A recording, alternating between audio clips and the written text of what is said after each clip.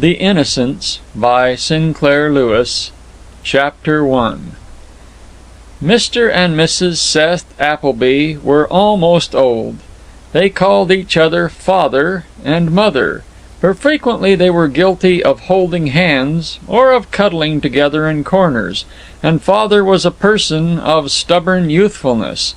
For something over 40 years, mother had been trying to make him stop smoking, yet every time her back was turned, he would sneak out his amber cigarette holder and puff a cheap cigarette, winking at the shocked crochet tidy on the patent rocker.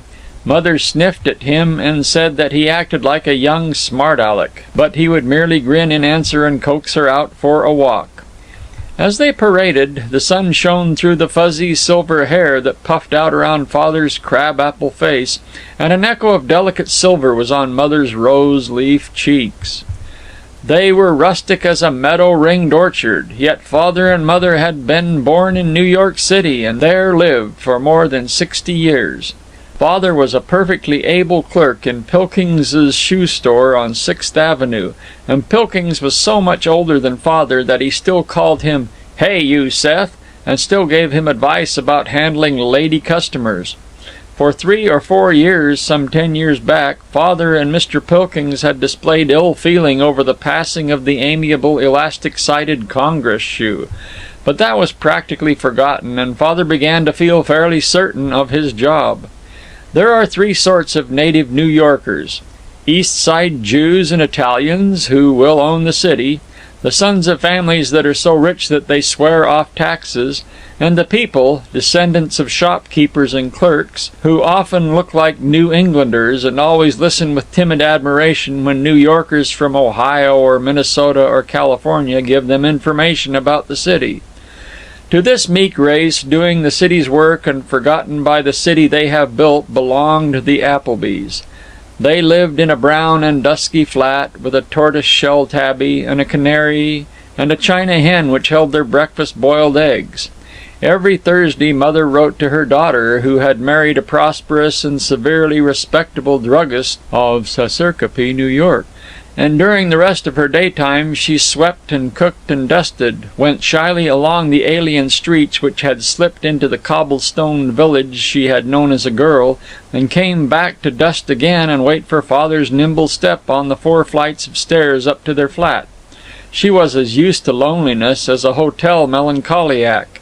The people they had known had drifted away to far suburbs. In each other the Applebys found all life.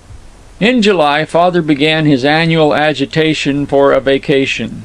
Mr. Pilkings, of Pilkings & Sons Standard Shoe Parlor, didn't believe in vacations. He believed in staying home and saving money. So every year it was necessary for father to develop a cough. Not much of a cough, merely a small polite noise, like a mouse begging pardon of an irate bee, yet enough to talk about and win him 2 weeks' leave. Every year he schemed for this leave, and almost ruined his throat by sniffing snuff to make him sneeze. Every year Mr. Pilkings said that he didn't believe there was anything whatever the matter with father, and that, even if there was, he shouldn't have a vacation. Every year mother was frightened almost to death by apprehension that they wouldn't be able to get away. Father laughed at her this July till his fluffy hair shook like a dog's ears in fly time. He pounded his fist on the prim center table by which mother had been solemnly reading the picture captions in the Eternity Film Co.'s album of funny film favorites. The statuettes of General Lafayette and Mozart on the false mantel shook with his lusty thumping. He roared till his voice filled the living room and hollowly echoed in the porcelain sink in the kitchen. "Why," he declaimed, "you poor little dried codfish, if it wasn't for me, you'd never have a vacation. You trust old Dad to handle Pilkings. We'll get away just as sure as God made little apples." "You mustn't use curse words," murmured mother, undiscouraged by 40 years of trying to reform father's vocabulary, "and it would be a just judgment on you for your high mightiness if you didn't get a vacation, and I don't believe Mr. Pilkings will give you one either, and if it wa'n't for—" "Why, I've got it right under my hat." "Yes, you always think you know so much more." Father rounded the table stealthily and treacherously put his lips at her ear and blew a tremendous which buzzed in her ear like a file on a saw blade. Mother leaped up, furious, and snapped, "I'm simply ashamed of you, the way you act like you never would grow up and get a little common sense, what with scaring me into conniption fits, and as I was just going to say, and I only say it for your own good, if you haven't got enough sense to know how little sense you have got, you at your time of life, why, well, all I can say is, you ought to know better." Then Father and Mother settled peacefully down and forgot all about their disagreement. Since they had blessedly been relieved of the presence of their talented daughter, who, until her marriage, had been polite to them to such an extent that for years they had lived in terror, they had made rather a point of being naughty and noisy and happy together, but by and by they would get tired and look affectionately across the table and purr. Father tinkered away at a broken lampshade, till suddenly, without warning, he declared that Mother scolded him merely to conceal her faith in his ability to do anything. She sniffed, but she knew that he was right.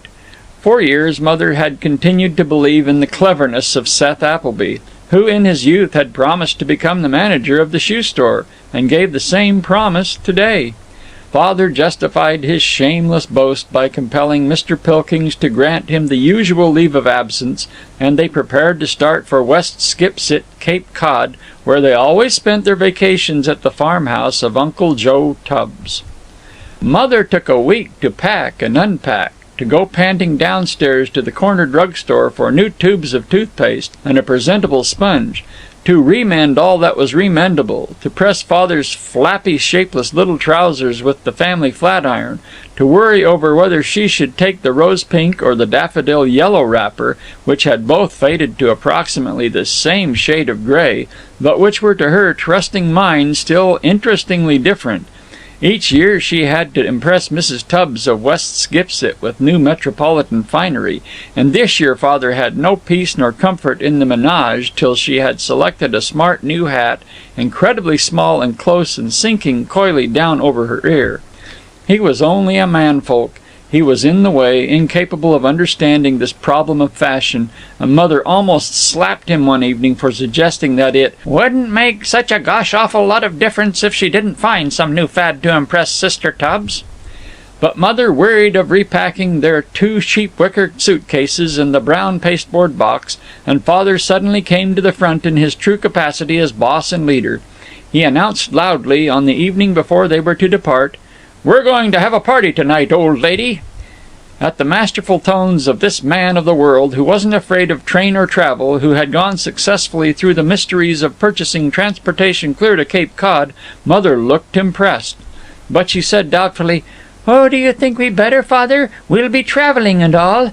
"Yes, sirree. We're going to a movie, and then we're going to have a banana split, and I'm going to carry my cane and smoke a seegar. You know mighty well you like the movies as well as I do." "Acting up like a young smarty," Mother said, but she obediently put on her hat. Lord, no, not the new small hat, that was kept to impress West Skipsit, Massachusetts, and as she trotted to the movies beside him, the two of them like solemn white puppies venturing away from their mother, she occasionally looked admiringly up, a whole inch or two, at her hero. End of Chapter 1. Chapter 2 of The Innocence, a Story for Lovers by Sinclair Lewis. They took the steamer for Massachusetts at 5 o'clock.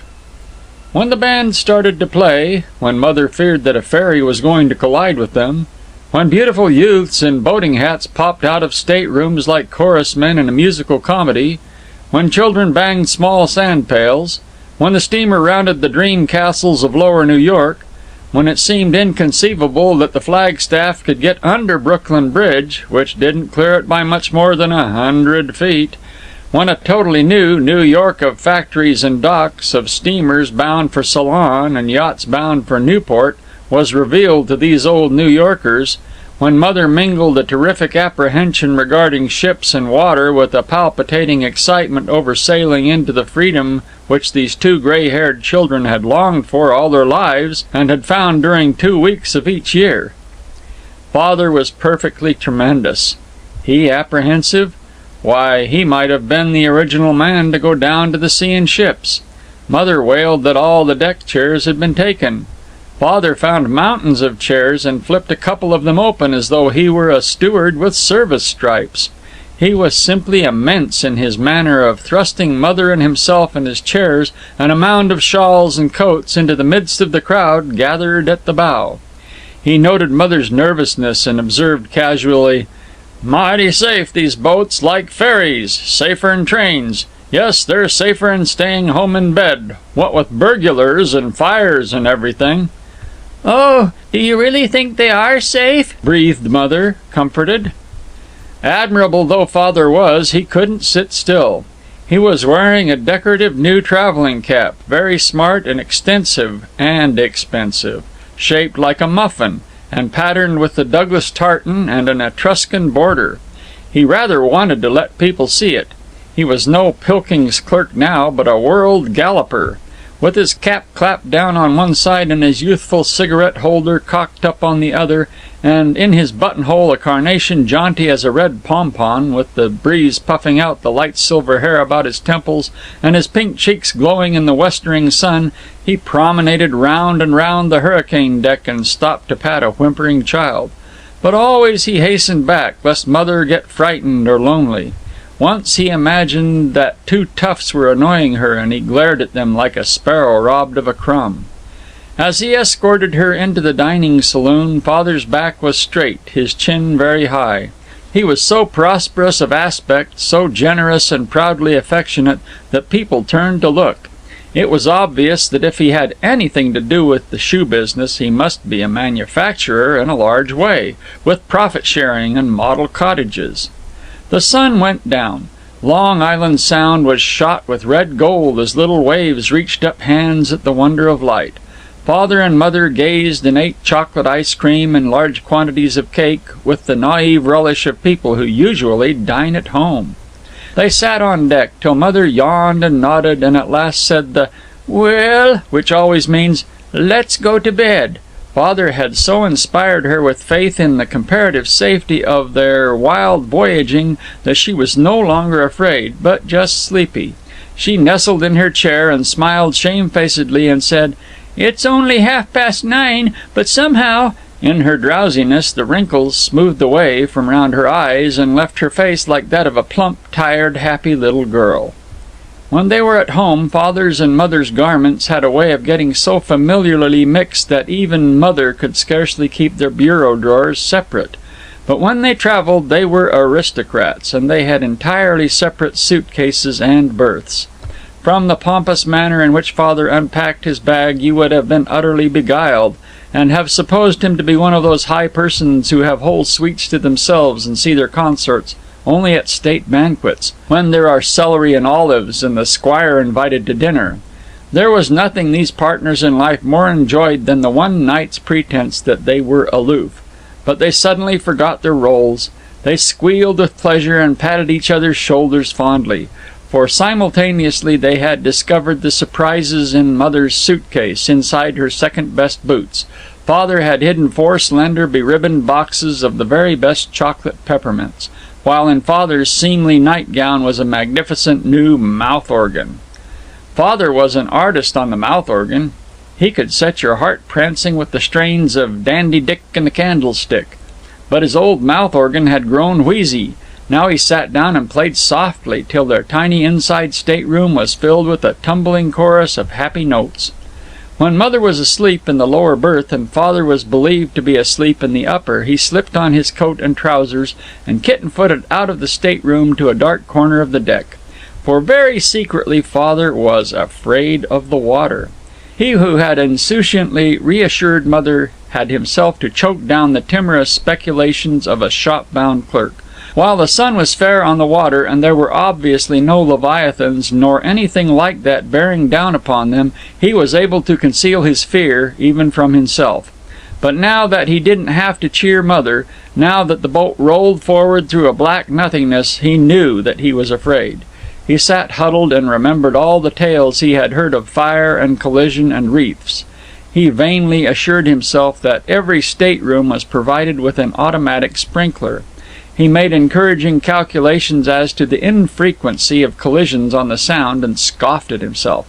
Why, the most shipping there could be at night would be a couple of schooners, maybe a torpedo boat. But dread of the unknown was on him. Father went through his spasm of solitary fear each first night of vacation.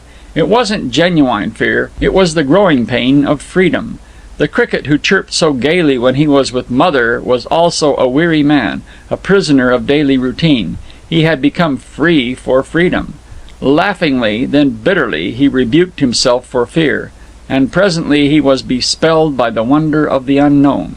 Beyond the water through which they slid, black and smooth as polished basalt, he saw a lighthouse winking. From his steamer timetable he learned that it must be Great Gull Island light. Great Gull Island! It suggested to him thunderous cliffs with surf flung up on beetling rock, screaming gulls, and a smuggler on guard with menacing rifle. He lost his fear of fear. He ceased to think about his accustomed life of 2 aisles and the showcase of new models, and the background of boxes and boxes and boxes of shoes, tokens of the drudgery that was ground into him like grit. The father who worried was changing into the adventurous wanderer that henceforward he would be for 2 weeks. He stretched out his short arms and breathed deeply of the night wind. Half an hour later he was asleep. But not, it must be confessed, in the aristocratic seclusion of his own berth. He was downily curled beside Mother, his cheek nuzzled beside her delicate old hand. End of Chapter 2. Chapter 3 of The Innocence, a Story for Lovers by Sinclair Lewis. They changed from steamer to railroad. About 11 in the morning they stepped out at West Skipsit, Cape Cod. Uncle Joe Tubbs and Mrs. Tubbs were driving up in a country buggy. Father and Mother filled their nostrils with the smell of the salt marshes, their ears with the long murmur of the mile-distant surf, their eyes with the shine of the great dunes and the demure peace of a New England white cottage standing among firs and apple trees, scent, sound, and sight of their freedom. "Father, we're here," Mother whispered, her eyes wet. Then, "Oh, do be careful of that box. There's a hat there that's going to make Matilda Tubbs catch her death from envy." To the Tubbses, though they were cynical with a hoary wisdom in regard to New Yorkers and summerites and boarders in general, the annual coming of the Applebys was welcome as cider and buttered toast. Yes, they even gave Father and Mother the best chamber, with the 4-poster bed and the mirror bordered with Florida shells at a much reduced rate. They burrowed into their grim old hearts as Uncle Joe Tubbs grubbed into the mud for clams and brought out treasures of shy affection. As soon as they reached the Tubbs farmhouse, the 2 women went off together to the kitchen, while the men sneaked toward the inlet. Mother didn't show her new hat as yet. That was in reserve to tantalize Mrs. Tubbs with the waiting. Besides, for a day or 2 the women couldn't take down the bars and say what they thought. But the men immediately pounded each other on the back and called each other Seth and Joe, and keeping behind banks lest they be seen by young'uns, they shamefacedly paddled barefoot, 2 old men with bare feet and silvery shanks, chuckling and catching crabs in a salt inlet among rolling hillocks covered with sedge grass that lisped in the breeze. The grass hollows were filled with quiet and the sound of hovering flies. Beyond was a hill shiny with laurel. They dug for little neck clams in the mud by the pond. They discussed the cranberry bog and the war and the daily catch of the traps. They interrupted their sage discourse to whoop at a mackerel gull that flapped above them. They prowled along the inlet to the outside, and like officials they viewed a passing pogie boat. Uncle Joe Tubbs ought to have been washing dishes, and he knew it, but the coming of the Applebys annually gave him the excuse for a complete loaf. Besides, he was sure that by now Mother Appleby would be in apron and gingham helping the protesting yet willing Mrs. Tubbs. The greatest philosophical theory in the world is that people are people. The Applebys, who had mellowed among streets and shops, were very much like the Tubbses of Cape Cod. Father was, in his unquenchable fondness for Mother, like Romeo, like Golden Aucassin, but also in his sly fondness for loafing on a sunny grass bank, smoking a vile pipe and arguing that the war couldn't last more than 6 months. He was very much like Uncle Joe Tubbs. As for Mother, she gossiped about the ancient feud between the West Skipsit Universalists and Methodists, and she said "want" exactly like Mrs. Tubbs. There were other boarders at the Tubbses, and before them at supper both of the old couples maintained the gravity with which vainly age always endeavors to impress youth. Uncle Joe was crotchety, and Mrs. Tubbs was brisk about the butter, and the Applebys were tremendously dignified and washed and brushed, and not averse to being known as superior star boarders from that superior city, New York, personages to whom the opera and the horse show were perfectly familiar. Father dismissed a small amateurish war debate by letting it be known that in his business, nature of business not stated, he was accustomed to meet the diplomatic representatives of the very choicest nations and to give them advice. Which indeed he did regarding shoes. For Pilkings & Son had a rather elite clientele for Sixth Avenue, and Father had with his own hands made glad the feet of the Swedish consul and the Bolivian trade agent. A man from South Bromfield started to cap the pose, as low persons always do in these boarding houses, but Father changed the subject in a slightly peppery manner. Father could be playful with Mother, but, like all men who are worth anything, he could be as Olympian as a king, or a woman author, or a box-office manager, when he was afflicted by young men who chewed gum and were chatty. He put his gold-bowed eyeglasses on the end of his nose and looked over them so wealthily that the summerites were awed and shyly ate their applesauce to the last dreg. 12 o'clock dinner at the Tubbses was a very respectable meal, with roasts and vegetables to which you could devote some skill and energy. But supper was more like an afterthought, a sort of afternoon tea without the wrist-watch conversation. It was soon over, the dishes soon washed, and by 7 o'clock the Applebys and Tubbses gathered in the sacred parlor where ordinary summerites were not welcome, where the family crayon enlargements hung above the green plush settee from Boston, which was flanked by the teak table which Uncle Joe's Uncle Ira had brought from China, and the whale's vertebrae without which no high-caste Cape Cod household is virtuous. With joy and verbal fireworks, with highly insulting comments on one another's play, began the annual series of cribbage games, a World Series, a Davis Cup tournament. Doffing his usual tobacco-chewing, collarless, jocose manner, Uncle Joe reverently took from the what-not the ancestral cribbage board carved from a solid walrus tooth. They stood about exclaiming over it, then fell to. 15-2, 15-4, and a pair is 6, rang out triumphantly. Finally, as happened every year on the occasion of their first game, when the men had magnificently won, Mrs. Tubbs surprised them with refreshments. They would have been jolly well surprised if she hadn't surprised them, and Father played recent New York musical comedy songs on his new mouth organ, stopped to explain the point of each, whereupon Mother shook her head and said warningly, "Now, Father, you be careful what you say. Honestly, I don't know what the world is coming to, Mrs. Tubbs, the way men carry on nowadays." But she wasn't very earnest about it, because she was gigglingly aware that Uncle Joe was stealing Mrs. Tubbs' share of the doughnuts. They were all as hysterical as a girls' school during this annual celebration, but Father peeped out of the parlor window and saw the lush moonlight on Martian Field. To Mother, with an odd, quiet, "Sarah, it's moonlight like it used to be." The Tubbses seemed to understand that the sweethearts wanted to be alone, and they made excuses to be off to bed. On the porch, wrapped in comforters and coats against the seaside chill, Father and Mother cuddled together. They said little. Everything was said for them by the moonlight, silvery on the marshes, wistful silver among the dunes, while the surf was lulled and the whole spacious night seemed reverent with love. His hand cradled hers as the hand of a child would close round a lily leaf. Halcyon days of sitting in rocking chairs under the beech trees on locust-zizzing afternoons, of hunting for shells on the backside shore of the Cape, of fishing for whiting from the landing on the bayside, of musing among the many-colored grasses of the uplands. They would have gone ambling along such dreamland roads to the end of their vacation had it not been for the motor car of Uncle Joe's son-in-law.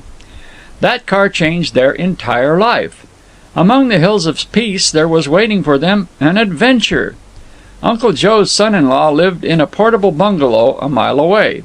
He rotated crops. he peddled fish with a motor car.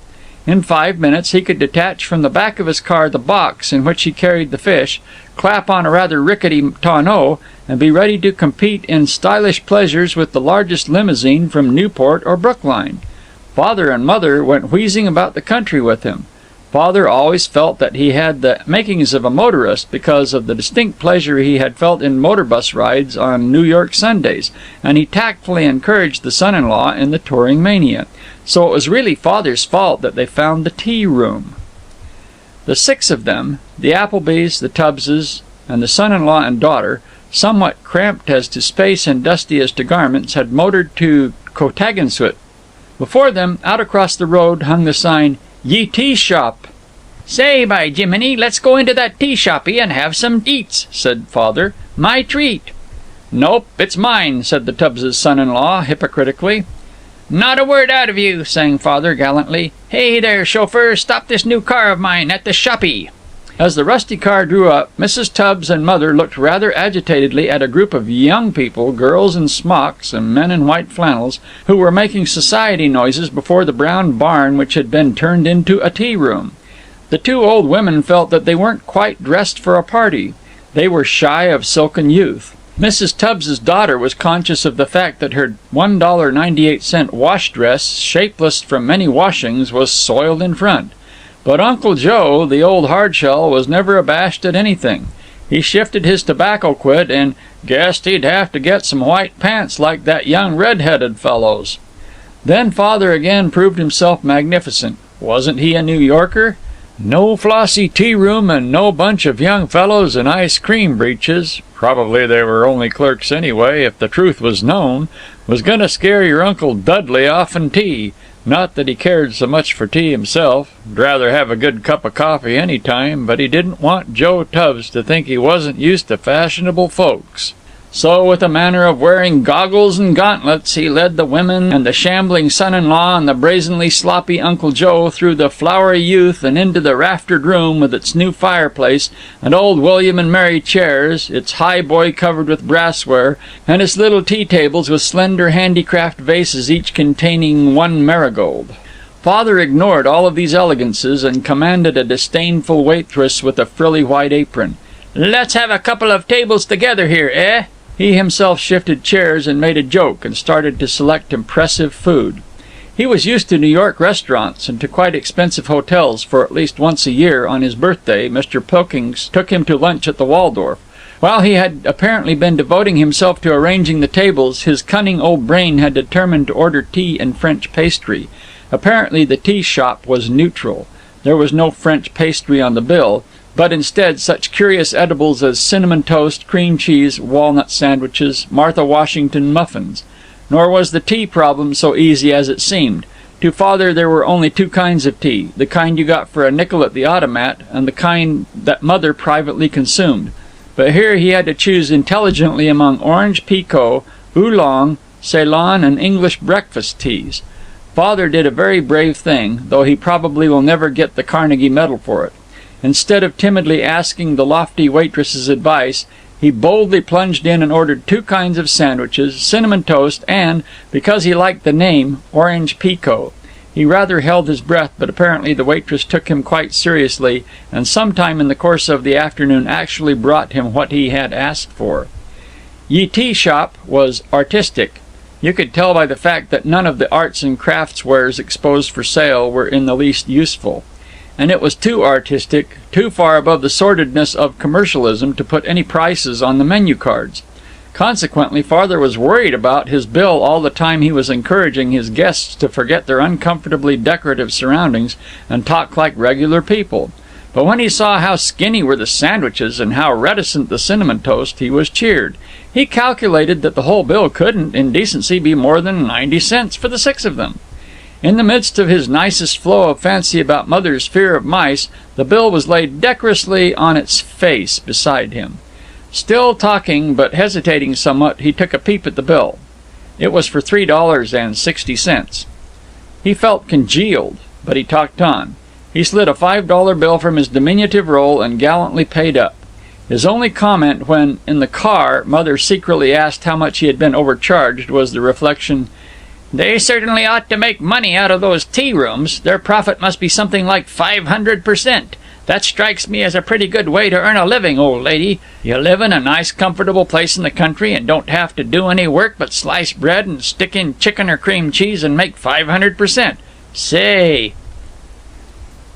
End of Chapter 3. Chapter 4 of The Innocence, A Story for Lovers by Sinclair Lewis. He didn't say it, but Father had been knocked breathless by an idea. He was silent all the way home. He made figures on the last leaf of his little pocket account book. He maneuvered to get Mother alone and exultantly shot his idea at her. They were beginning to get old. The city was almost too much for them. They would pick out some pretty rustic spot and invest their savings in a tea room. At 500%, they would make enough during 3 months of summer to keep them the rest of the year. If they were located on Cape Cod, perhaps they could spend the winter with the Tubbses. They would have a garden. They would keep chickens, dogs, pussies, yes, a cow. They would buy land acre by acre. They would have a farm to sustain them when they were too old for work. Maybe they would open a whole chain of tea rooms and ride about supervising them in a motor car big as a house. They would... Now hold your horses, Father, she begged dizzily. I never did see such a man for running on. You go on like a house afire. You ought to know more at your time of life than to go counting your chickens before. I'm going to hatch them. Don't they tell us in every newspaper and magazine you can lay your hand on that this is the age of the man with the idea? Look here, 2 slices of homemade bread, I calculate, don't cost more than 3/5 of a cent, I shouldn't think, and cream cheese to smear on 'em about half a cent. There's a little over a cent. An overhead? Course you wouldn't take overhead into account, and then you go and say I ain't practical and hatching chickens and all. But let me tell you, Sarah Jane Appleby, I'm a businessman and I've been trained, and I tell you, as Pilkings has often said to me, it's overhead that makes or breaks a business. That's what it is, just like he says, yes sir, overhead. So say we'll allow, now let me see, 10 plus 10 is 20, and 1/600th of 20 would be 6 in 2, no, 2 in 6 is, well, anyway, to make it absolutely safe, we'll allow 1.5 cents for each sandwich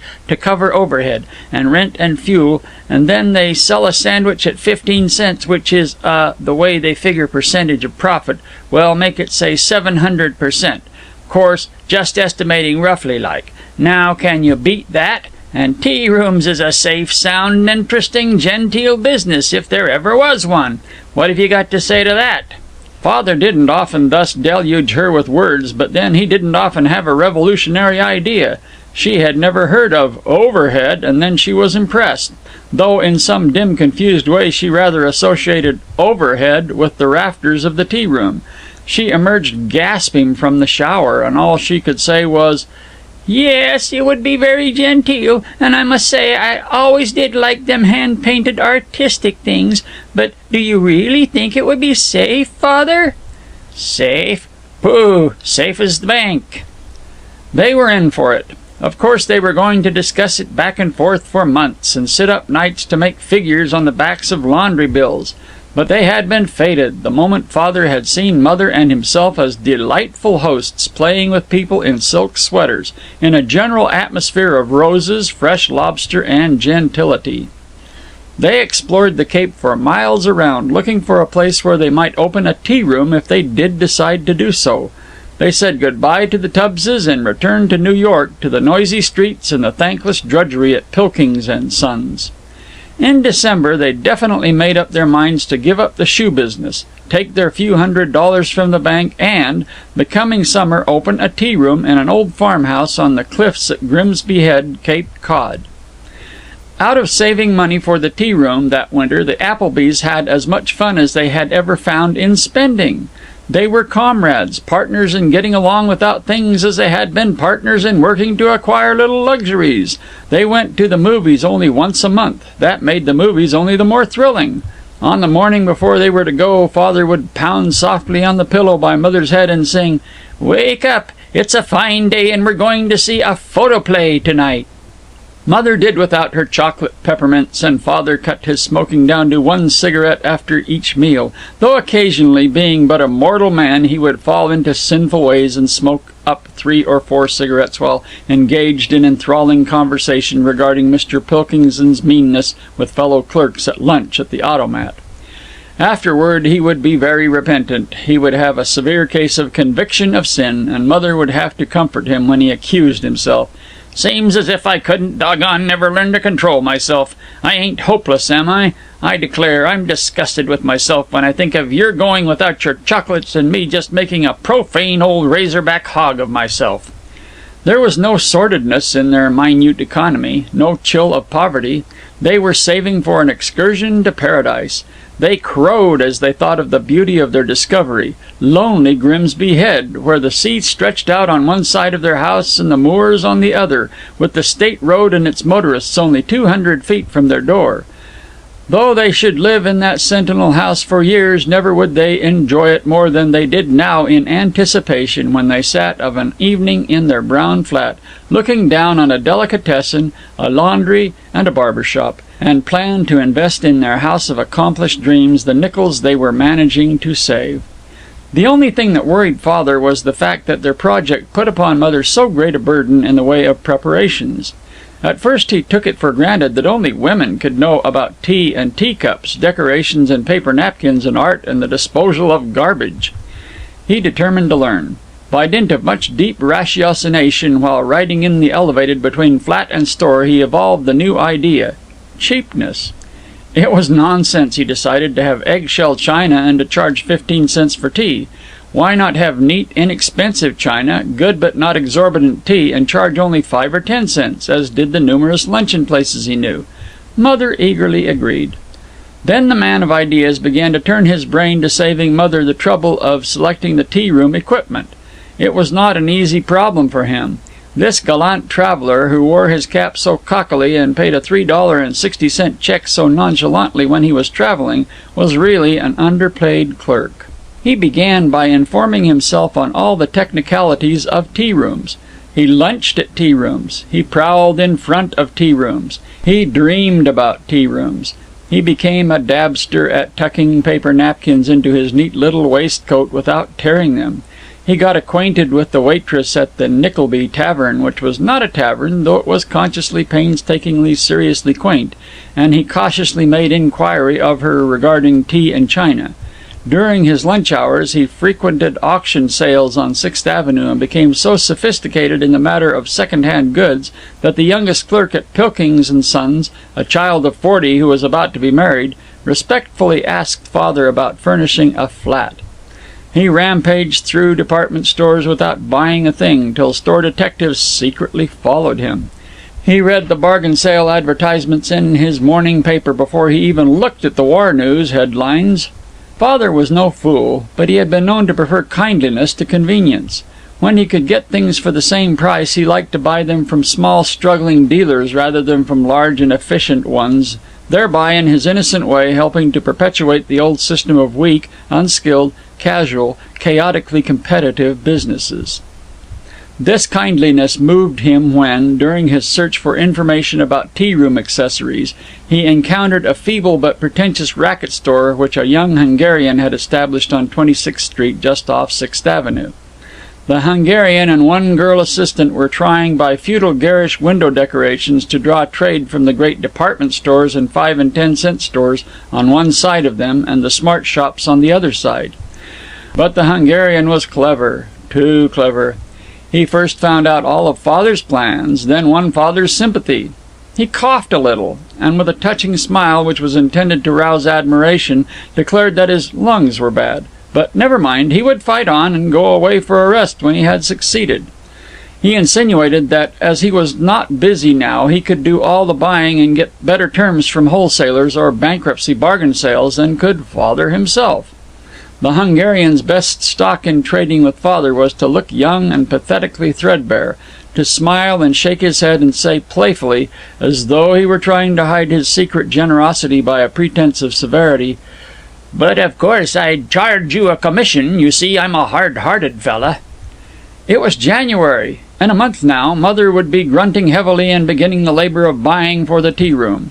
So far she had done nothing but crochet 2 or 3 million tidies for the tea room chairs, to make them look homey. The Hungarian showed Father teacups with huge quantities of gold on them. He assured Father that it was smarter to buy odd cups, also cheaper, and thus they could take advantage of broken lots and closing out sales. Fascinated, Father kept hanging around, and at last he bolted frantically and authorized the Hungarian to purchase everything for him, which the Hungarian had already done, knowing that the fly was on the edge of the web. You know, the things didn't look so bad, not so very bad, as long as they were new. Teacups and saucers gilded like shaving mugs and equally thick, golden oak chairs of mid-Chautauquan patterns with backs of sawmill Hepplewhite, chairs of cane and rattan with fussy scrolls and curlicues of wicker, the backs set askew, reed tables with gollops of wicker, plain black wooden tables that were like kitchen tables once removed, folding tables that may have been suitable to card playing if you didn't play anything more exciting than casino, flat silver that was heavily plated except where it was likely to wear, teapots of mottled glaze, and cream jugs with knobs of gilt, and square china ashtrays on which one instinctively expected to find the legend, "Souvenir of Niagara Falls." Too many cake baskets and too few sugar bowls.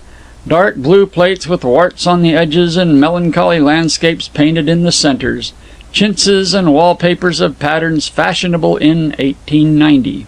Tea cartons that had the most inspiring labels. Cocoa that was bitter and pepper that was mild, preserves that were generous with hayseed and glucose. But everything was varnished that could be varnished, everything was tied with pink ribbon that would stand for it. The whole collection looked impressively new to a man accustomed to a shabby flat. The prices seemed reasonable, and Mother was saved practically all the labor of buying. She had clucked comfortably every time he had worried aloud about her task, yet she was secretly troubled.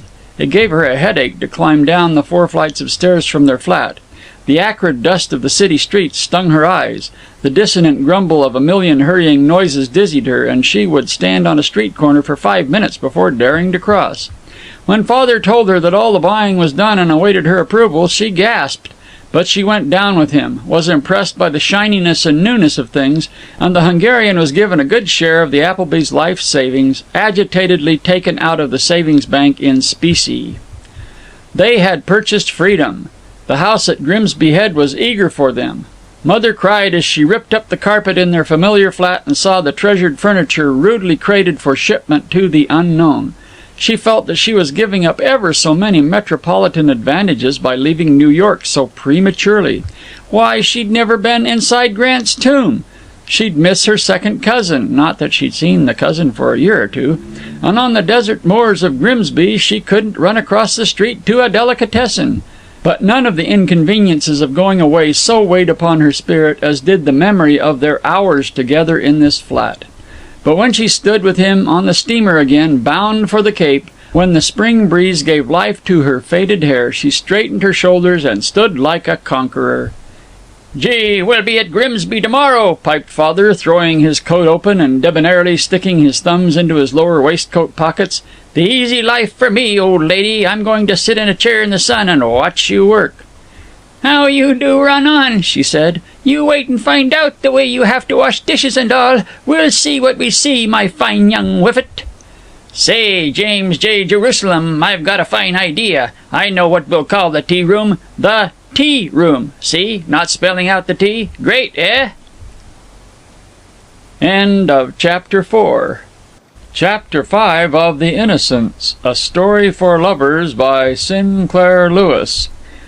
It was May in Arcady, and those young-hearted old lovers, Mr. and Mrs. Seth Appleby, were almost ready to open the tea room. They had leased for a term of 2 years an ancient and weathered house on the gravel cliffs of Grimsby Head. From the cliffs the ocean seemed more sweepingly vast than when beheld from the beach, and the plain of it was coloured like a pearly shell. To the other side of their dream house were moors that might have been transplanted from Devon, rolling uplands covered with wiry grass that was springy to the feet, dappled with lichens which gave to the spacious land its lovely splashes of colour, rose and green and sulphur and quiet grey. It was a lonely countryside. The nearest signs of human life were a church gauntly silhouetted on the hill above Grimsby Centre, 2 miles away, and a life-saving station, squat and sand-coloured, slapped down in a hollow of the cliffs.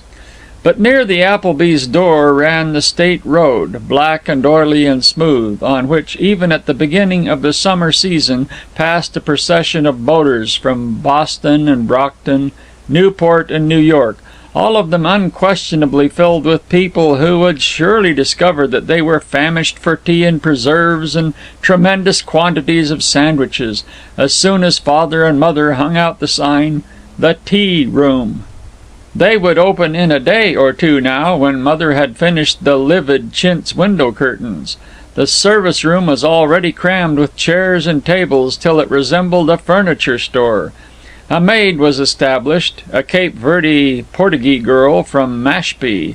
All day long father had been copying the menu upon the florid cards which he had bought from a bankrupt Jersey City printer, thick gilt-edged cards embossed with forget-me-nots in colours which hadn't quite registered.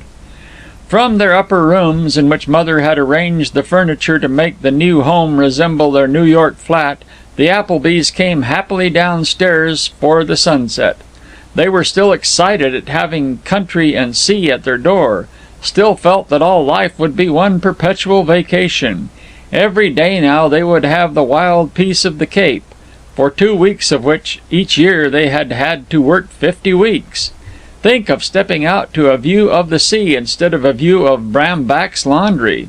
They were, in fact, as glad to get into the open as the city-seeking youngster is to get away from it. On the landward side of the bleak house, crimson rambler roses were luxuriant, and a stiff shell-bordered garden gave charily of small marigolds. Riches were these, by comparison with the 2 geraniums in a window-box which had been their New York garden, but they had an even greater pride, the rose arbour. Sheltered by laurel from the sea winds was a whitewashed lattice covered with crimson ramblers. Through a gap in the laurels they could see the ocean, stabbingly blue in contrast to the white dunes which reared battlements along the top of the gravel cliff. Far out a coasting schooner blossomed on the blue skyline. Bees hummed and the heart was quiet. Already the Applebys had found the place of brooding blossoms for which they had hoped. Already they loved the rose arbour as they had never loved the city. He nuzzled her cheek like an old horse out at pasture, and, "Old honey," he whispered. 2 days more and they had the tea room ready for its opening. Father insisted on giving the evening over to wild ceremonies. He played Juanita and Kelly with the Green Necktie and other suitable chants upon that stately instrument, the mouth organ, and marched through the tea room banging on a dishpan with the wooden salad spoon. Suddenly he turned into the first customer, and seating himself in a lordly manner with his legs crossed, his thumbs in his waistcoat pockets and his hands waving fan-wise, he ordered lettuce sandwiches, sody water, a tenderloin steak, fish balls, a bottle of champagne, and ice cream with beef gravy, and hustle my order, young woman. Mother was usually too shy for make-believe, but this time she was stirred to stand with her fat doll arms akimbo and to retort, "You'll get nothing here, young fellow. This is a place for ladies and gents only." They squealed and hugged each other. From the kitchen door, the Portuguese maid viewed her employers with lofty scorn, as father gave a whole series of imitations of the possible first customer, who, as variously presented, might be Jess Willard, Senator Lodge, General von Hindenburg, or Mary Pickford. At 4 next afternoon, with the solemn trembling of an explorer hoisting the flag to take possession of new territory, they hung out their sign, stepped back to admire it as it swung and shone against the crimson ramblers, and watched for the next motor car. It was coming! It was a 7-passenger car filled with women in blanket coats. One of them actually waved as the car approached the little couple who were standing in the sun unconsciously arm in arm. Then the car had streaked by, was gone round the bend. The second car passed them, and the third. A long intense period when the road was vacant. Then the fourth and fifth cars almost together, and the file of motorists turned from exciting prospects into just motorists passing strangers, oblivious of the two old people under their hopeful sign. While they were forlornly re-entering the house, the 11th car suddenly stopped, and 5 hungry people trooped into the tea room with demands for tea and muffins and cake. The Applebys didn't have muffins, but they did have sandwiches, and everybody was happy.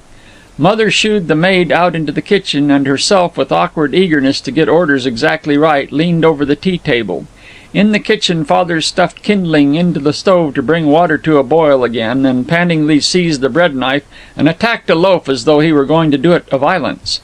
Mother entered, took the knife away from him, and dramatically drove him out to cut up more kindling. The customers were served. While they ate and drank and talked about what they had eaten and drunk at lunch at an inn, they were unconscious of 2 old pairs of eyes that watched them from the kitchen door as brightly, as furtively, as excitedly as 2 birds in a secret thicket. The host paid without remarks what seemed to the Applebys an enormous bill, $1.60, and rambled out to the car, still unknowing that 2 happy people wanted to follow him with their blessings. This history is unable to give any further data regarding him. When his car went round the bend, he disappeared from the fortunes of the Applebys, and he was not to know how much blessing he had scattered. I say, perhaps he was you who read this. You didn't by any chance happen to be motoring between Yarmouth and Truro, May 16th, 1915, did you? With 5 in the party? Coffee-coloured car with 1 mudguard slightly twisted? The season was not quick in opening. To the Applebys, the time between mid-May and mid-June was crawlingly slow. On some days they had 2 orders, some days none at all. Of an evening, before they could sink into the sunset-coloured peace of the rose arbour, they had to convince themselves that they couldn't really expect any business till the summerites had begun to take their vacations. There was a curious psychological fact. It had always been Father, the brisk burden-bearer, who had comforted the secluded mother. He had brought back to the flat the strenuousness of business, but inactivity was hard on his merry heart. He fretted and fussed at having nothing to do. He raged at having to throw away unused bread because it was growing stale. It was Mother who reminded him that they couldn't expect business before the season. Mid-June came. The stream of cars was almost a solid parade. The Portugee maid brought the news that there were summer boarders at the Nickerson farmhouse, and the Applebys, when they were in Grimsby Centre buying butter and bread, saw the rocking-chair brigade mobilizing on the long white porches of the old Harbour Inn. And trade began. There was no rival tea-room within 10 miles. Father realized, with a thumping heart, that he had indeed chosen well in selecting Grimsby Head. 10, 12, even 15 orders a day came from the motorists. The chronic summerites, they who came to Grimsby Centre each year, walked over to see the new tea-room and to purchase Mother's home-made doughnuts. On June 27th, the Applebys made a profit of $4.67 net. As they rested in the rose arbour at dusk of that day, Father burst out in desperate seriousness.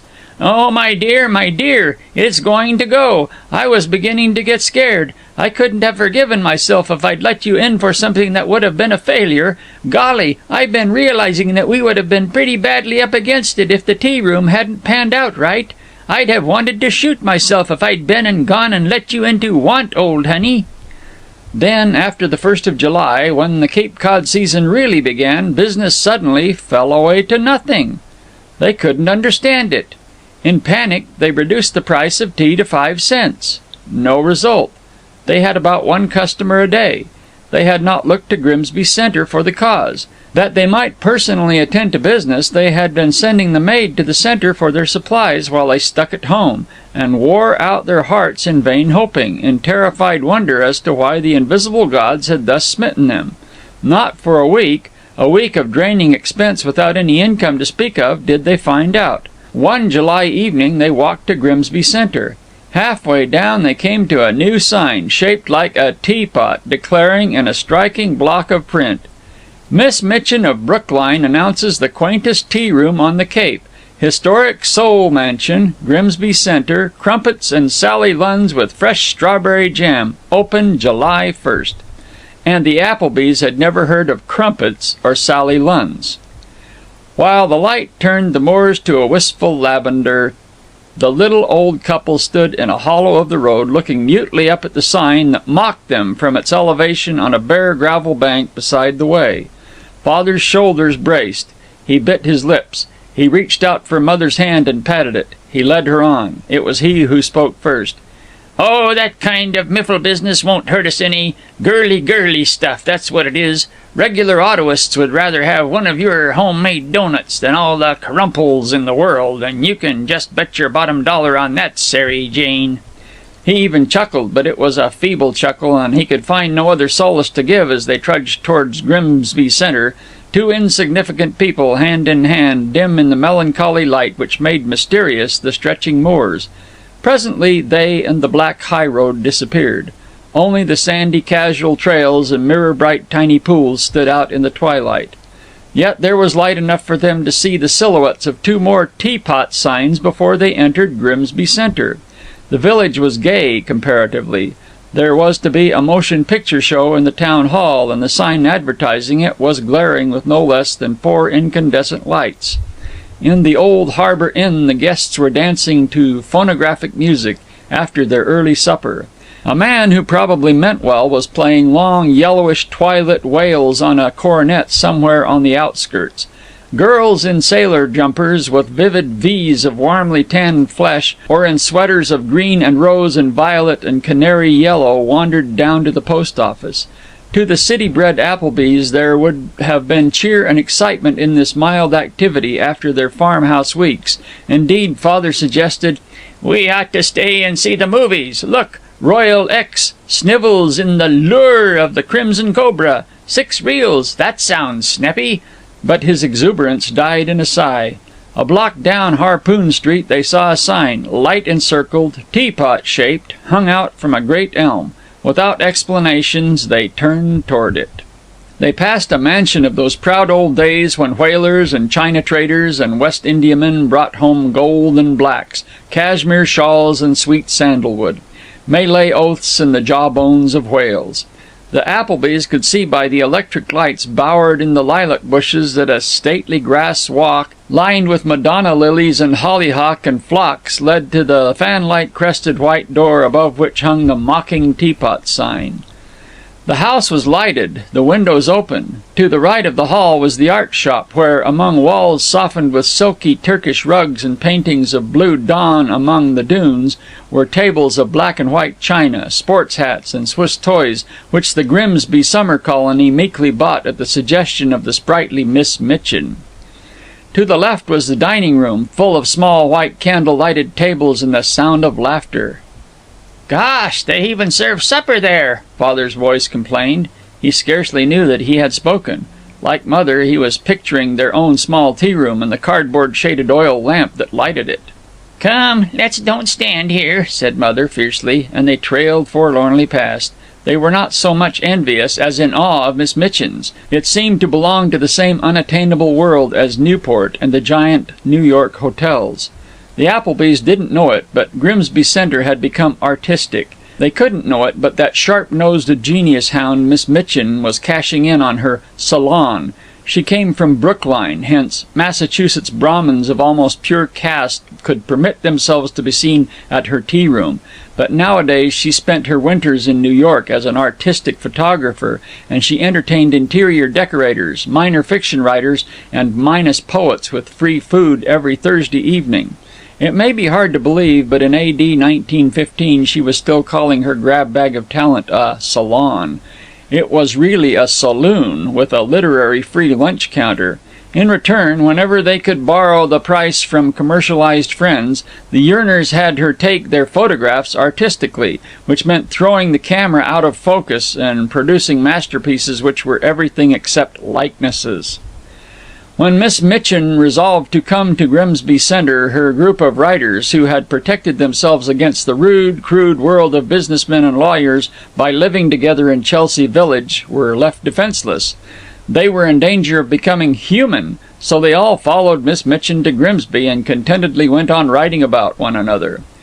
There are many such groups, with the same summer watering places and the same winter beering places. Some of them drink hard liquor and play cards. But Miss Mitchin's group were very mild in manner, though desperately violent in theory.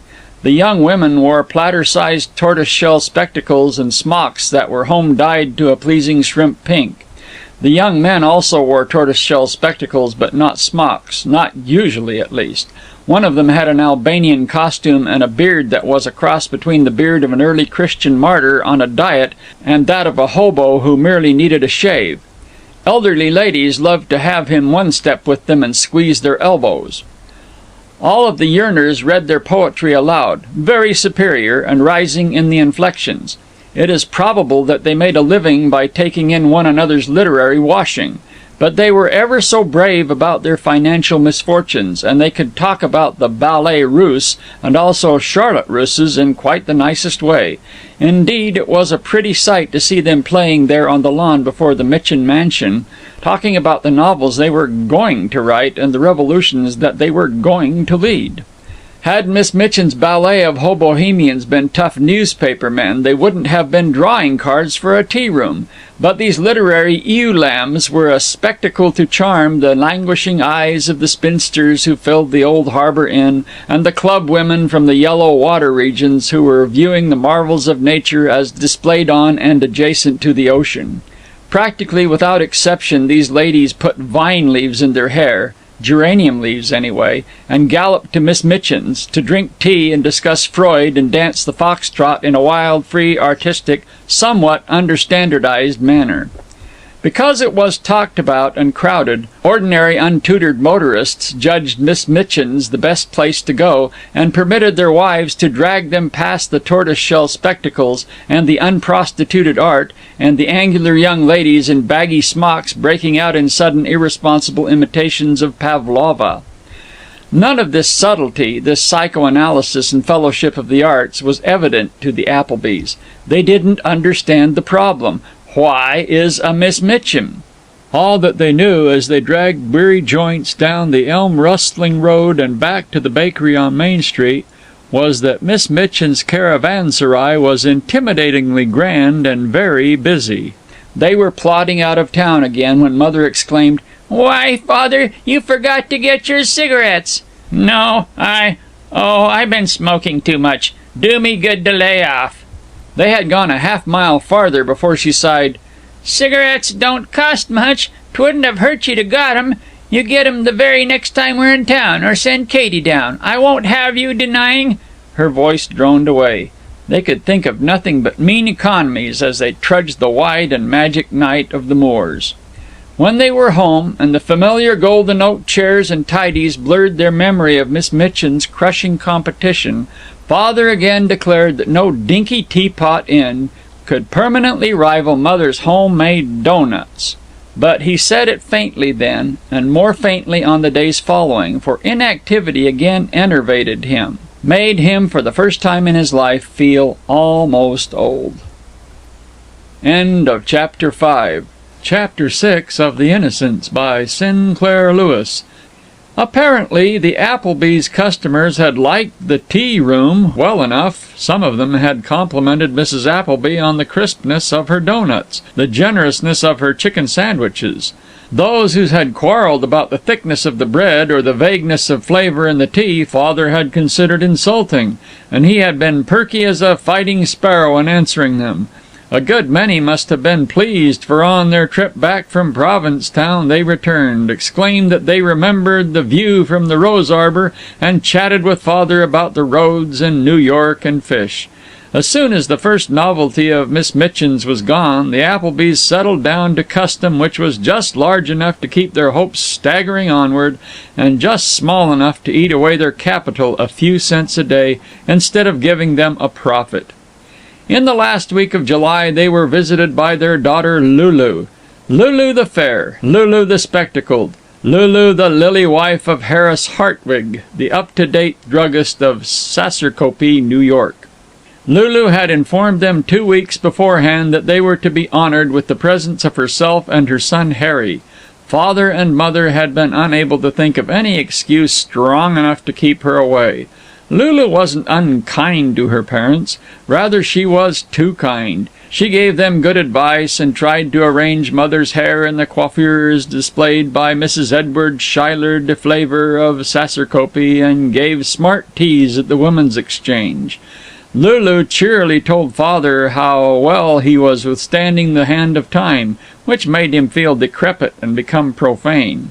In fact, though they took it for granted that they adored their dear daughter Lulu, they knew that they would not enjoy a single game of cribbage, nor a single recital by Signor Sethico Appleby, the mouth-organ virtuoso, as long as she was with them. But she was coming, and Mother frantically cleaned everything and hid her favorite old shoes. Mrs. Lulu Hartwig arrived with a steamer trunk, 2 new gowns, a camera, and Harry. She seemed disappointed not to find a large summer hotel with dancing and golf next door to the tea room. She didn't hesitate to say that her parents would have done better, which meant that Lulu would have enjoyed her visit more if they had located at Bar Harbor or Newport. She rearranged the furniture, but as there was nothing in the tea room but chairs, tables, and a fireplace, there wasn't much she could do.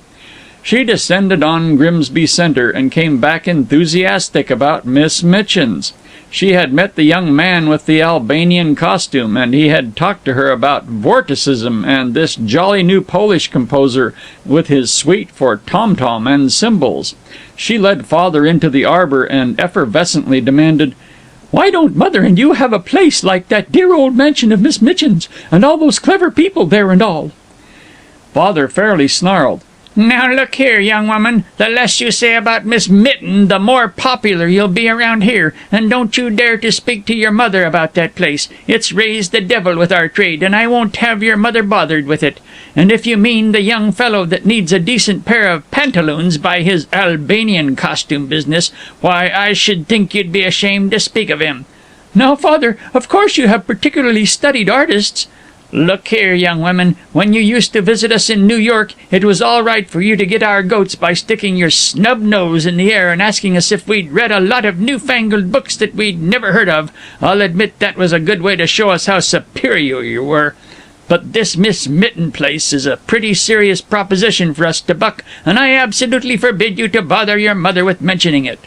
Father stood straight and glared at her. There was in him nothing of the weary little man who was in awe of Miss Mitchins. Even his daughter was impressed. She forgot for a moment that she was Mrs. Hartwig now, and had the best phonograph in Saserkopee, but she took one more shot. "All the same, it would be a good thing for you if you had some clever people, or some society people coming here often. It would advertise the place as nothing else would." "Well, we'll see about that," said Father, which meant, of course, that he wouldn't see about it. Lulu Hartwig was a source of agitation for 2 weeks.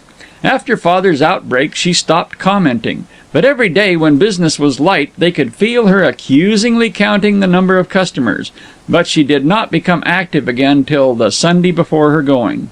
The Applebys were sitting upstairs that day, holding hands and avoiding Lulu. Below them they heard a motor car stop, and Mother prepared to go down and serve the tourists. The brazen, beloved voice of Uncle Joe Tubbs of West Skipsit blared out, "Where's the folks, eh? Tell 'em the Tubbses are here." And Lulu's congealed voice in an answer, "I don't know whether they're at home. If they are, who shall I tell them is calling, please?" "Huh? Oh, well, just say the Tubbses." "Mr. and Mrs. Tubbs?" "Yes, yes, yes, yes, yes."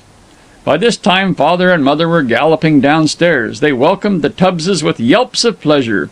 The 4 of them sat in rockers on the grass and talked about the Tubbses' boarders, and the Applebys admired to hear that Uncle Joe now ran the car himself. But all of them were conscious that Lulu, in a chiffon scarf and eyeglasses, was watching them amusedly, and the Tubbses uneasily took leave in an hour, pleading the distance back to West Skipsit. Not till evening, when he got the chance to walk by himself on the beach below the gravel cliffs, did Father quite realize what his daughter had done, that, with her superior manner, she had frightened the Tubbses away. Yet there was nothing to do about it. Even at her departure there was a certain difficulty, for Lulu developed a resolution to have her parents visit her at Saserkopee. Perhaps she wished to show them in what state she now lived, or it may conceivably be that, in her refined and determined manner, she was fond of her parents. She kissed them repeatedly, and was gone with much waving of a handkerchief and yelps of, "Now don't forget, you're to visit me. Be sure and write. Harry, don't stick your head out the window. Do you hear me?" Lulu's visit had two effects upon the lives of father and mother. They found that their quiet love had grown many-fold stronger, sweeter, in the 2 weeks it had been denied the silly fondnesses of utterance. They could laugh, now that there was no critic of their shy brand of humour. Father stopped on the step and winked an immense, shameless wink at Mother, and she sighed and said with unexpected understanding, "Yes, I'm afraid Lulu is just a leetle bit. And I reckon we won't be in such a gosh-awful hustle to visit her." Mother was so vulgar as to grunt, "Well, I guess not." That evening they sat in the rose arbor again, and had tone poems on the mouth organ, and dreamed that something would happen to make their investment pay. Another result there was of Lulu's visit. Father couldn't help remembering her suggestion that they ought to bag a social or artistic lion as an attraction for the tea-room. He was delighted to find that, after weeks of vacuous worry, he had another idea. Now that August, the height of the season, had come, he would capture Mrs. Vance Carter herself. Mrs. Vance Carter was the widow of the Booth Bay Textile Mills millions. She was a Winslow on her father's side, a Cabot on her mother's, and Beacon Street was officially swept from end to end and tidied with little pink feather dusters whenever she returned to Boston. She was so solid that society reporters didn't dare write little items about her, and when she was in Charleston she was invited to the St. Cecilia ball. Also, she was rather ignorant, rather unhappy, and completely aimless.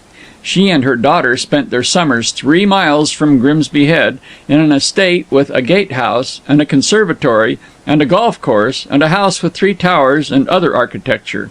When America becomes a military autocracy, she will be Lady Carter or the Countess of Grimsby. The Applebys saw her go by every day, in a landaulet, with a liveried chauffeur and a footman. With breathless secrecy, Father planned to entice Mrs. Vance Carter to the tea-room. Once they had her there, she would certainly appreciate the wholesome goodness of Mother's cooking.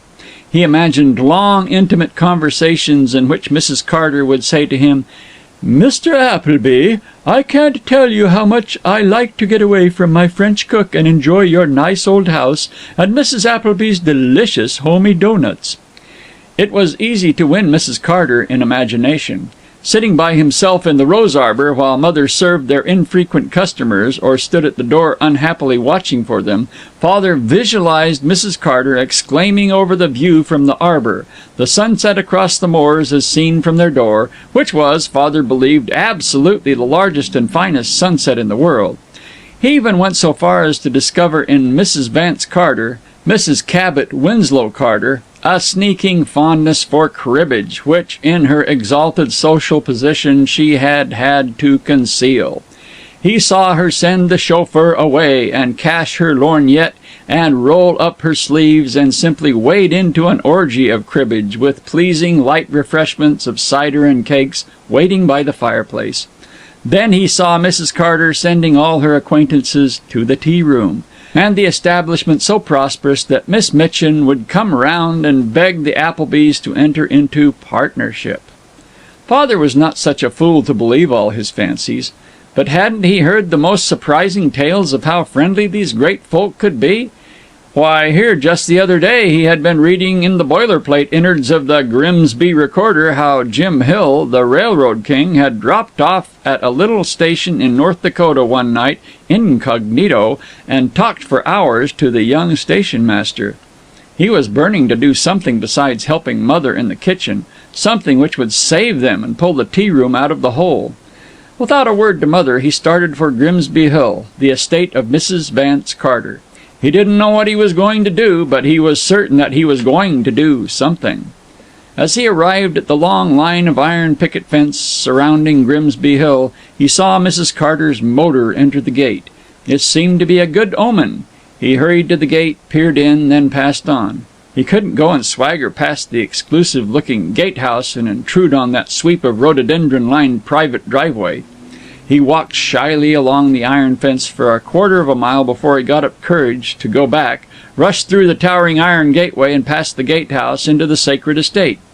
He expected to hear a voice. It would be a Cockney servant's voice demanding, "'Ere you, what you want?" But no one stopped him. No one spoke to him. He was safe among the rhododendrons. He clumped along as though he had important business, secretly patting his tie into shape and smoothing his hair. Just let anybody try to stop him. He knew what he was about, but he really didn't know what he was about. He hadn't the slightest notion as to whether he would go up and invite their dear cribbage companion, Mrs. Carter, to come and see them, or tack up a tea-room advertisement on the porch. He came to a stretch of lawn with the house and all its 3 towers scowling down at him. Behind it were the edges of a group of outbuildings. He veered around toward these. Outside the garage he saw the chauffeur with his livery coat off, polishing a fender. Great! Perhaps he could persuade the chauffeur to help him.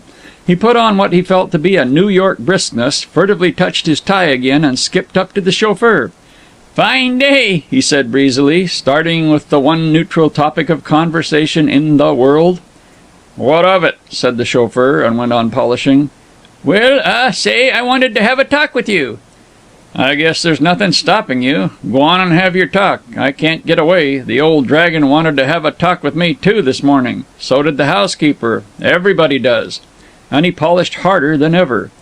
"Ha ha!" which indicates Father's laughter, though it actually sounded more like hick hick. As carelessly as he could, Father observed, "That's how it goes, all right, I know. When I was in the shoe business—" "Well, well, you don't say so. See, how's the shoe business in Hyannis, Papa?" "Hyannis? Hell, I've been in business in New York City, New York, for more than 40 years. "Oh." Father felt that he had made an impression. He stuck his thumbs in his waistcoat pockets, as he had not done these 6 gloomy weeks, threw out his chest, and tried to look like 34th and Broadway, with a dash of Wall Street and a flavor of 5th Avenue. The chauffeur sighed. "Well, all I can say is that any guy that's lived in New York that long and then comes to this god-forsaken neck of land is a nut." With an almost cosmic sorrow in his manner and an irritated twist in his suspenders, the chauffeur disappeared into the garage. Father forlornly felt that he wasn't visibly getting nearer to the heart and patronage of Mrs. Vance Carter. He stood alone on the cement terrace before the garage. The square, grim back of the big house didn't so much look down on him as beautifully ignore him. A maid in a cap peeped wonderingly at him from a window. A man in dun livery wheeled a vacuum cleaner out of an unexpected basement door. An under-gardener, appearing at the corner dragging a cultivator, stared at him. Far off somewhere he heard a voice crying, "Fifth love!" He could see a corner of a sunken garden with stiff borders of box. He had an uneasy feeling that a whole army of unexpected servants stood between him and Mrs. Vance Carter, that at any moment a fat, side-whiskered, expensive butler, like the butlers you see in the movies, would pop up and order him off the grounds. The unsatisfactory chauffeur reappeared. In a panic, Father urged, "Say, my name's Appleby, and I run the tea room at Grimsby Head, you know, a couple of miles this side of the centre. It would be pretty nice for our class of business if the madam was to stop there sometime, and I was just kind of wondering if sometime when she felt thirsty you could—" "She don't never tell me when she's thirsty. She just tells me when she's mad." "Well, you know, sometime you might be stopping to show her the view or something. You fix it up, and here, you get yourself some cigars." He timidly held out a $2 bill. It seemed to bore the chauffeur a good deal, but he condescended to take it. Father tried to look knowing and friendly and sophisticated all at once. He added, "Any time you feel like a good cup of tea and the finest homemade doughnuts you ever ate, why, you just drop in yourself, and 'twon't cost you a cent." "All right, Bo, I'll see what I can do," said the chauffeur, and vanished again. Father airily stamped along the driveway. His head was high and hopeful. He inspected the tennis courts as though he were Maurice McLaughlin. He admitted that the rhododendrons were quite extensive. In fact, he liked Grimsby Hill. He had saved their fortunes, not for himself, but for Mother. He whistled the harum-scarum rag all the way home, interrupting himself only to murmur, "I wonder where the back door of that house is. Not at the back, anyway. Never saw even a garbage pail." And then for 2 weeks he sat with Mother in the sun and watched the motors go by. They were almost ready to admit now that their venture was a complete failure, that they were ruined, that they didn't know what they would do with no savings and a rainy day coming. They let their maid go. They gave the grocer smaller and smaller orders for bread and butter and cheese, and even these orders were invariably too large for the little custom that came their way. For a week Father concealed the fact that Mrs. Vance Carter would be coming, not now but very soon. Then he had to tell Mother the secret to save her from prostrating worry. They talked always of that coming miracle as they sat with hand desperately clutching hand in the evening. They nearly convinced themselves that Mrs. Carter would send her friends. September was almost here, and it was too late for Mrs. Carter's influence to help them this year, but they trusted that somehow, by the magic of her wealth and position, she would enable them to get through the winter and find success during the next year. They developed a remarkable skill in seeing her car coming far down the road. When either of them saw it, the other was summoned, and they waited tremblingly. But the landaulet always passed, with Mrs. Carter staring straight ahead, gray-haired and hook-nosed. Sometimes with Miss Margaret Carter, whose softly piquant little nose would in time be hooked like her mother's. Father's treacherous ally, the chauffeur, never even looked at the tea-room. Sometimes Father wondered if the chauffeur knew just where the house was. Perhaps he never noticed it. He planned to wave and attract the chauffeur's attention, but in face of the prodigious Mrs. Carter, he never dared to carry out the plan. September 1st. The Applebys had given up hope of miracles. They were making up their minds to notify Mr. Pilkings of Pilkings & Sons' 6th Avenue Standard Shoe Parlor that Father again wanted the job he had held for so many years. They must leave the Rose Arbor for the noise of that most alien of places, their native New York. Mother was in the kitchen, Father at the front door, aimlessly whittling. He looked up, saw the Vance Carter motor approaching. He shrugged his shoulders, growled, "Let her go to the dickens." Then the car had stopped, and Mrs. Vance Carter and Miss Margaret Carter had incredibly stepped out, had started up the path to the tea-room. End of Chapter 6. Chapter 7 of The Innocence, A Story for Lovers by Sinclair Lewis. Father's hand kept on aimlessly whittling, while his eyes poked out like those of a harassed fiddler crab when he saw Mrs. Vance Carter actually stop. It was surely a dream. In his worry over inactivity, he had found himself falling into queer little illusions lately. He was conscious that the chauffeur, whom he had bribed to stop some day, was winking at him in a vulgar manner not at all appropriate to his dove-gray uniform. He had a spasm of indignant wonder. "I'll bet a hat that fellow didn't have a thing to do with this. He's a grafter." Then he sprang up, bowing. Mrs. Carter rustled up to him and murmured, "May we have some tea here and a cake, do you know?" "Oh, yes, ma'am. Won't you step right in? Fine day, ma'am." Mrs. Carter seemed not to have any opinions regarding the day. Quite right, too. It wasn't an especially fine day, just a day. She marched in, gave one quick nervous look, and said with tremendous politeness, "May we have this table by the window?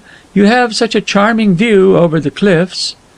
"Oh, yes, ma'am. We hoped some day you'd take that table. Kind of kept the view for you," said Father with panting gallantry, fairly falling over himself as he rushed across the floor to pull out their chairs and straighten the tablecloth. Mrs. Carter paid no attention to him whatsoever. She drew a spectacle case from her small handbag and set upon her beetling nose a huge pair of horn-rimmed eyeglasses. She picked up the menu card as though she were delicately removing a bug, supposing there be any bug so presumptuous as to crawl upon her smart tan suit. She raised her chin and held the card high. Tea, lettuce sandwiches, cream cheese sandwiches, chicken sandwiches, donuts, cinnamon toast," she read off to her daughter. So quickly that he started, she turned on Father and demanded, "What sort of tea have you, please?" "Why, just a minute and I'll ask." Father bolted through the door into the large, clean, woodeny, old-fashioned kitchen, where Mother was wearily taking a batch of doughnuts out of the oven. "Mother," he exulted, "Mrs. Carter, she's here." Mother dropped the doughnuts back into the kettle. The splashing fat must have burnt her, but beyond mutely wiping the grease from her hand, she paid no attention to it. She turned paper white. "Oh, Seth," she groaned. Then in agony, "after you're going and getting them here, I haven't a thing ready for them but lettuce sandwiches and fresh doughnuts." "Never mind. I'll make them take those. Say, what kind of tea have we got now?" Oh, dear, we haven't got a thing left but it's just tea mixed." He galloped back into the tea room, frightened lest the royal patrons leave before they were served. On the way he resolved to lie, not just as the pinching tradesman lies, smugly and unconsciously, but desperately, to save Mother. "We have orange pekoe and oolong," he gasped. "Then you might give us some orange pekoe and, 2 chicken sandwiches." "Gee, I'm awfully sorry, ma'am, but we're just out of chicken sandwiches. If we'd only known you were coming. But we have some very nice fresh lettuce sandwiches, and I do wish you would try some of our doughnuts. They're fresh made just this minute." He clasped his hands, pressed them till the fingers of one gouged the back of the other. Father was not a Uriah Heep. At Pilkings & Sons he had often talked back to some of his best customers, but now he would have gladly licked Mrs. Vance Carter's spatted shoes. "No. Oh, bring us some lettuce sandwiches and some orange pekoe. I don't think we care for any doughnuts," said Mrs. Carter impatiently. Father bolted again and whispered to Mother, who stood where he had left her. "Lettuce sandwiches and tea, and for heaven's sake make the tea taste as much like orange pekoe as you can." The Applebys had no delicately adjusted rule about the thickness of bread in sandwiches. Sometimes Mother was moved to make them very dainty, very thin and trim. But now, because he was in such a fever to please the Carters, Father fairly slashed their last loaf of bread and slapped in the lettuce, while Mother was drawing tea. In 2 minutes he was proudly entering with the service tray. He sat it down before the Carters. He fussed with a crumb on the tablecloth, with a rather faded crimson rambler in the ornate pressed glass vase. Mrs. Carter glanced at him impatiently. He realized that he was being officious and rushed away. Mother was sitting by the wide kitchen table, which was scarred with generations of use of cleaver and bread knife and steak pounder. The kitchen door was open to the broad land, which flowed up to the sill in a pleasant sea of waving grass, but she was turned from it, staring apprehensively toward the tea room. Round her swirled the heat from the stove, and restless flies lighted on her cheek and flew off at hectic tangents. Father tiptoed up to her, smiling. "I've left the door open wide enough so you can see them," he whispered. "Come and take a look at them. Mrs. Vance Carter, gee, and her daughter's a mighty pretty girl. Not that I think much of these blouses that are cut so low and all." "Oh, I wouldn't dare." Mother stopped short. Quiet as they were, they could distinctly hear the voices from the other room. The Carter girl, she who was known as Pig Carter at Miss Severance's school, was snapping. "What in the world ever made you come to this frightful hole, Mamma?" "Simply because I wanted to stop someplace, and I really can't stand that mincing Miss Mitchin and her half-baked yearners and that odious creature with the beard and the ballet skirt again." "At least Mitchin's shop is better than this awful place. Why, this might be one of those railroad lunchrooms you see from a train." "I'm not so sure this really is worse than the Mitchin creature's zoo, Marky. At least this is a perfect study in what not to do. I fancy it would be a good thing for every interior decorator to come here and learn what to avoid. And, you know, they really might have done something with this place. Rather a decent old house with a good plain fireplace. But then, anyone could make a charming room, and only a genius could have imagined this combination. An oak dining room chair with a wicker table and a cotton tablecloth. I'm sure that exhibition of bad taste, wasn't it? I don't pore over the newspapers as you do. That they held it in New York would have been charmed to secure that picture of kittens and the infant." All this conveyed in the Carters' clear, high-bred voices. Father and Mother heard perfectly. The picture of kittens and a baby they had bought just after Lulu's birth, and it had always hung above the couch in their living room in New York. Margaret Carter was continuing. "I don't mind the bad taste a bit, but I was hungry after motoring all day, almost, and I did want a decent tea. If you could see that horrid Victorian drawing room at Miss Severance's, you could stand even sticky kitties in a picture. I don't care about the interior decoration as long as Marky's little interior gets decorated decently, but this tea is simply terrible. Orange pekoe? Why, even Miss Severance's horrid Ceylon is better than this, and she does give you cream instead of this milk of magnesia or soapy water or whatever the beastly stuff is, and to have to drink it out of these horrid thick cups, like toothbrush mugs. I'm sure I'll find a chewed-up old toothbrush when I get to the bottom." "Don't be vulgar, Marky. You might remember this is Massachusetts, not New York." Well, this Massachusetts lettuce, I'm perfectly convinced that they used it for floor rags before they went and tossed it in the sandwiches. And this thick, crummy bread, oh, it's unspeakable. I do wish you wouldn't poke around in these horrid places, Mamma, or else leave me in the car when you're moved to go slumming. I'm sure I don't feel any call to uplift the poor. My dear child, I seem to remember you're admiring Freddie Dabney because he is so heroically poor.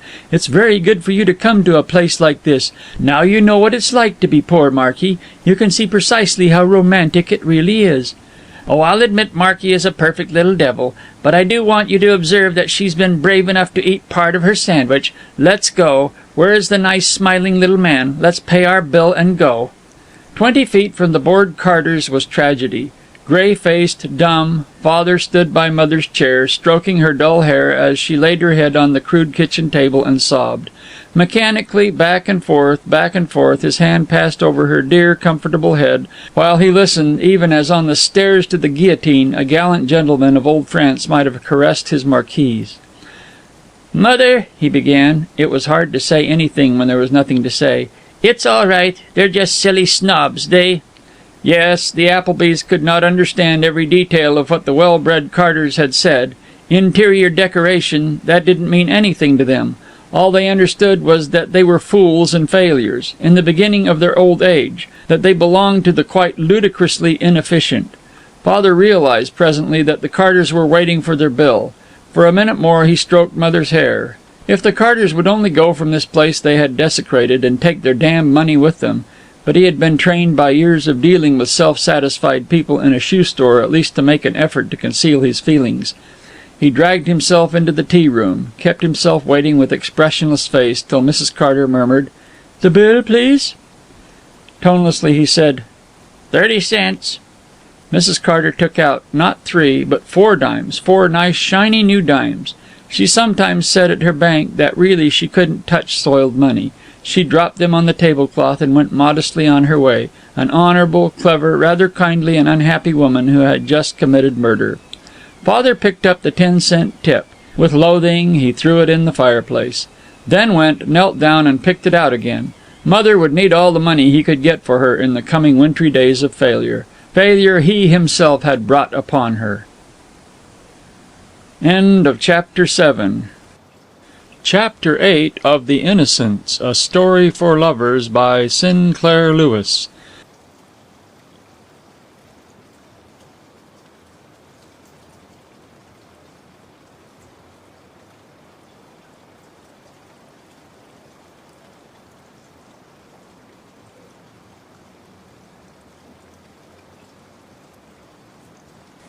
Having once admitted hopelessness, it was humanly natural that they should again hope that they hoped.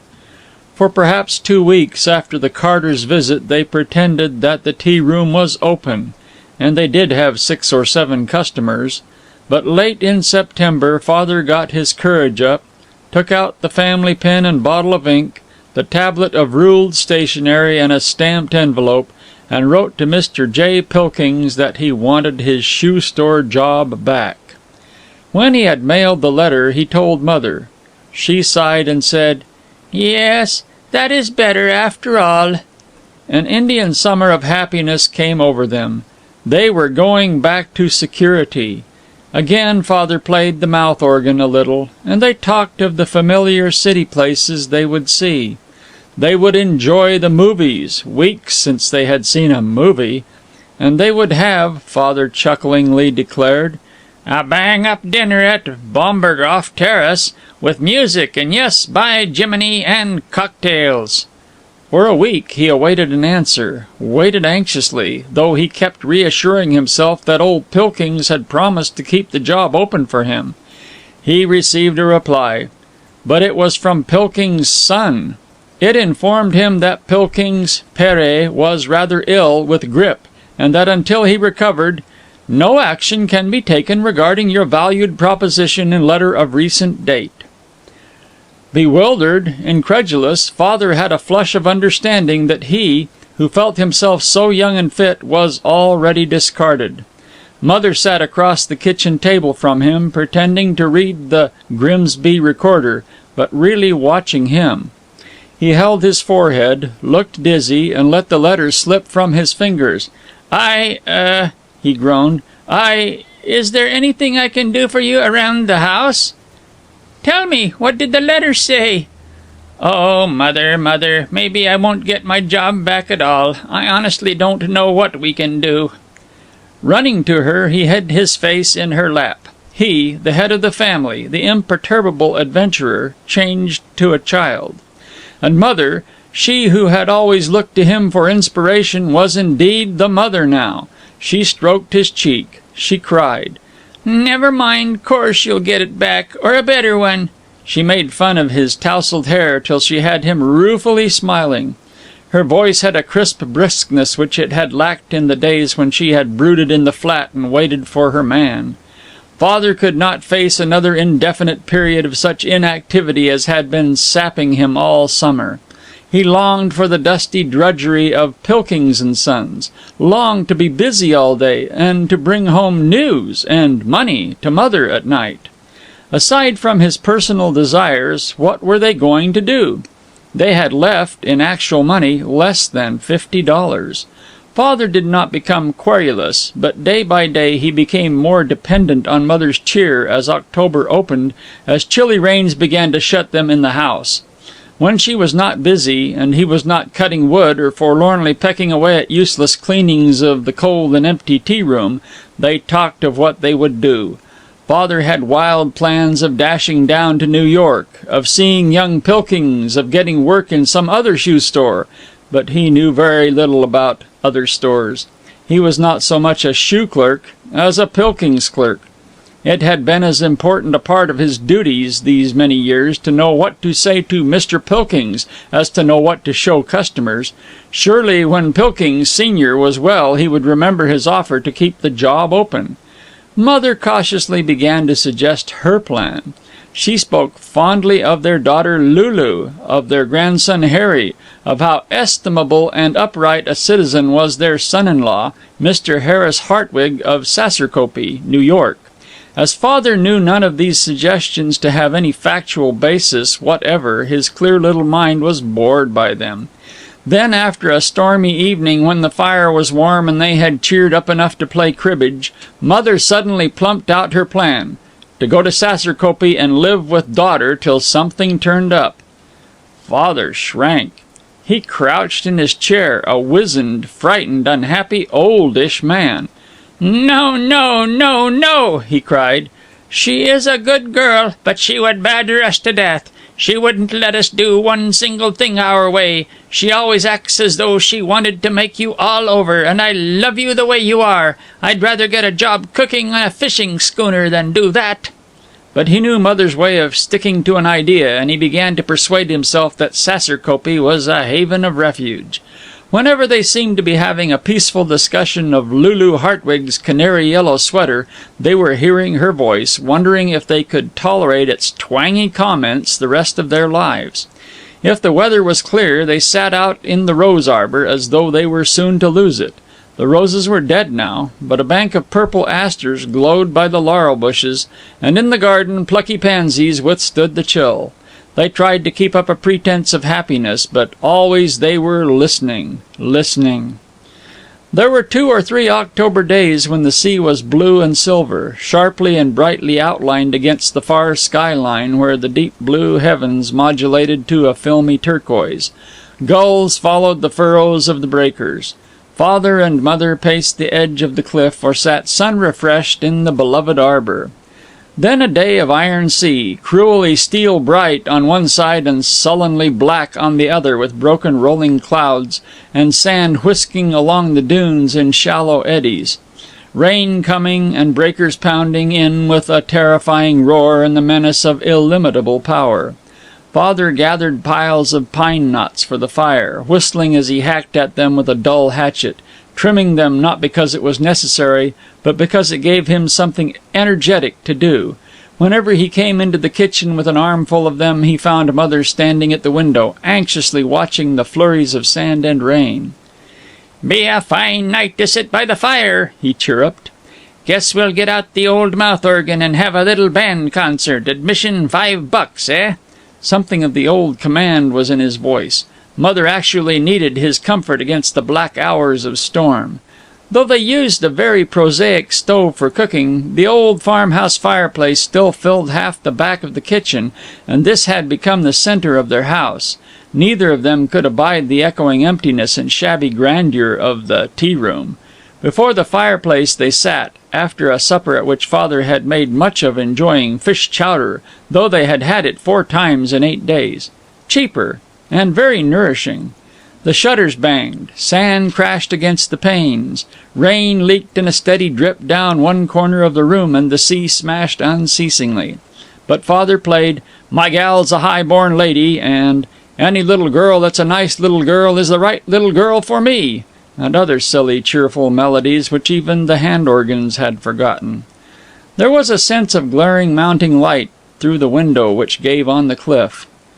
"I wonder what that is," Mother shuddered. "It's like a big fire, and I declare it seems as though the whole world was coming to an end tonight." She turned from the window and shivered over the embers in her golden oak rocker which Father had filled with cushions. He kissed her boyishly and trotted over to the window. The fact that they were alone against the elements, with no apartment house full of people to share the tumultuous night, weakened her, but delighted him. He cried out with a feeling of dramatic joy. There was a fire below on the beach, where there should be nothing but sand and terror of the storm. The outer edge of the cliff was outlined by the light. "It's a wreck!" he whooped. "It's the life-savers, Mother. I'm going down. Maybe there's something I can do. I want to do something again. Maybe some poor devil coming ashore in the breeches buoy. Help him ashore. Don't suppose I could row." He darted at the closet and yanked out his ineffectual city raincoat and rubbers, and the dreary wreck of what had once been his pert new vacation traveling cap. "No, no, don't, please don't," Mother begged. "You couldn't do anything, and I don't dast go out. I'm afraid to stay here alone." But Father was putting on his raincoat. "I'll just run down and see. Be right back." "Don't go a step farther than the top of the cliff," she wailed. He hesitated. He wanted more than anything else in the world to be in the midst of heroic effort. The gods had set the stage for epic action that night, and his spirit was big with desire for bigness. It was very hard to promise to put galoshes upon his winged feet. But Mother held out her hands. "Oh, I need you, Seth. You'll stay near me, won't you?" There may have been lordly deeds in the surf that night, men gambling their lives to save strangers and aliens. One deed there certainly was, though the movies, which are modern minstrelsy, will never portray it. While he strained with longing to go down and show himself a man, not just a scullion in an unsuccessful tea-room, Father stood on the edge of the cliff and watched the life-savers launch the boat, saw them disappear from the radius of the calcium carbide beach light into the spume of surf. He didn't even wait to see them return. Mother needed him, and he trotted back to tell her all about it. They went happily to bed, and she slept with her head cuddled on his left shoulder, his left arm protectingly about her. It was still raining when they awoke, a weary, whining drizzle, and Father was still virile with desire of heroism. He scampered out to see what he could of the wreck. He returned suddenly. His voice was low and unhappy as he demanded, "Oh, Mother, it's come and see." He led her to the kitchen door and round the corner of the house. The beloved rose arbor had been wrecked by the storm. The lattice work was smashed. The grey bare stems of the crimson ramblers drooped drearily in a sullen puddle. The green settee was smeared with splashed mud. "They couldn't leave us that," Father wailed in the voice of a man broken. "Oh, yes, yes, yes. I'll go to Lulu's with you, but we won't stay, will we? I will fight again. I did have a little gumption left last night, didn't I? Didn't I? But we'll go there for a while." End of Chapter 8. Chapter 9 of The Innocence, A Story for Lovers by Sinclair Lewis. "Doggone it, I liked that cap. It was a good one," said Father in a tone of settled melancholy. "Well, it wa'n't much of a cap," said Mother, "but I do know how you feel."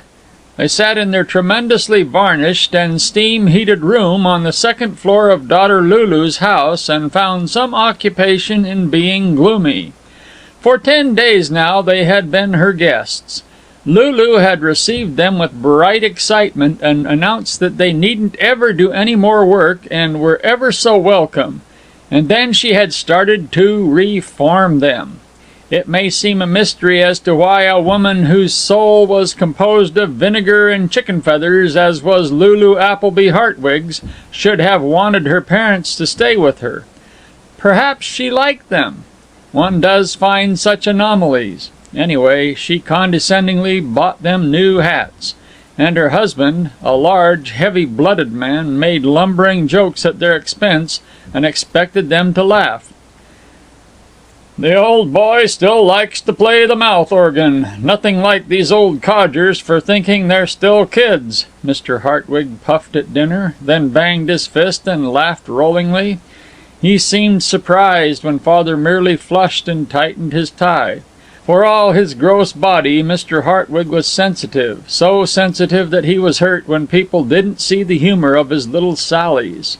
The Hartwigs' modest residence was the last word in cement and small useless side tables and all modern inconveniences. The furnace heat made you sneeze, and the chairs, which were large and tufted, creaked. In the dining room was an electrolier made of 7 kinds of inimical-colored glass, and a plate rack from which were hung department store steins. On the parlor table was a Kodak album with views of Harry in every stage of absurdity. There was a small car which Mr. Hartwig drove himself. And there was a bright, easy, incredibly dull social life. Neighbors who went out to the country club to watch the tennis in summer and played 500 every Saturday evening in the winter. Like a vast proportion of the inhabitants of that lonely city, New York, the Applebys were unused to society. It is hard to tell which afflicted them more, sitting all day in their immaculate plastered and varnished room with nothing useful to do, or being dragged into the midst of chattering neighbors who treated them respectfully as though they were old. Mother begged daughter to be permitted to dust or make beds. Father suggested that he might rake the lawn. But Lulu waggled her stringy forefinger at them and bubbled, "No, no, what would neighbors think? Don't you suppose that we can afford to have you dear old people take a rest? Why, Harris would be awfully angry if he saw you out puttering around, Father. No, you just sit and have a good rest." And then, when they had composed to a spurious sort of rest the hands that were aching for activity, the Applebys would be dragged out, taken to teas, shown off, with their well-set-up backs and handsome heads, as Lulu's aristocratic parents. "My father has been a prominent businessman in New York for many years, you know," she would confide to neighbors, while the prominent businessman longed to be sitting on a foolish stool trying shoes on a fussy old lady. But what could he do? In actual cash, Mother and he had less than $700 in the world. By the end of 2 weeks, Father and Mother were slowly going mad with the quiet of their room, and Lulu was getting a little tired of her experiment in having a visible parental background. She began to let Mother do the sock darning, huge, uninteresting piles of Harris Hartwig's faded mustard-colored cotton socks, and she snapped at Father when he was restlessly prowling about the house.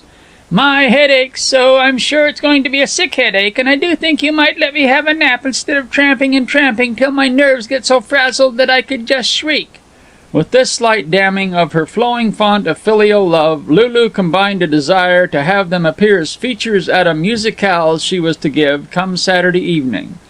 Mother was to be in a dear ducky lace cap, and Father in a frilled shirt and a long-tailed coat which Harris Hartwig had once worn in theatricals, the two of them presiding at the refreshments table. "Like a prize Persian cat and a pet monkey," Father said. Against this indignity they frettingly rebelled. Father snarled, "Good Lord, I'm not much older than your precious dumpling of a Harris." It was the snarl of a caged animal. Lulu had them. She merely felt misunderstood when they protested. Friday morning.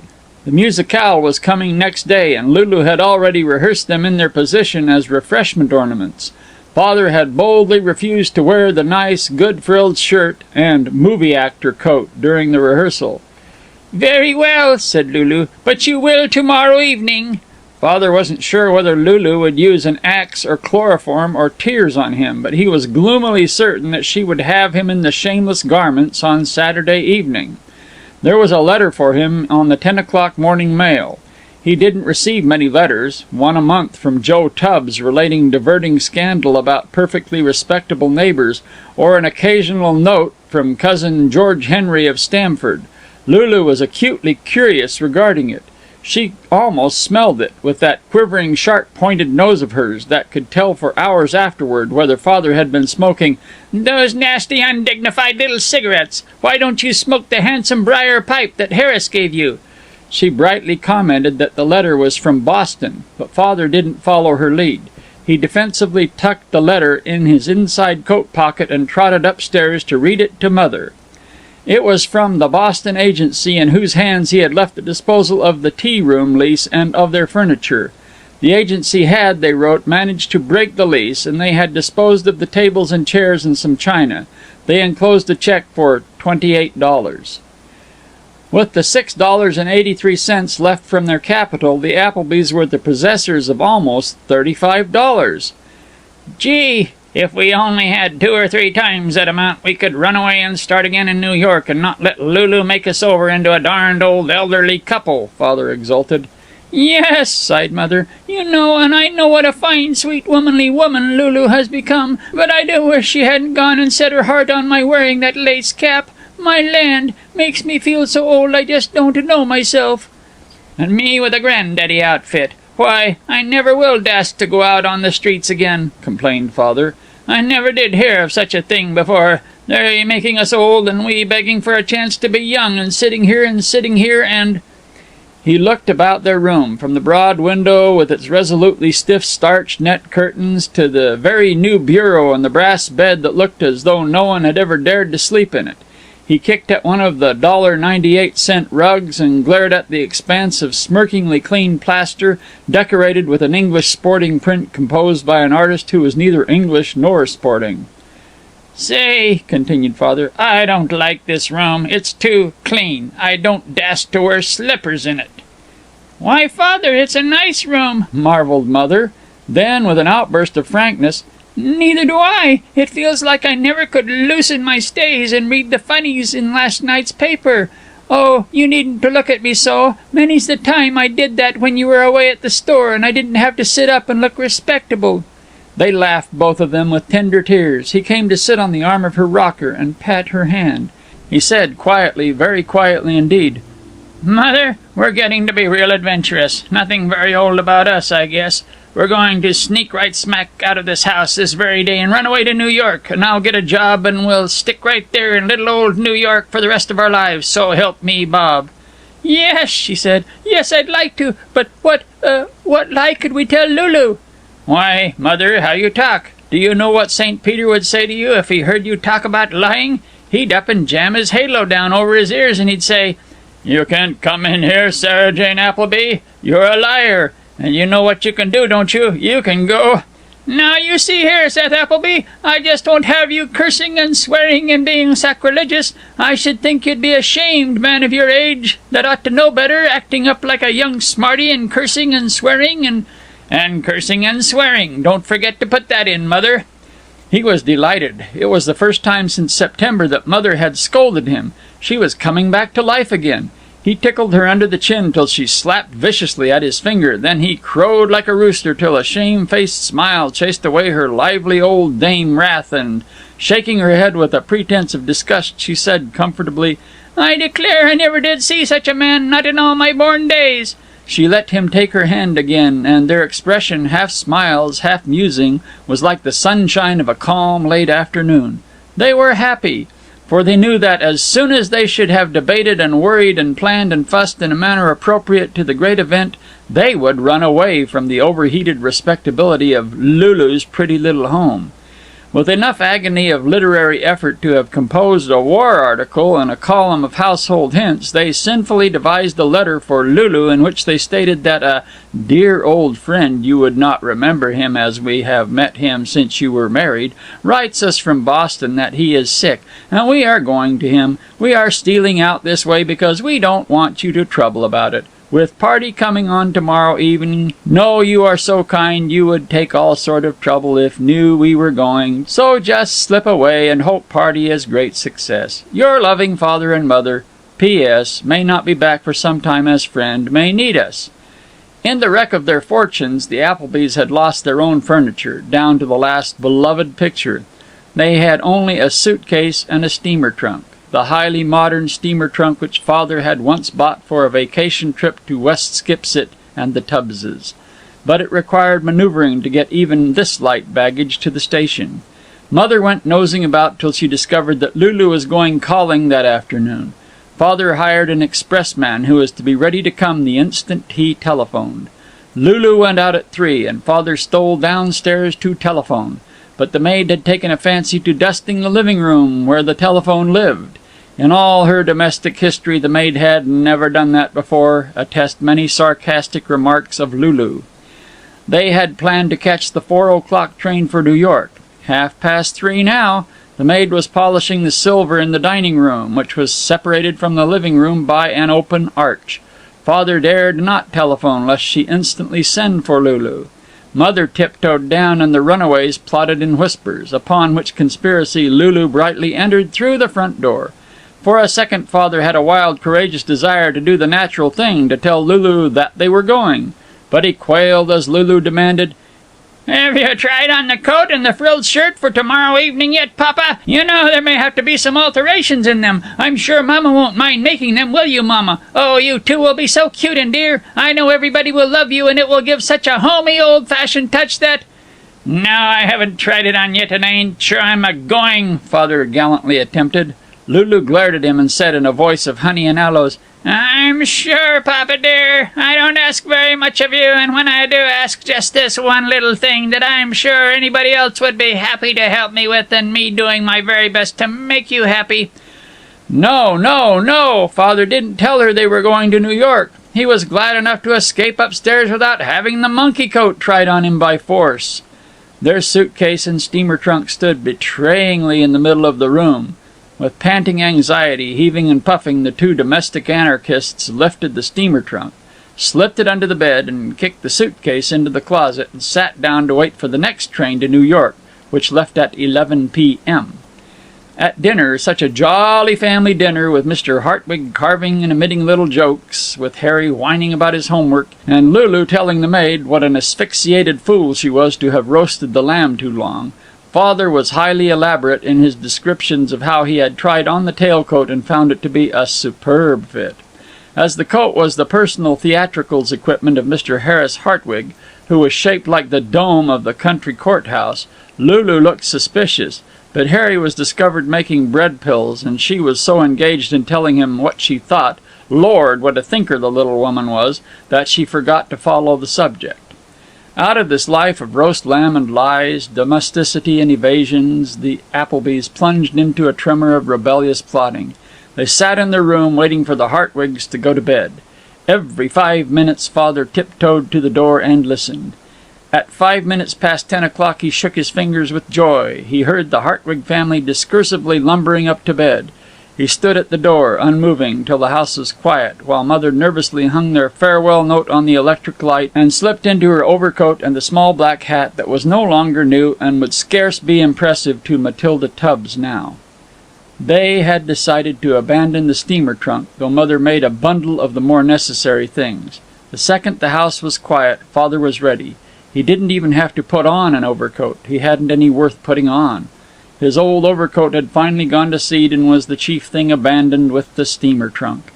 He turned up his coat collar and slung his muffler about his neck, put his brown slouch hat impudently on one side of his white head, and stood rejuvenated, an adventurer. Just below their window was the roof of the low garage, which was built as part of the house. Father opened the window, eased out the suitcase, followed it, and gave his hand to Mother, who creakingly crawled out with her bundle. It was an early November evening, chilly, a mist in the air. After their day in the enervating furnace heat, the breeze seemed biting, and the garage roof was perilously slippery. Mother slid and balanced and slid on the roof, irritably observing, I declare to goodness I never thought that at my time of life I'd have to sneak out of a window to a nasty slippery shed roof like a thief in the night when I wanted to go a-visiting." "Hush!" demanded Father. "They'll hear us and lug us back." "Back nothing," snapped Mother. "Now that I've been and gone and actually snook out a window and made a common gallivanting old hex out of myself this way, I wouldn't come back, not if Lulu and Harry and that lump of a Harris Hartvig was all hanging onto my pettiskirts trying to haul me back." Oof flump! The last sound was made by the soft mud beside the garage as Mother landed in it. She had jumped from the roof without once hesitating, and she picked up her bundle and waited quite calmly till Father came flying frog-like through the mist. They hadn't many minutes to wait for the New York train, but they were anxious minutes. Lest Lulu or the lordly Harris Hartvig descend on them, they nervously lurked in the dark doorway of the baggage room. With no overcoat, Father shivered, and hid the shiver. The engine came, glaring in through the mist. The train seemed impatient, enormous, dwarfing the small station. The prodigal parents hastily tugged suitcase and bundle aboard. They found a seat together. They fussily tucked away their luggage. He held her hand firmly, concealing the two hands with a fold of her overcoat. You have seen old folk, quite simple and rustic old folk who are apparently unused to travel, sit motionless for hour after hour of train travel, and you have fancied that they were unconscious of life, of speed, of wonder? So sat Father and Mother, but they were gloriously conscious of each other, and now and then, when he was sure that no one was looking, he whispered, "Old honey, there's nothing holding us apart now no more. We're partners again, and Lord, how we'll fight. I'll go in and I'll take Pilkings's business clean away from him. I will. Old honey, we're free again, and we're going to see New York. Lord, I just can't believe it." "Yes, why, it's our real honeymoon." Not till they had ridden an hour did she demand, "Seth, what are we going to do in New York?" "Why, fiddle, I swear I don't know, but we'll find something. I guess if we can bamboozle a modern, fashionable daughter, we won't be afraid of just New York." "No."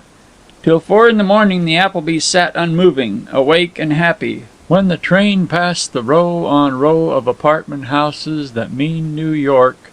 No youngster first seeing the infinitely possible city and the future glory it must hold for him was ever more excited than the invading innocence.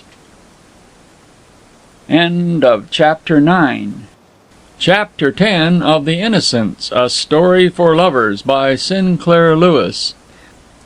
With $27 as capital and a bundle of garments of rather uncertain style as baggage, and the pawn ticket for a rather good suitcase as insurance, Mr. and Mrs. Seth Appleby established themselves in a furnished housekeeping room on Avenue B and prepared to reconquer New York. It was youth's hopeful sally.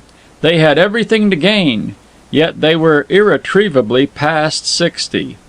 You may for many years have been a New Yorker, yet not know Avenue B, where Jewish apartment houses and bakeries are sullenly held back by the gas house district and three-story houses of muddy halls and furtive people who have lost ambition.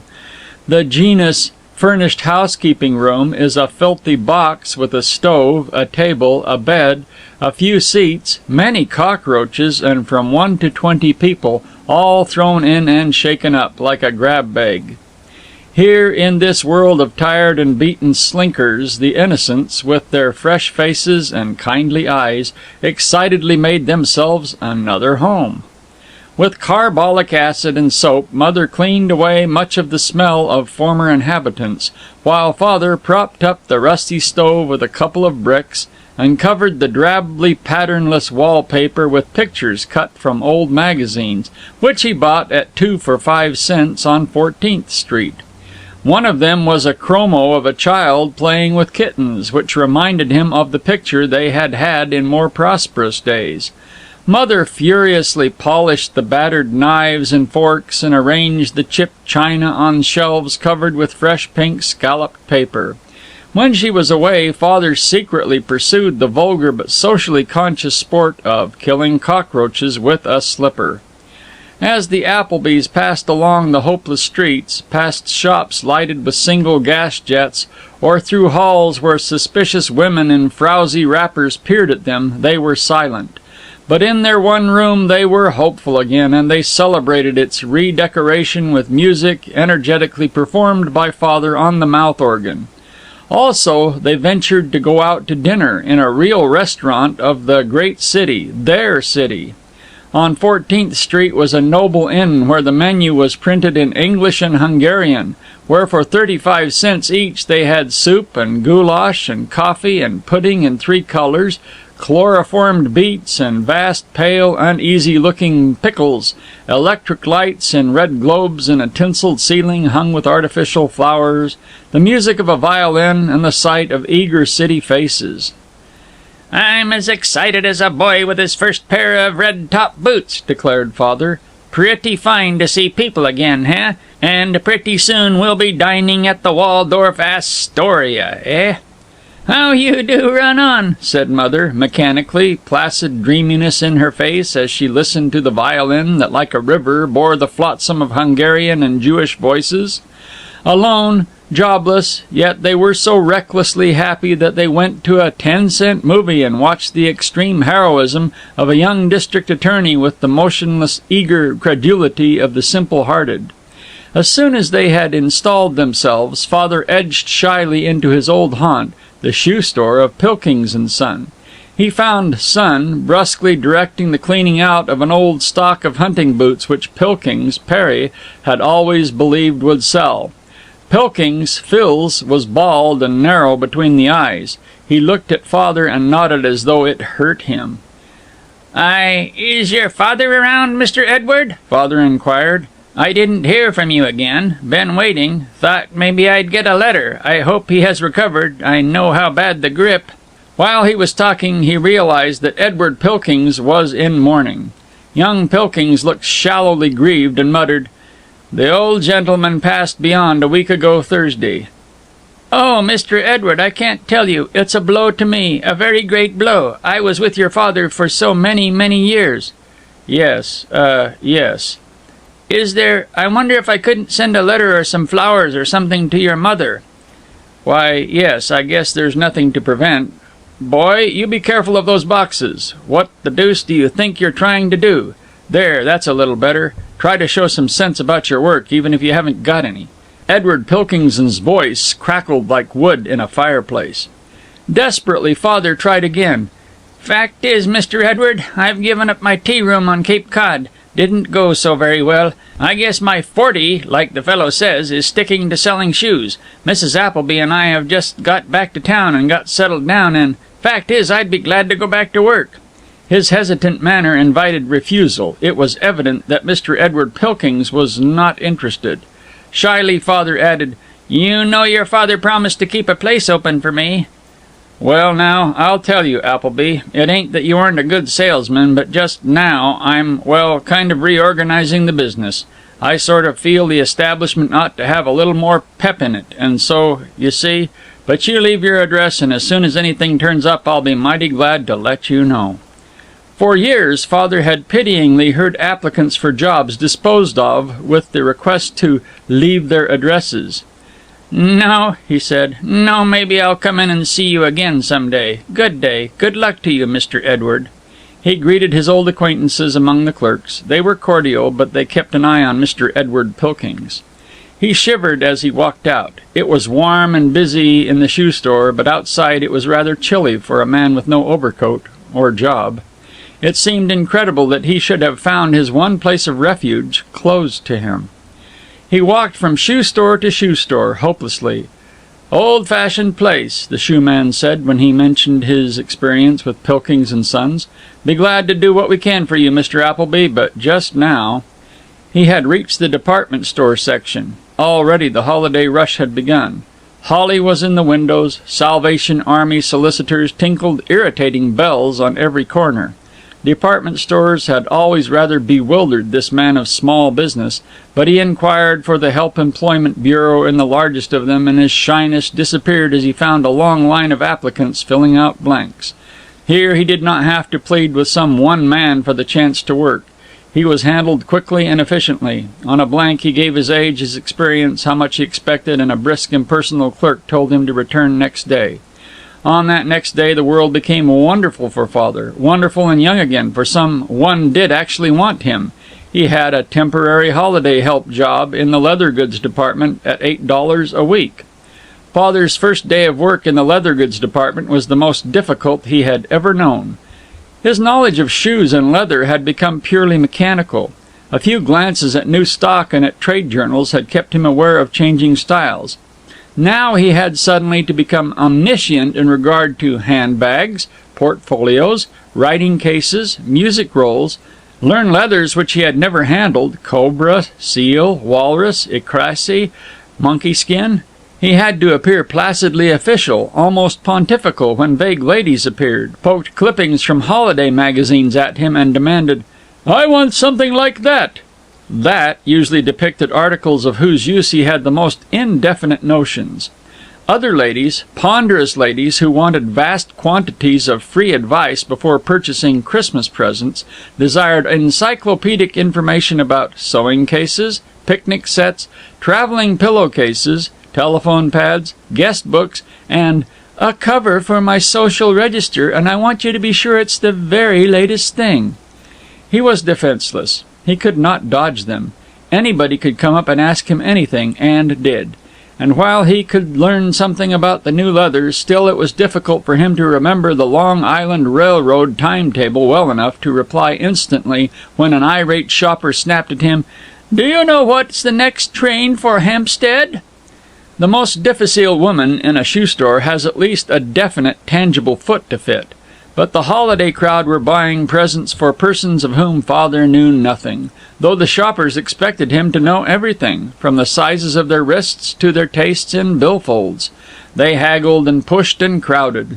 They wanted it to be less expensive as well as more blessed to give than to receive. He spent 20 minutes in showing the entire line of diaries to one woman. She apparently desired to make sure that they were all of them moral or something of the sort. At the end of the time she sighed, "Oh dear, it isn't time for the matinee even yet. Shopping is so hard," and oozed away into the crowd. Father had started his first day with a superior manner of knowing all about leather and the ways of cranky customers. He ended it with a depressed feeling that he knew nothing about anything, that he couldn't keep up with the holiday pace of the younger clerks, and that the assistant buyer of the department had been watching him. He walked home with strained, weary shoulders, but as he turned into the gloomy hallway leading to their room, he artificially brightened his expression that he might bring joy home to Mother, who would have been lonely and anxious and waiting all day. He pictured her as sitting there hunched up, depressed.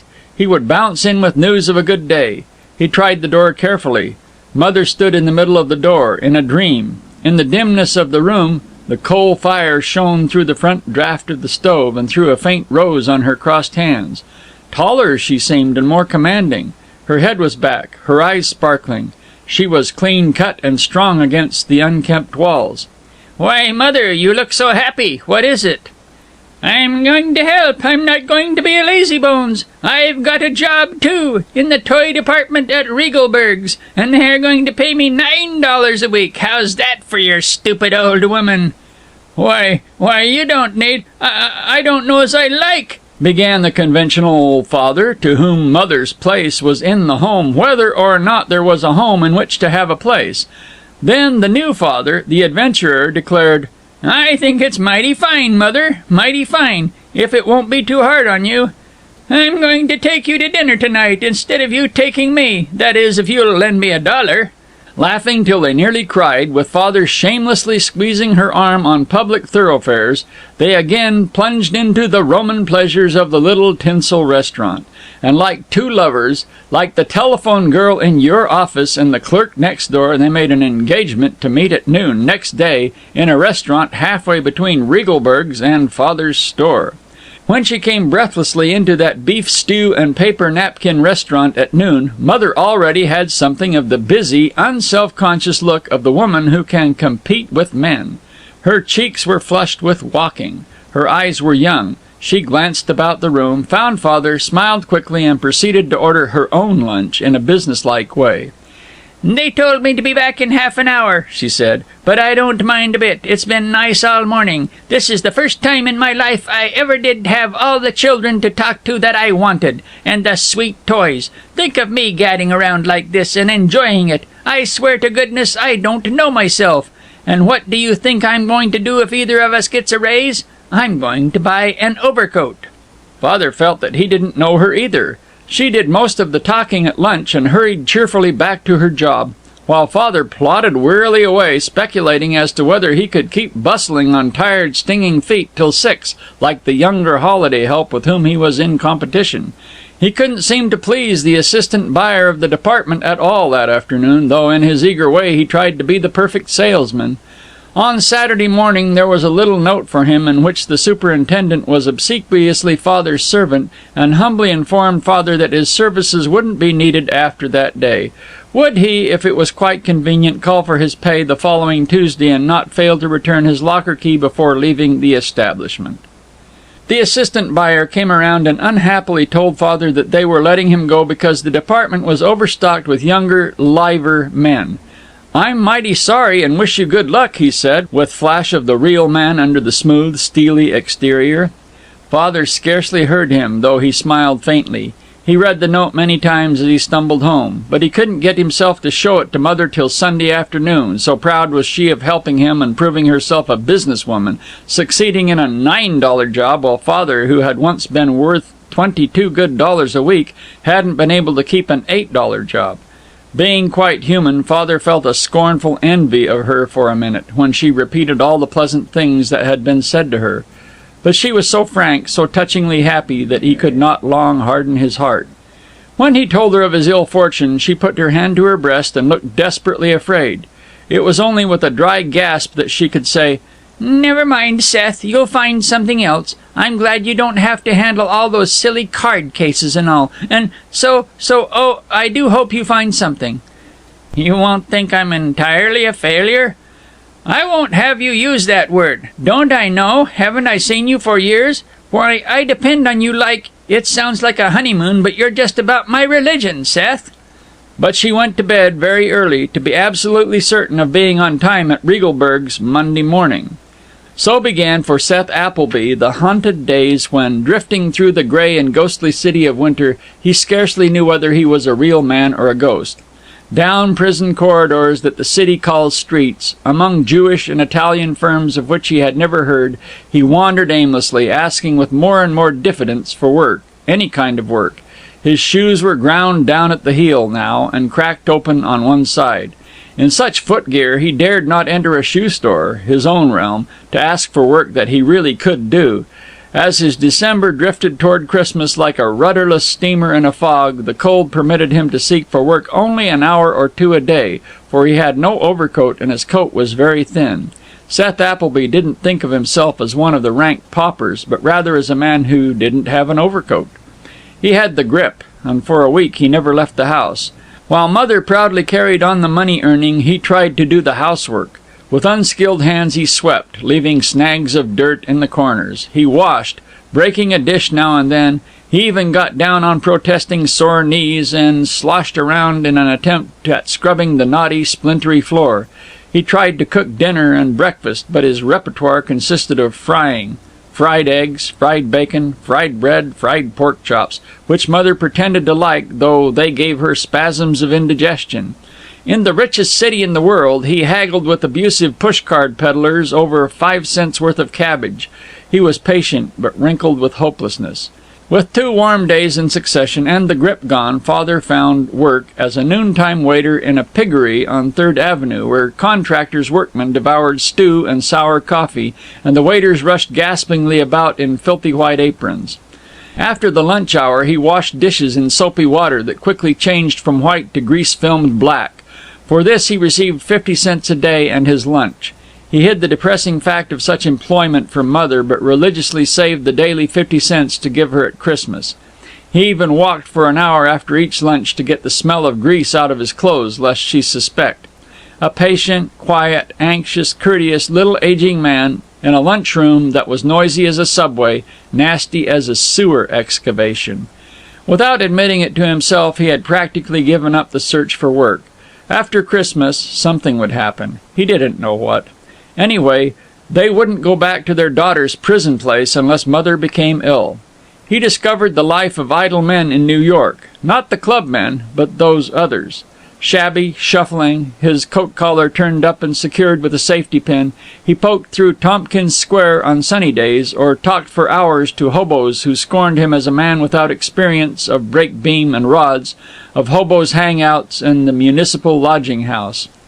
When it was too cold to sit in the park, he tried to make himself respectable of aspect by turning down his coat collar and straightening his streaky tie before he stalked into the Tompkins Square branch of the public library, where for hours he turned over the pages of magazines on whose text he could concentrate less each day that he was an outcast accepting his fate.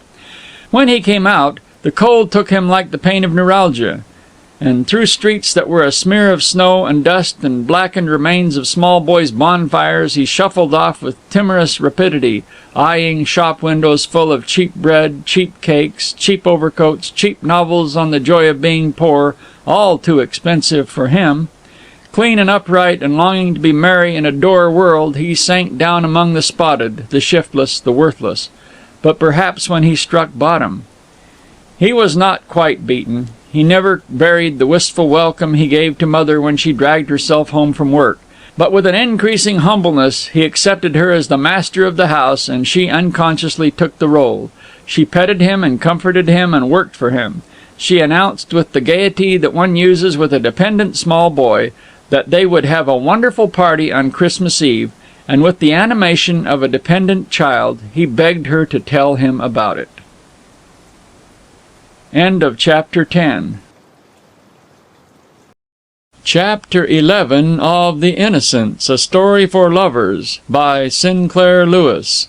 The day before Christmas. An anxious day in Regalberg's department store, where the extra help were wondering which of them would be kept on. Most of them were given dismissals with their pay envelopes. Mother's fate was not decided.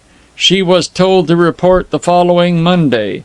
The toy department would be reduced, but possibly they would find a place for her in the children's dresses department for the January white sale. At the very least, they would be glad to give her an excellent recommendation, the buyer told her. More distraught than one stunned by utter hopelessness and ruin, she came home and, as Father had once been wont to do for her, she made her face bright to deceive him. Under her arm she carried a wonderful surprise, a very large bundle. Father was agitated about it when she plumped gaily into their housekeeping room. At last she let him open it. He found an overcoat, a great, warm, high-collared overcoat. He had an overcoat! An overcoat! He could put it on any time and go about the streets without the pinned collar coat, which is the sign of the hobo. He could walk all day, looking for a job, warm and prosperous. He could find work and support Mother. He had an overcoat. He was a gentleman again. With tears he kissed her lingeringly, then produced his own present, which he had meant to keep till Christmas Day itself. It was $7, which he had earned as waiter at the piggery. "And we're going out and have dinner on it, too," he insisted. "Yes, yes, we will. We've been economizing so much." But before they went, they carefully cached in the window box the cabbage he had cooked for dinner. With a slow, luxurious joy in every movement, he put on the overcoat. Even in the pocket in which he stuck the 7 Christmas dollars he had a distinct pleasure, for his undercoat pockets were too worn, too holy, to carry anything in them. They went prancing to the Hungarian restaurant. They laughed so much that Father forgot to probe her about the overcoat, and did not learn that she had bought it second hand for $3, and had saved the $3 by omitting lunch for nearly 4 weeks. They had a table at the front of the restaurant, near the violin. They glowed over soup and real meat and coffee. There were funny people at the next table, a man who made jokes, something about the Yiddischer Gavotte, and saying, "We been going to dances a lot, but last night the wife and I wanted to be quiet, so I bought me 2 front seats for Grant's tomb." It was tremendous. Father and Mother couldn't make many jokes these days, but they listened and laughed. The waiter remembered them. They had always tipped him 10 cents. He kept coming back to see if there was anything they wanted, as though they were important people. Father thanked her for the overcoat in what he blithely declared to be Cape Cod dialect, and toasted her in coffee. They were crammed with good cheer when Mother paid the check from $1 she had left over, and they rose from the table. Father stood perplexedly gazing at the hat rack behind them. He gasped, "Why, I hung it!" He took down his old hat with a pathetic, bewildered hesitancy, and he whispered to Mother, "My overcoat is gone. It's been stolen. My new overcoat. Now I can't go out and get a job." They cried out and demanded restitution of the waiter, the head waiter, the manager. None of these officials could do more than listen and ask heavy questions in bad English and ejaculate, "Somebody stole it from right behind you there when you weren't looking." One of the guests dramatically said that he had seen a man who looked suspicious, and for a moment everyone paid attention to him, but that was all the information he had. The other guests gazed with apathetic interest, stirring their coffee and grunting one to another, "He ought to watched it." The manager pointed at one of the signs. "This restaurant is not responsible for the loss of hats, coats, or packages." And he shouted, "I am very sorry, but we can do nothin'. Somebody stole it from right behind you there. No one was looking. If you leave your name and address—" Father didn't even hear him. He was muttering to himself, "And the $7 that I saved for Sarah was in it." He took Mother's arm. He tried to walk straight as he turned his back on the storm of windy words from the manager.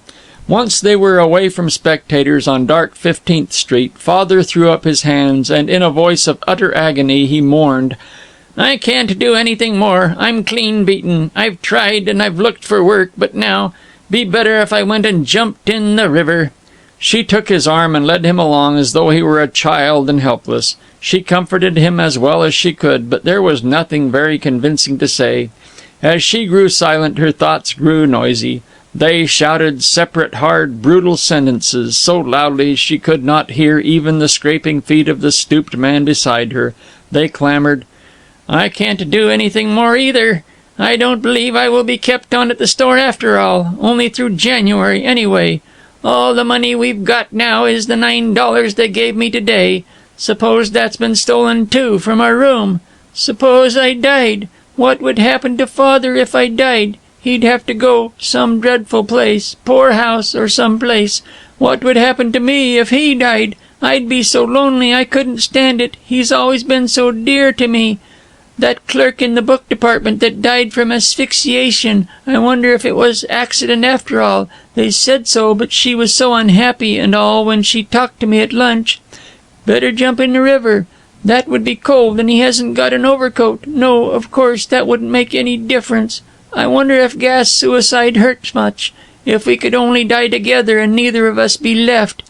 God wouldn't call that suicide. Oh, he couldn't, not when there's two people that nobody wants, and they don't ask anything but just to be together, that nobody really wants. My daughter don't, except maybe the Tubbses. They are so poor too. Nobody needs us, and we just want to find a happy way to go off together where we can sleep. Oh, I wouldn't think that would be wrong, would it?" They were at home. She hastened to burrow among the pile of stewpans for the $9, her week's salary, which she had hidden there. When she found that it was safe, she didn't care so much after all. What difference would it have made if the money had been gone? Father staggered like a drunkard to one of the flimsy, straight, uncomfortable chairs, but he got himself up and tried to play on the mouth organ, a careless tune of grassy hills and a summer breeze. While he played, he ridiculed himself for such agony over the loss of an overcoat, but his philosophizing didn't mean anything. He had lost the chance of finding work when he had lost the overcoat. He couldn't really think, and the feeble trickle of music had a tragic absurdity. He petulantly threw the mouth organ on the bed, then himself slumped on the coverlet. His face was grayly hopeless, like ashes or dust or the snow of great cities. Mother had been brooding. She was only distantly conscious of his final collapse. She said, suddenly, bluntly, "Let's go away together. If we could only die while we are still together and have some nice things to remember." Hers was the less conventional mind of the two. He protested, but it was a feeble mumble. The world had come to seem unreal, the question of leaving it rather unimportant.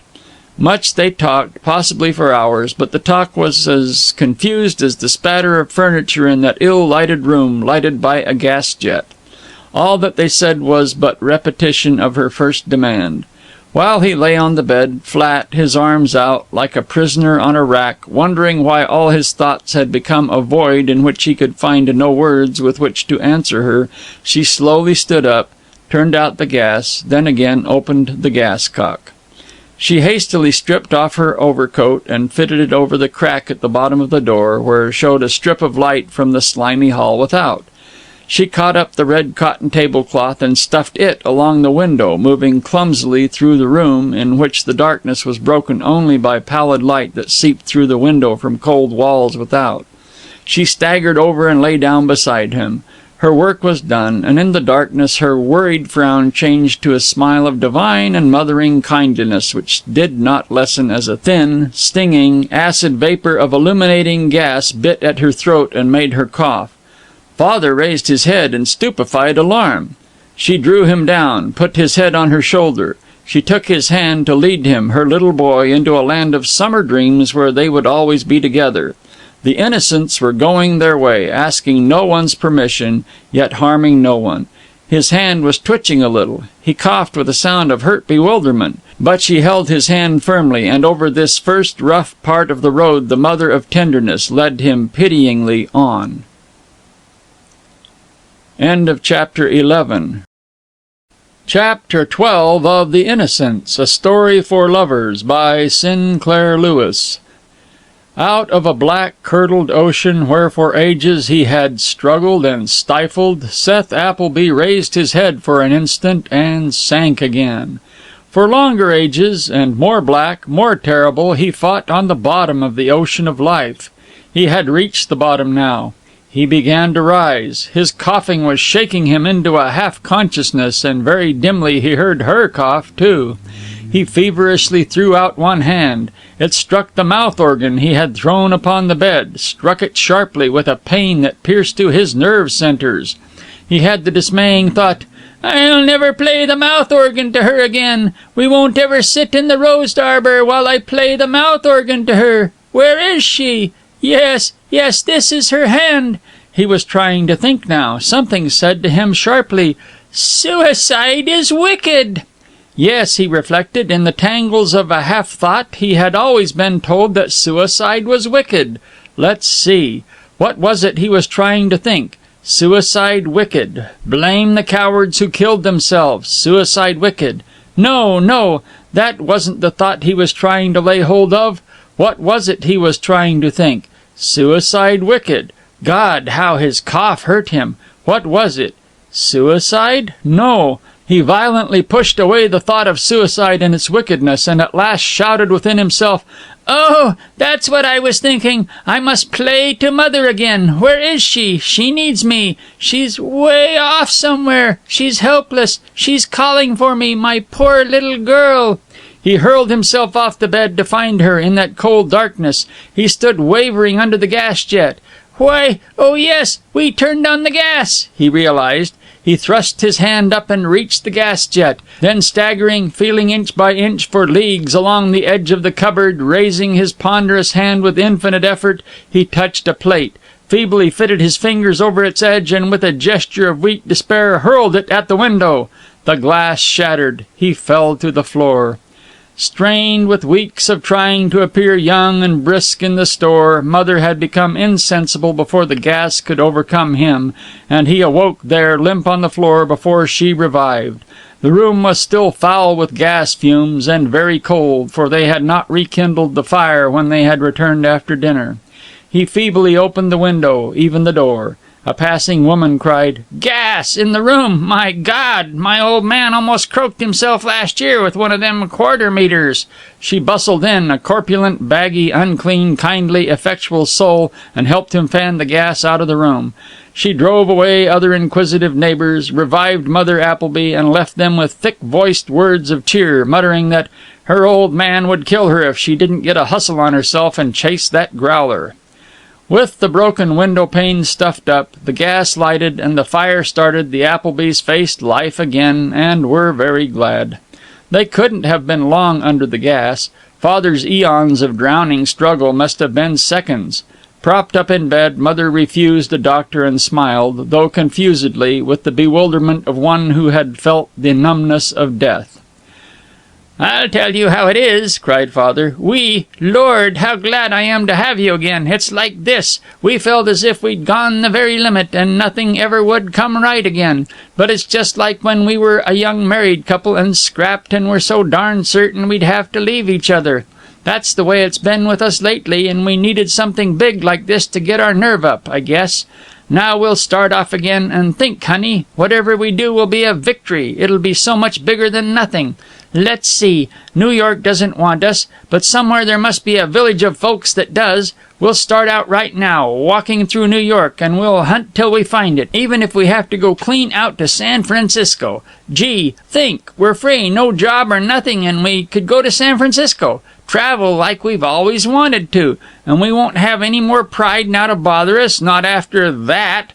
I'll play the mouth organ for pennies. Come on, we'll start for Japan and see the cherry blossoms. Come on, old partner, we're going to pioneer like our daddies that went west." And he struck up Susanna on his mouth organ. End of chapter 12.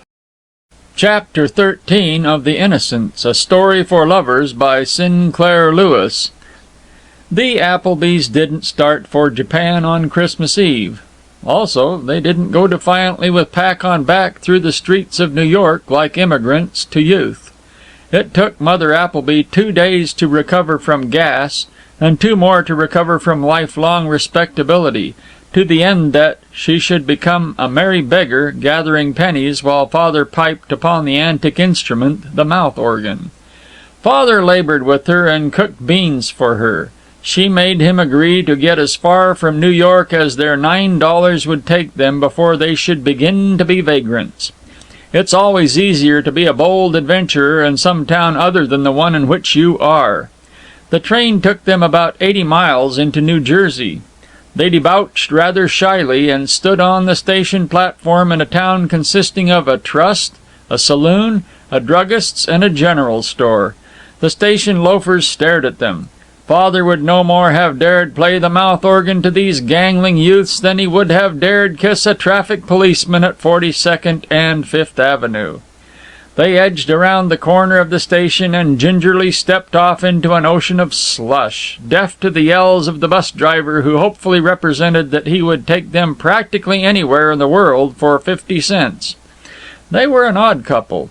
Father had no need of an overcoat now. He was wearing 3 shirts, 2 waistcoats, 2 pairs of trousers, and 3 pairs of socks, to say nothing of certain pages of an evening newspaper cunningly distributed through his garments, crackly but warm. He waddled chubbily and somewhat stiffly, but he outfaced the winter wind as he had not done for many weeks.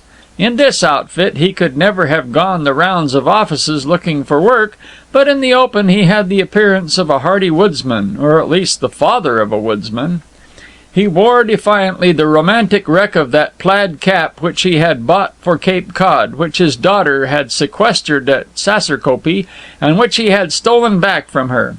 Also he had a secret joy in the fact that his shirt, that is, his outer and most visible shirt, was a coarse garment of blue flannel, a very virile and knightly tabard with large white buttons, which Mother had never let him wear in public. It was such a noble habiliment as a fireman might have worn, or a longshoreman, or Dan'l Boone.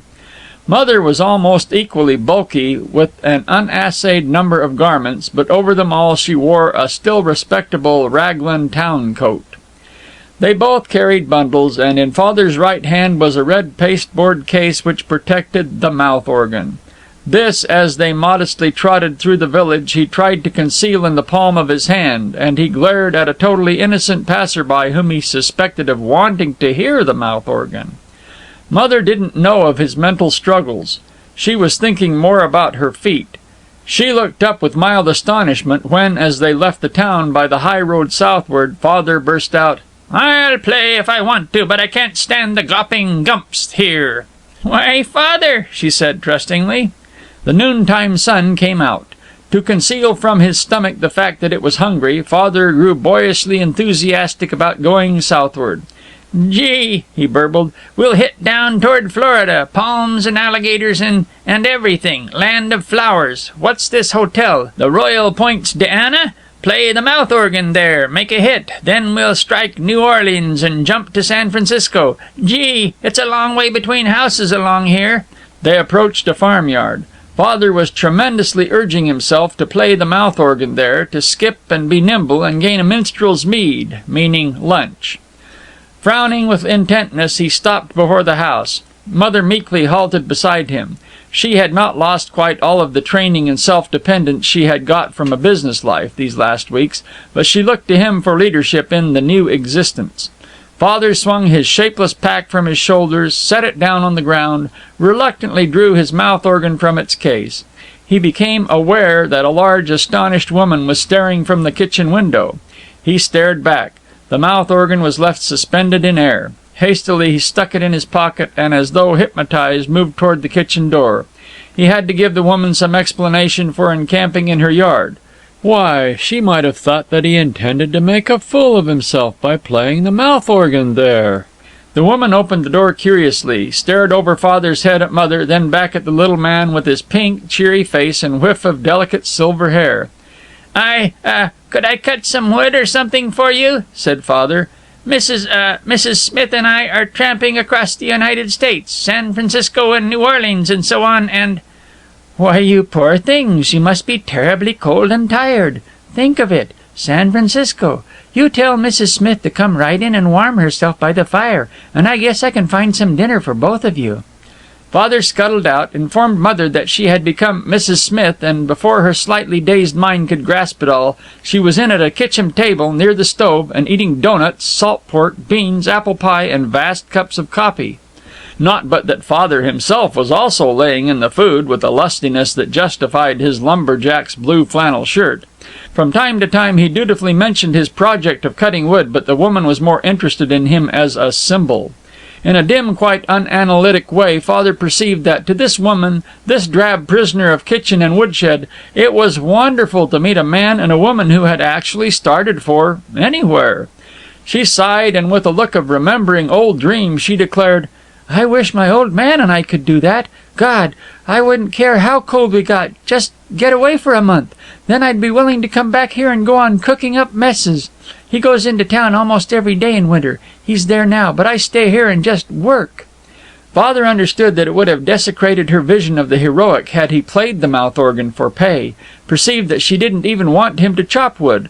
Mother and he were, to this woman, a proof that freedom and love and distant skies did actually exist, and that people, just folks, not rich, could go and find them. When she had warmed Mother's feet and given her wistful good wishes, the woman let them go, and the Smiths, recently Applebys, went comfortably and plumply 2 more miles on their way to Japan. Father's conscience was troubling him, not because he had taken food from the woman, she had bestowed it with the friendly and unpatronizing graciousness of poor women, but because he had been too cowardly to play the mouth organ. When Mother had begun to walk wearily, and Father had convinced himself that he wouldn't be afraid to play next chance he had, they approached a crude roadhouse, merely a roadside saloon with carriage sheds, a beer sign, and one lone rusty iron outdoor table to give an air of al fresco. "I'm going over there and play," said Father. "I won't have you hanging around saloons," snapped Mother. "Now, Mother, I reckon I wouldn't more than drink a couple of horses' necks or something wild like that." "Yes, and that's just the way temptation gets you," said Mother. "Drinking horses' necks and all them brandy drinks. I wish I'd never tasted that nasty cocktail you made me take last year. I wish I'd joined the White Ribboners like Mrs. Tubbs wanted me to." "Well, we'll organize a hobos chapter of the WCTU and have meetings under the water tank at the depot." They were interrupted by a hail from the roadhouse. A large man with a detective's mustache and a brewer's cheeks, a man in shirt sleeves and a white apron, stood on the porch calling, "Hey, Mr. and Mrs. Smith, come right in and get warm." Father and Mother stared at each other. "He means us," gasped Father. Mechanically, the innocents straggled across the road. The saloon keeper shook hands with both of them and bellowed, "Lady telephoned along the line. Great things for gossip, these rural telephones. Said you was coming this way, and we're all watching out for you. You come right into the parlor. No booze served there, Mrs. Smith. Make yourselves comfortable, and I'll have the Frau cut you up a couple of sandwiches. How'd you leave San Francisco? Pretty warm out there, ain't it?" He had by this time shooed them into the plush and crayon enlargement parlor behind the bar room. His great voice overawed them, and they were cold. Mother secretively looked for evidences of vice, for a roulette table or blackjack, and found nothing more sinful than a box of dominoes, so she perched on a cane chair and folded her hands respectably. "How's San Francisco?" repeated the saloon keeper. "Why, how do you mean?" Father observed. "Yes, I heard how you folks have tramped from there. How is it? Nice climate out there?" "Why, it's pretty nice. Orange groves most everywhere. Nice climate," said Father, avoiding Mother's accusing look and desperately hoping she wouldn't feel moved to be veracious and virtuous. "Hey, Mamie, here's the old couple that have tramped clear from San Francisco," bawled the saloon keeper. A maternal German woman with a white apron of about the proportions of a cup defender's mainsail billowed into the room, exclaimed over Mother's wet feet, provided dry stockings and felt slippers for her, and insisted on stuffing both of them with fried eggs and potato salad. The saloon keeper and a select coterie of farmers asked Father questions about San Francisco, Kansas, rainy seasons, the foot and mouth disease, irrigation, Western movie studios, and the extent of Mormonism.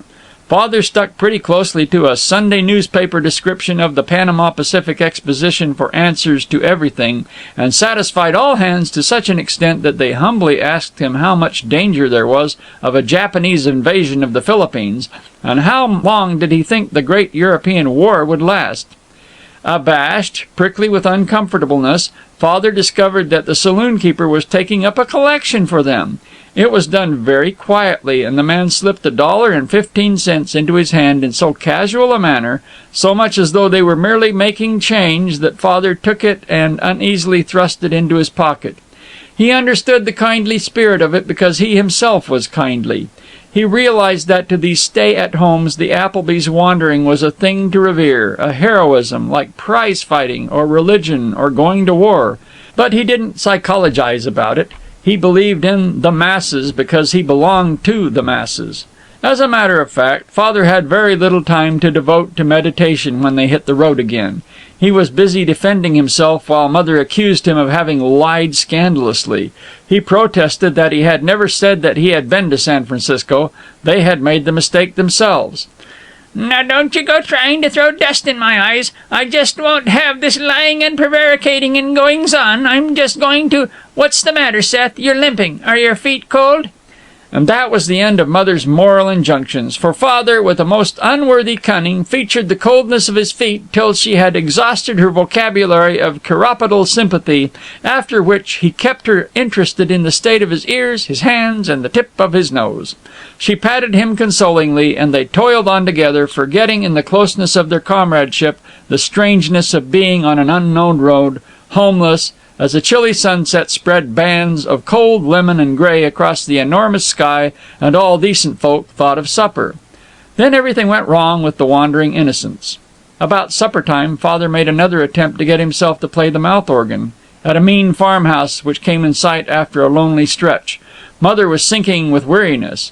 He hitched the mouth organ out of its case, but again he shrank, and he feebly said to a tumble-haired farmer in overalls, "Can I split some wood for you? Mrs. Smith and I are tramping." The farmer ungenerously took him at his word. For an hour he kept Father hacking at a pile of wood, while Mother crouched near, trying to keep warm with his coat over her feet. Father's back turned into one broad ache, and his arms stung, but he stuck to it till the farmer growled, "I guess that'll do. Now don't hang around here." He handed Father a bundle. Father thought of throwing it at him, but simultaneously he thought of keeping it and consuming its contents. He gasped with the insult. He became angrier and angrier as he realized that the insult applied to Mother also. But before he could think of a smart, crushing, New Yorkish reply, the farmer grumped away into the house. The Applebys dragged themselves back to the high road. Father was blaming himself for having brought her to this. "But I did try to get a job first," he insisted, and remembered how he had once begged the owner of the filthy shoe store on 3rd Avenue for a place as porter, shoeblack, anything. Their road led them by a clump of woods. "We'll have a fire here in camp," cried Father. He had never made a fire in the open, and he understood it to be a most difficult process. But he was a young lover, his sweetheart was cold, he defied men and nature. Disdaining any possible passer-by, he plunged into the woodland. With bare hands he scooped the light fall of snow from between two rocks, and in the darkness fumbled for twigs and leaves. Gruntingly he dragged larger boughs, piled the wood with infinite care, lighted it tremblingly. They sat on rocks by the fire and opened the farmer's bundle. There were cold, gristly roast beef, bread and cheese, and a large, angry-looking sausage. Meditated Father, then, "I'll heat up the roast beef," which he grandly did on little sticks, and they ate it contemplatively, while their soles and toes relaxed in the warmth, and the black tree trunks shone cosily in the glow. "No cockroaches and no smell of fried fish here like there is on Avenue B," said Father, "and we won't have to go home from our picnic. I wonder why folks let themselves get all old and housebound when they could be like us." "Yes," said Mother, drowsily. He hadn't nerved himself to play the mouth organ, not all day, but now, with the luxury of fire and solitude, he played it, and what's more, he tried to whistle a natty little ballad which touchingly presented a castaway as long, long longing for his Michigan, his wish again home. Yet Father wasn't altogether satisfied with his fire. The dry twigs he kept feeding to it flared up and were gone. The innocents huddled together, closer and closer to the coals. Father gave little pats to her shoulder while she shivered and began to look anxious. "Cold, old honey?" "Yes, but it don't matter," she declared. "Come on, I guess we'd better go look for a place to sleep. I'm afraid, don't know as I could keep this fire up all night after all." "Oh, I can't walk any. Oh, I guess it'll be all right when I get going again." She tried to smile at him, and with the slowness of pain she reached for her bundle. He snatched it from her. "I can carry all our stuff anyway," he said. Leaning on him, moving step by step, every step an agony of soreness and cold, lifting her feet each time by a separate effort of her numbed will, she plodded beside him, while he tried to aid her with a hand under her elbow. There's where we'll go," he whispered, as the shapes of farm buildings lifted against the sky.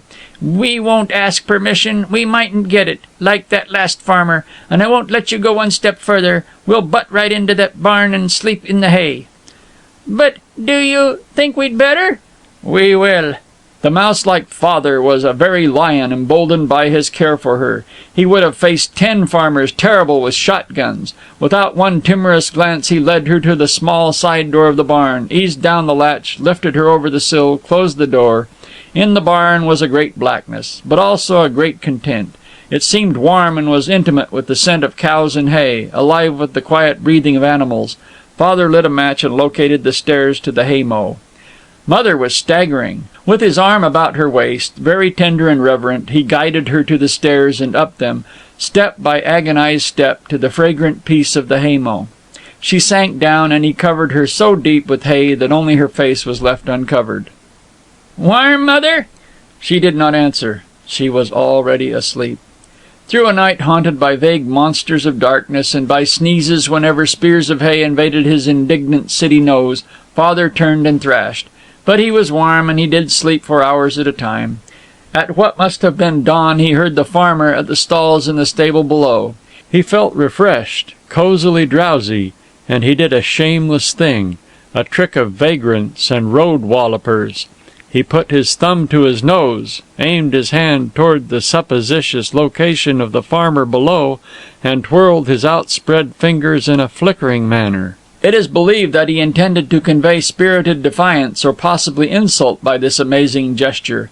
He grinned contentedly and went to sleep again. Fortunately, Mother was asleep and did not see him acting, as she often but vainly defined it, "like a young smart aleck." Father awakened from an agitating dream of setting the barn on fire, and beheld Mother sitting up amid the hay, an amazing, a quite incredible situation for Mrs. Seth Appleby. She mildly dabbled at her grey hair, which was still neat, and looked across in bewilderment. Like a jack-in-the-box, Father came up out of the hay to greet her. "How do you like your room in the Waldorf Astoria?" he said. "Sleep well, old honey?" Why, I must have," she marveled. "I don't hardly remember coming here, though." "Ready to tramp on?" She swore that she was, and indeed her cheeks were ruddy with outdoors. The corners of her eyes relaxed. But she was so stiff that they had hobbled a mile, and Father had shucked several tons of corn in return for breakfast, before she ceased feeling as though her legs were made of extraordinarily brittle glass.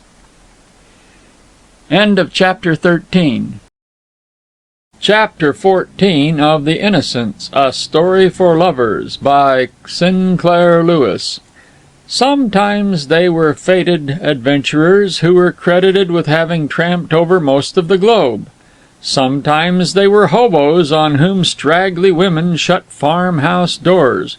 But never were they wandering minstrels.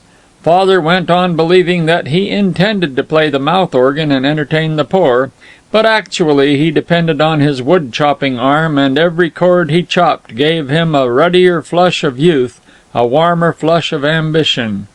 Most people do not know why they do things. Not even you and I invariably know, though of course we are superior to the unresponsive masses. Many people are even unconscious that they are doing things or being things, being gentle or cruel or creative or parasitic. Quite without knowing it, Father was searching for his place in the world. The New York shoe stores had decided that he was too old to be useful. But age is as fictitious as time or love. Father was awakening from the sleep of drudgery in the one dusty shop, and he was asking what other place there was for him. He was beginning to have another idea, a better idea, which he pondered as he came to shoe stores in small towns. They weren't very well window-dressed. The signs were feeble. Maybe some day he'd get back into the shoe business in some town, and he'd show them. Only, how could he talk business to a shoeman when he was shabby and winter-tanned and none too extravagant in the care of his reddening hands? But he was learning something more weighty, the art of handling people in the two aspects thereof, bluffing and backing up the bluff with force and originality. He came to the commonplace people along the road as something novel and admirable, a man who had taken his wife and his poverty and gone seeing the world. When he smiled in a superior way and said nothing, people immediately believed that he must have been places, done brave things. He didn't so much bluff them as let them bluff themselves. He had never been able to do that in his years as a foggy day shadow to the late J. Pilkings.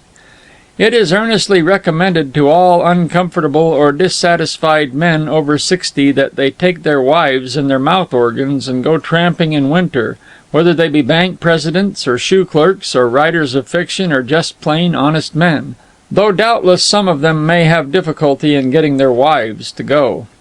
It was early March, a snowy, blustery March, and the Applebys were plodding through West Virginia.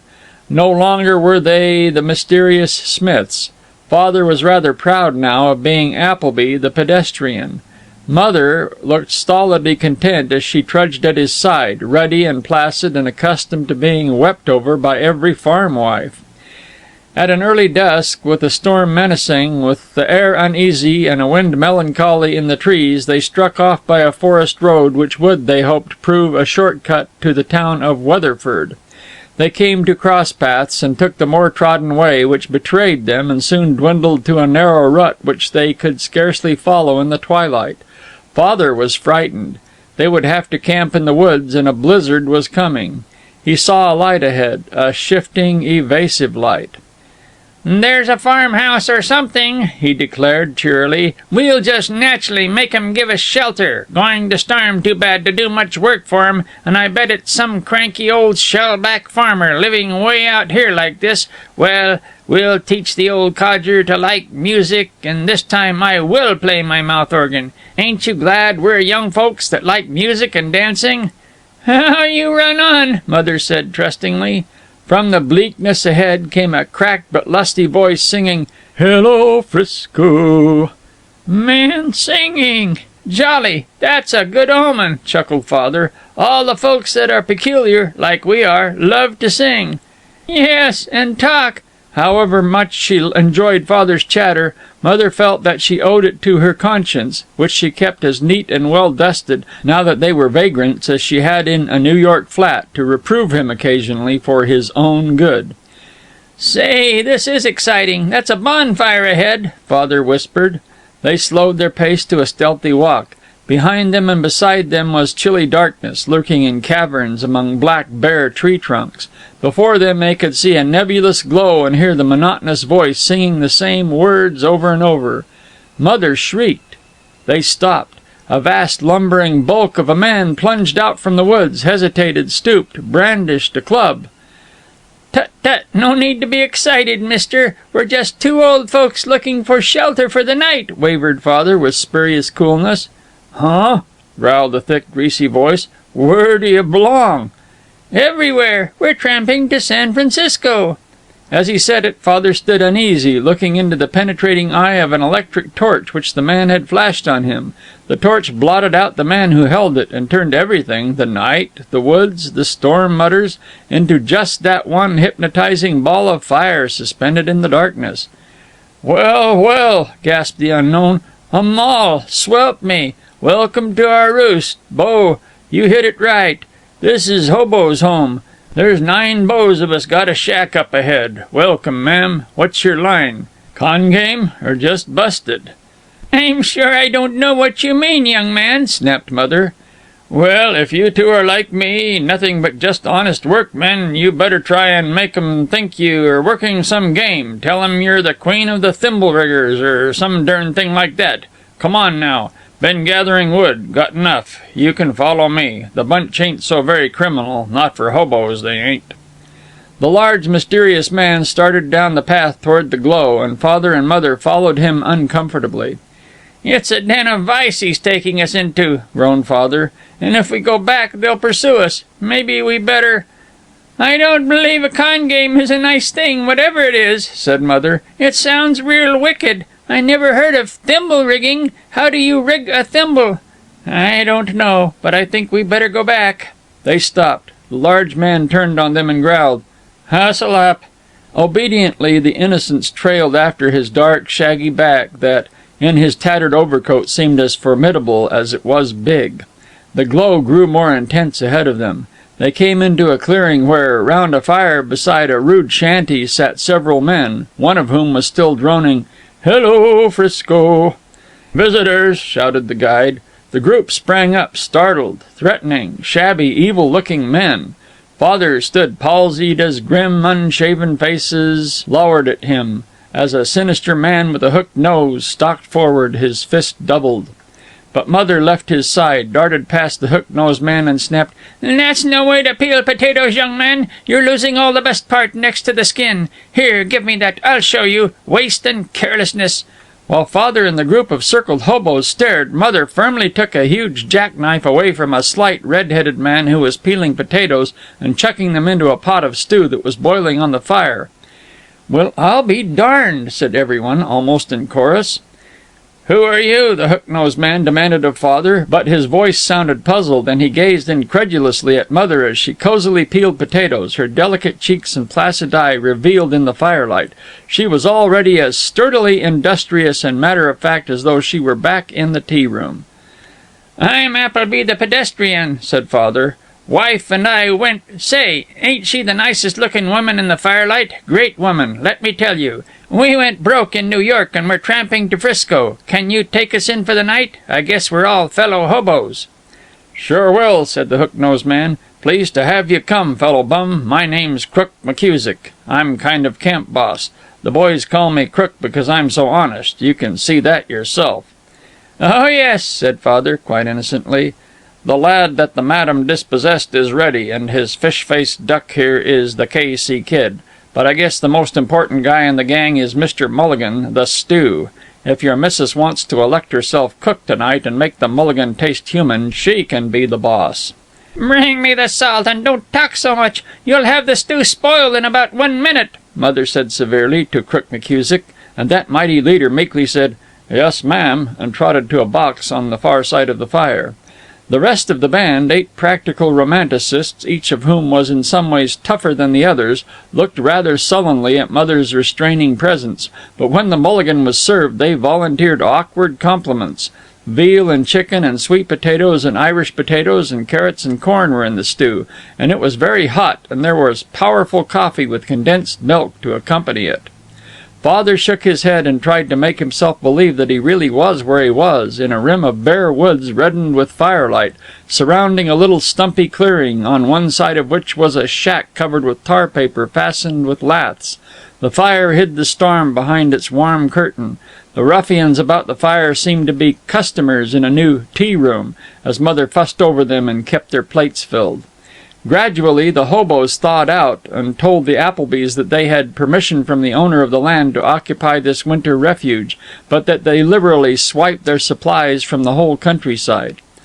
Mother exclaimed, "You poor boys! I don't suppose you knew any better. Father, I think we'll stay here for a few days, and I'll mend up the boys' clothes and teach them not to steal. You boys, why, here you are great big grown-up men, and you can just as well go out every day and work enough to get your supplies. No need to be leading an immoral life just because you're tramps. I don't see but what being tramps is real interesting and healthy if you just go about it in a nice moral way. Now you with the red hair, come here and wipe the dishes while I wash them. I swear to goodness I don't believe these horrid tin plates have been washed since you got them." As Mother's bland, determined oration ended, Crook McCusick, the hook-nosed leader, glanced at her with a resigned shrug and growled, "All right, ma'am. Anything for a change, as the fellow said to the ragged shirt. We'll start a YMCA. I suppose you'll be having us take baths next." The youngster introduced as the K.C. Kid piped up truculently, "Say, where do you get this moral stuff? This ain't a Sunday school picnic, it's a hobo's camp." Crook McCusick vaulted up with startling quickness, seized the K.C. Kid by the neck, wrenched his face around and demanded, "Can that stuff, kid. If you don't like the new stunt, you can beat it. This here lady has got more nerve than 10 transcontinental bums put together. Woman, lady like her, out battering for eats and pounding the roads. She's the new boss, see? But old Uncle Crook is here with his mitts, too, see?" The Kid winced as Crook's nails gouged his neck and whimpered, "All right, Crook, gee, you don't need to get so sore about it." Unconscious that there had been a crisis, Mother struck in. "Step lively now, boys, and we'll clean up the dishes while the water's hot." With the incredulous gentry of leisure obeying her commands, Mother scoured the dishes, picked up refuse, then penetrated the sleeping shack and was appalled by the filth on the floor and by the gunny-sacking mattresses thrown in the crude wooden bunks. "Now we'll tidy this up," she said, "and maybe I can fix up a corner for Mr. Appleby and me, sort of partition it off like." The usual evening meditations and geographical discussions of the monastery of hobos had been interrupted by collecting garbage and by a quite useless cleaning of dishes that would only get dirty again. They were recuperating, returning to their spiritual plane of perfect peace in picturesque attitudes by the fire. They scowled now. Again the K.C. Kid raised his voice. "Ah, let the bunkhouse alone. What do you think this is, a female cemetery?" Crook McCusick glared, but Reddy joined the rebellion with, "I'm through. I ain't no chink laundry man." The bunch turned their heads away from Mother and pretended to ignore her, and to ignore Crook's swaying shoulders and clenching fists. In low but almost impolite sounding voices they began to curse the surprised and unhappy Mother. Father ranged up beside her protectingly. He was sure that there was going to be a fight, and he determined to do for someone anyway. He was trapped, desperate. Crook McCusick stood with them too, but his glance wavered from them to the group at the fire and back again, and he was clearing his throat to speak when, "Hands up!" came a voice from the shadows beyond the fire. End of chapter 14. Chapter 15 of The Innocence, A Story for Lovers by Sinclair Lewis. While he was raising his arms so high that his cuffs were pulled halfway down to his elbows, Father was conscious that the hobos by the fire, even the formidable Crook McCusick, were doing the same. Facing them in the woods border was a farmer in a coonskin overcoat aiming a double-barrel shotgun, beside him 2 other farmers with rifles under their arms. It seemed to Father that he was in a wild western melodrama, and he helplessly muttered, "Gosh, can you beat it?" The man with the leveled shotgun drawled, "I'm the deputy sheriff for this locality, and I'll give you dirty bums just 5 minutes to pick up your duffel and get out and keep a-going. I guess we don't need you around here. You've been robbing every hen roost for 10 miles. Now step lively and no funny business." "Stung," muttered Crook McKusick, hopelessly. "Got us." Suddenly a downy figure, who might herself have come from a large, peaceful human hen roost, fluttered straight at the muzzle of the sheriff's shotgun. It was Mother. "Hands up, I told you," stormed the sheriff, amazedly. "Look out, Mother!" wailed Father, rushing after her, his own hands going down to his sides in his agitation. "Look out, Auntie," echoed Crook McKusick. "That's a bad actor, that guy." But Mother continued straight at the gun, snapping, "Don't point that dratted thing at me! You bother me!" The sheriff wavered. The gun dropped. "Who are you?" he demanded. "Never mind who I am, young man. I'm responsible for these boys, though. And they promised me that they wouldn't do no more stealing. They're going to work for what they get. And they got a right here on this land. They got permission. That's more than you got, I venture, with your nasty guns and all. Coming round here? Have you got a warrant?" "No, I ain't, but you—" "Then you just step yourself away, young man. Coming here fairly shaking a body's nerves. I vow you almost scare me, carrying on. Put down that dratted gun, I told you. You'll either go, Mr. Deputy Monkey, or I'll see your boss, and we'll see what we'll see." With which Mother, who was rapidly becoming almost impolite in her indignation over this uninvited visit from a person whom she couldn't find it in her heart to like, seized the muzzle of the gun, pushed it down, and stood glowering at the sheriff, her arms akimbo. "Well, ma'am, I don't know who you are, but if you got any idea that this bunch of cutthroats is likely to turn into any WCTU pink tea party—" "No, none of your nonsense and impudence and sneering, young man. And be off with you, or I'll see somebody that'll have something to say to you. Illegal goings-on, that's what they are. No warrant or nothing." One of the sheriff's companions muttered, "Come on, Bill, I think she's the wife of that nosy new preacher over to Cordova." "All right," said the sheriff. Before he turned away, he threatened, "Now, if I hear anything more from you boys, I'll get that warrant all righty, and you'll land in the calaboose, where you belong." But the hobos about the fire cheered derisively, and as the sheriff disappeared in the woods, they surrounded Mother in a circle of grins and shining eyes, and the K.C. Kid was the first to declare, "Good for you, Auntie. You're elected camp boss, and you can make me permanent cookie if you want to." "Well, then," said Mother calmly, "let's get that nasty shack cleaned up right away. I do declare I'm beginning to get sleepy." Nothing in this life was more to Father's credit than the fact that he did not envy Mother the credit of having become monarch of the camp and protector of the poor. "I'm with you, Mother," he said. "What you want me to do? Let's hustle. Blizzard coming, with a warrant." Round a campfire in the woods a group of men were playing cards, wire-bearded men in rough coats and greasy flannel shirts. But the most violent thing they said was, "Doggone it," and sometimes they stopped to listen to the strains of Dandy Dick and the Candlestick, which a white-haired, cheerful old gentleman rendered on the mouth organ. Father was perched on a powder can. His feet were turned inward with comfort and soul satisfaction, and now and then he jerked his head sideways with an air of virile satisfaction. The collar of his blue flannel shirt poked up beside his chin as cockily as the ear of a setter pup. Father didn't know it, but he was making believe be king of the bandits. Across the fire, in an aged and uncertain rocking chair, placid as though she were sitting beside a gas log instead of a campfire overgloomed with winter woods, was Mother, darning a sock and lecturing the homicidal-looking Crook McKusick on cursing and swearing and carryings on.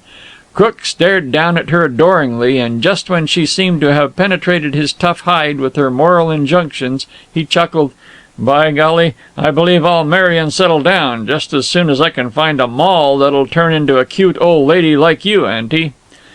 "Now, Mr. McKusick," she said severely, "you want to reform for the sake of reforming, not just to please some girl. Not but what a nice sweet woman would be good." "Nothing will ever be good for me, Auntie. I'm gone. This sweet civilization of ours has got me. The first reform school I went to reformed me all right, formed me into a crook. I used to show signs of growing up to be fair to middling intelligent once, but now, nothing to it. You people, Though you're twice as old as I am, you're twice as young. You got a chance. Look here, Uncle Appleby, why don't you go out for being one of those famous old pedestrians that get their mugs in the papers? Will you do what I tell you to if I train you? I've trained quite some pugs before I quit." Mother acerbically declined to learn the art of physical culture. Me, at my time of life, learning to do monkey shines and bending and flapping my arms like a chicken with its head cut off? But Father enthusiastically and immediately started in to become the rival of the gentlemen in jerseys who wear rubber heels in the advertisements and spend their old ages in vigorously walking from the Atlantic coast to the Pacific merely in order to walk back again. While his fellow hobos about the fire jeered, Father bent over 40 times and raised himself on his toes 60 and solemnly took breathing exercises. Next day he slowly trotted 90 times about the clearing, his chin up and his chest out, while Crook McKusick, excited at being a trainer again, snapped orders at him and talked about form. A ludicrous figure, a little old man, his white locks flapping under a mushy cap as he galloped earnestly through the light snow. But his cheeks were one red glow, his eyes were bright, and in his laugh when he finished was infinite hope. If it had been Mother who had first taken charge of the camp and converted it to respectability and digestible food, it was Father who really ran it, for he was the only person who could understand her and Crook McKusick and the sloppy kid all at once. Crook McKusick had long cultivated a careful habit of getting drunk once a week. But 2 weeks after the coming of the Applebys he began to omit his sprees, because Mother needed him to help her engineer variations of the perpetual mulligan, and Father needed him for his regular training. To the training Crook added a course in psychology. As a hobo he was learned in that science.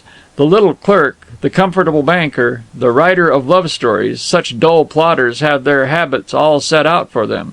But the hobo, who has to ride the rods amid flying gravel today, and has to coax food out of a nice old lady tomorrow, must have an expert working knowledge of psychology if he is to climb in his arduous profession. Father and Mother had started out from New York on a desperate flight, with no aspirations beyond the hope that they might be able to make a living. It was the hobo, Crook McKusick, who taught Father that there was no reason why, with his outdoor life and his broadened experience, he should not be a leader among men wherever he went. Be an Edward Pilkings and a Miss Mitchin, yea, even a Mrs. Lulu Hartwig, instead of a meek, obedient little Seth Appleby. It was Crook who, out of his own experience in doing the unusual, taught Father that it was just as easy to be unusual, to live a life excitedly free, as to be a shop-bound clerk. Adventure, like fear of adventure, consisted in going one step at a time, keeping at it, forming the habit. So, an outcast among outcasts, grubbily bunked in a camp of hobos, talking to a filthy lean man with an evil hooked nose, Seth Appleby began to think for himself, to the end that he should be one of the class that rules and is unafraid. The amiable boarders at Hobo's home didn't at all mind Mother's darning their socks. They didn't much mind having her order them to wash their faces at a hole through the ice in the nearby creek before coming to dinner. But it took her many days to get them used to going off to work for money and supplies. Yet every day half the camp grumblingly disappeared to shuck corn, mend fences, repair machinery, and they came back with flour, potatoes, meat, coffee, torn magazines, and shirts. Father regularly went out to work with them and was the first to bring water to cut wood. They all took pride in the camp.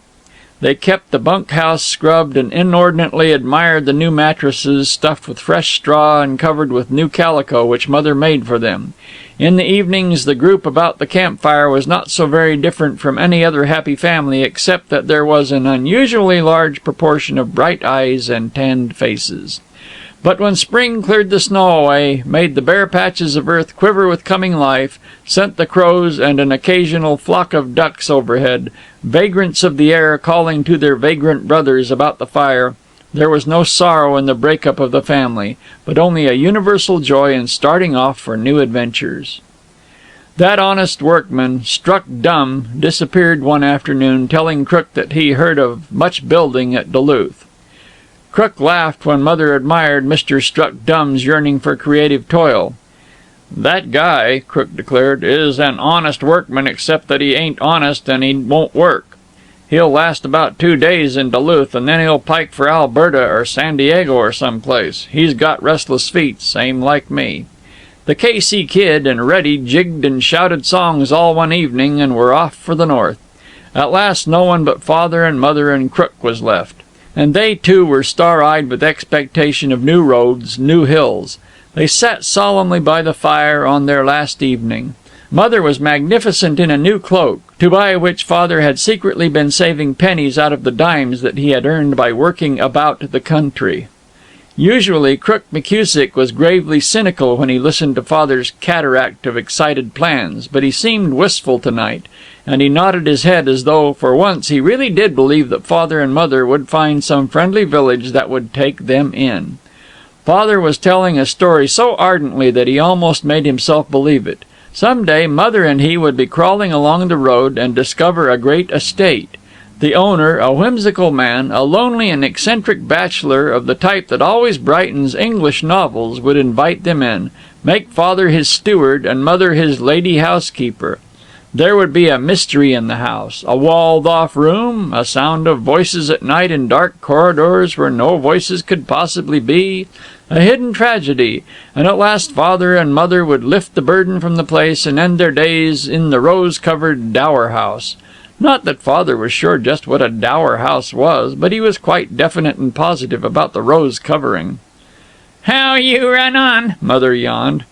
"Oh, let him!" Crook cried with sudden fierceness. "My God, you two almost make me believe that there is such a thing as faith left in this dirty old world, that's always seemed to me just the back of an eternal saloon. Maybe I'll find my ambition again. Well, good night." When, with their pack and their out-looking smiles, the Applebys prepared to start next day and turned to say goodbye to Crook, he started, cried, "I will," and added, "I'm coming with you for a while." For 2 days Crook McCusick tramped with them, suiting his lean activity, his sardonic impatience, to their leisurely slowness. He called to the blackbirds, he found pasque flowers for them, and in the sun-baked hollows between the hillocks coaxed them to lie and dream. But one morning they found a note. "Dear Auntie and Uncle, heard a freight train whistle and I'm off, but some day I'll find you again. I'll cut out the booze anyway, and maybe I'll be a human being again. God bless you, babes in the woods. C. Mook." "The poor boy! God will bless him too and keep him, because he's opened his heart again," whispered Mother. "Are we babes in the woods, Seth? I'd rather be that than a queen, long as I can be with you." East and west, north and south, the hobos journeyed, and everywhere they carried with them the fables of Mr. and Mrs. Seth Appleby, the famous wanderers who at 70, 80, 90 were exploring the world. Benighted tramps in city lockups, talking to bored police reporters, told the story, and it began to appear in little filler paragraphs here and there in newspapers. Finally, a feature writer in a Boston paper, a man with imagination and a sense of the dramatic, made a one-column Sunday story out of the adventures of Mr. and Mrs. Appleby. He represented them as wealthy New Yorkers who were at once explorers and exponents of the simple life. He said nothing about a shoe store, a tea room, a hobo camp. The idea of these old people making themselves a new life caught many imaginations. The Sunday story was reprinted and reprinted till the source of it was entirely forgotten. The names of the Applebys became stock references in many newspaper offices. Father even had a new joke appended to his name, as though he were an actor or an author or Chauncey Depew. The Applebys were largely unconscious of their floating fame, but as they tramped westward through West Virginia, as the flood tide of spring and the vigor of summer bore them across Ohio and into Indiana, they found that in nearly every town people knew their names and were glad to welcome them as guests instead of making them work for food. When Father did insist on cutting wood or spading a garden, it was viewed as a charming eccentricity in him, a consistent following of the simple life, and they were delighted when he was so whimsical as to accept pay for his work. But he never played the mouth organ, except for Mother. End of chapter 15. Chapter 16 of The Innocence, A Story for Lovers by Sinclair Lewis. They were in Indiana now. They had saved up $6.20, despite the fact that Father had overborne her caution and made her dine at a lunchroom now and then, or sleep at a hotel, while he cheerfully scavenged in the neighborhood. The shoes he had bought in West Virginia were impossible. They had been mended and resoled, but the new soles had large concentric holes. Mother discovered the fact and decisively took the problem out of his hands. He was going to take that $6.20, he was, and get new shoes. It was incredible luxury. He left Mother at a farmhouse. He stood meditatively before the window of a shoe store in Lipsittsville, Indiana. Lawyer Van Duzen, who read the papers, guessed who he was and imparted the guess to the loafers in front of the Regal Drug Store, who watched him respectfully. Inside the shoe store, the proprietor was excited. "Why," he exclaimed to his assistant, "that must be Appleby, the pedestrian fellow you read so much about. The Indianapolis paper said just this morning that he was someplace in this part of the country. You know, the fellow who's tramped all over Europe and Asia with his wife and is bound for San Francisco now?" His one lone clerk, a youth with adenoids, gaped and grunted. It was incredible to him that anyone should walk without having to. Father was aware of the general interest, and as he was becoming used to his role as public character, he marched into the store like the Lord Mayor of London when he goes shopping in his gold coach with 3 men and a boy in powdered wigs carrying his train. The proprietor bowed and ventured, "Glad to see you with us, Mr. Appleby. It is Mr. Appleby, isn't it?" "Uh-huh," growled Father. "Well, well, tramping like yours is pretty hard on the foot gear, and that's a fact. Well, well, believe me, you've come to just the right store for sport shoes. We got a large line of smart new horsehide shoes. Dear me, tut, tut, tut, what a pity the way the tramping has worn out yours. Fine shoe, too, I can see that. Well, well, well, well, how it surely does wear out the shoes, this long tramping. Peter, bring a pair of those horsehide shoes for Mr. Appleby. Nice, small, aristocratic foot, Mr. Appleby. If you worked in a shoe store, you'd know how uncommon." "Heh, don't want horsehide. Try a pair of those pigskin shoes over there that you got a sale on." "Well, well, you do know what you want," fawned the shoeman. "Those pigskins are a very fine grade of shoe and very inexpensive, very good for tramping." "Yep, they'll do." "Going to be with us long?" inquired the shoeman, after trying on the shoes and cursing out Peter, the adenoidic clerk, in an abstracted, hopeless manner. "Nope." Father was wonderfully bored and superior. Surely not this Seth Appleby, but a twin of his, a weak-kneed inferior twin, had loafed in Tompkins Square and wavered through the New York slums longing for something to do. He didn't really mean to be curt, but his chief business in life was to get his shoes and hurry back to Mother, who was waiting for him a mile from town, at a farm where the lordly Father had strung fence wire and told high-colored stories for his breakfast. The fascinated shoeman hated to let him go. The shoeman knew few celebrities, and a 5-mile motor ride was his wildest adventure. But by the light of a secret lamp in the bathroom, when his wife supposed him to have gone to bed, he breathlessly read the back of the Beyond magazine, and slew pirates with a rubber sponge, and made a Turkish towel into a turban covered with quite valuable rubies, and coldly defied all the sharks in the bathtub. He was an adventurer, and he felt that Father Appleby would understand his little appreciated gallantry. He continued, "The madam with you?" "Yep." "Say, if I may be so bold as to suggest it, we'd be honored if you and the madam could take dinner at our house and tell us about your trip. The wife and me was talking about it just this morning. The wife said, guessed we'd have to pike out and do the same thing. And Doc Shergan, fine bright man the doc, very able and cultured and educated, he's crazy to meet you. We were talking about you just this morning, read about your heading this way in the Indianapolis paper. Say," he leaned forward and whispered after a look at his clerk, which ought to have exterminated that unadventurous youth, "say, is it true what they say, that you're doing this on a $10,000 bet?" "Well," Father thought a little, "that's what they're all saying, but confidentially, and don't let this go any farther, it isn't as much as that. This is between you and I now." "Oh, yes," breathed the flattered shoeman. "There's your shoes, Mr. Appleby. $4, please. Thank you. And let me tell you confidentially, you got the best bargain in the store. I can see with half an eye you've learned a lot about shoes. I suppose it's only natural, tramping and wearing them out so fast and visiting the big burgs and all." "Huh? Ought to know shoes. Used to be in the business. Pilkings and Sons, little old New York. Me and old Pilky practically started the business together, as you might say." "Well, well, well, well!" The shoeman stared in reverent amazement. Then, as he could think of nothing further to say, he justly observed, "Well!" "Yump. That reminds me. Make that boy of yours rearrange that counter case there. Those pink satin evening slippers simply lose all their display value when you stick those red kid bed slippers right up for them that way." "Yes, yes, that's so. I'm much obliged to you for the tip, Mr. Appleby. That's what it is to be trained in a big burg. But I'll have to rearrange it myself. That boy Peter is no good. I'm letting him go come Saturday." "That's so?" said Father. Then, authoritatively, "Peter, my boy, you ought to try to make good here. Nothing I'd like better, if I had the time, than to grow up in a shoe store in a nice pretty village like this." "Yes, that's what I've told him many's the time. Do you hear what Mr. Appleby says, Peter?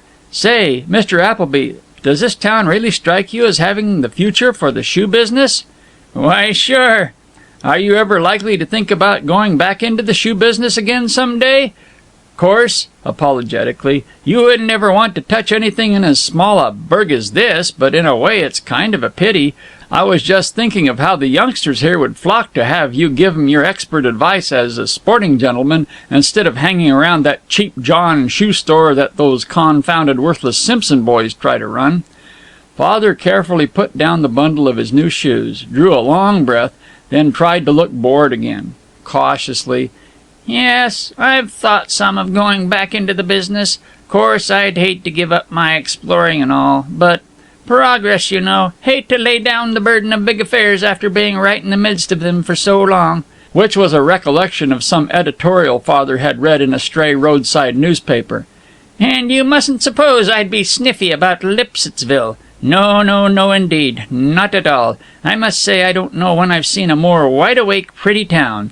And you can imagine how many towns I must have seen. Maples and cement walks and nice houses and, wide-awake town. Well, who knows? Perhaps some day I might come back here and talk business with you. Ha ha! Though I wouldn't put in 1 cent of capital. No, sir, not 1 red cent. All my money is invested with my son-in-law, you know, Harris Hartwig, the famous chemical works. Happen to know him?"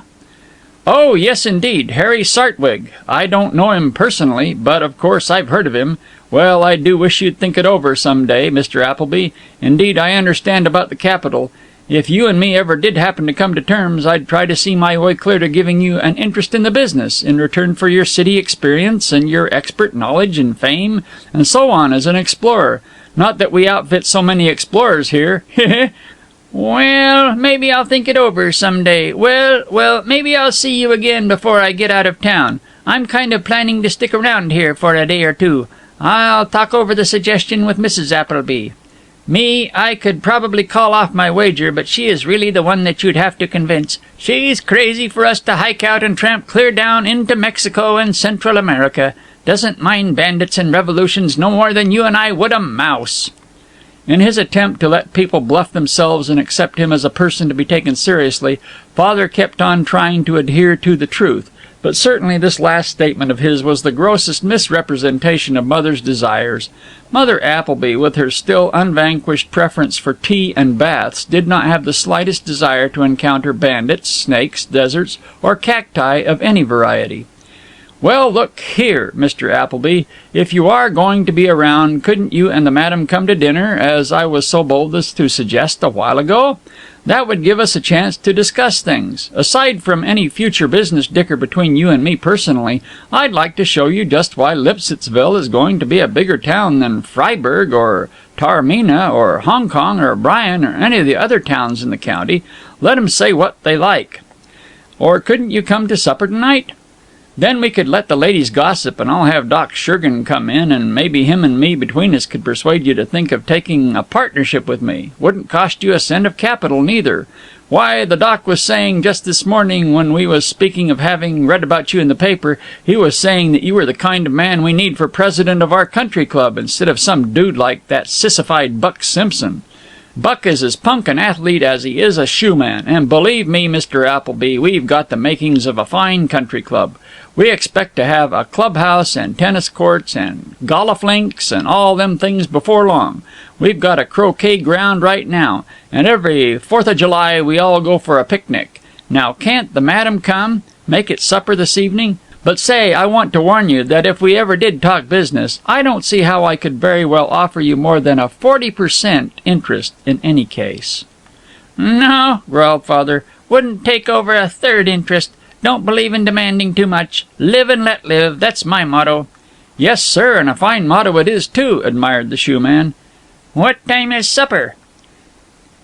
"And before I get through with it, I'll own a chain of shoe stores from here to Indianapolis," said Father. "I'll be good for 20 years more business, and I'll wake this town up."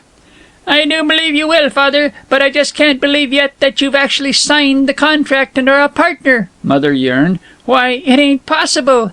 "Yes, it is possible, though, judging by this $100 advance," Father chuckled.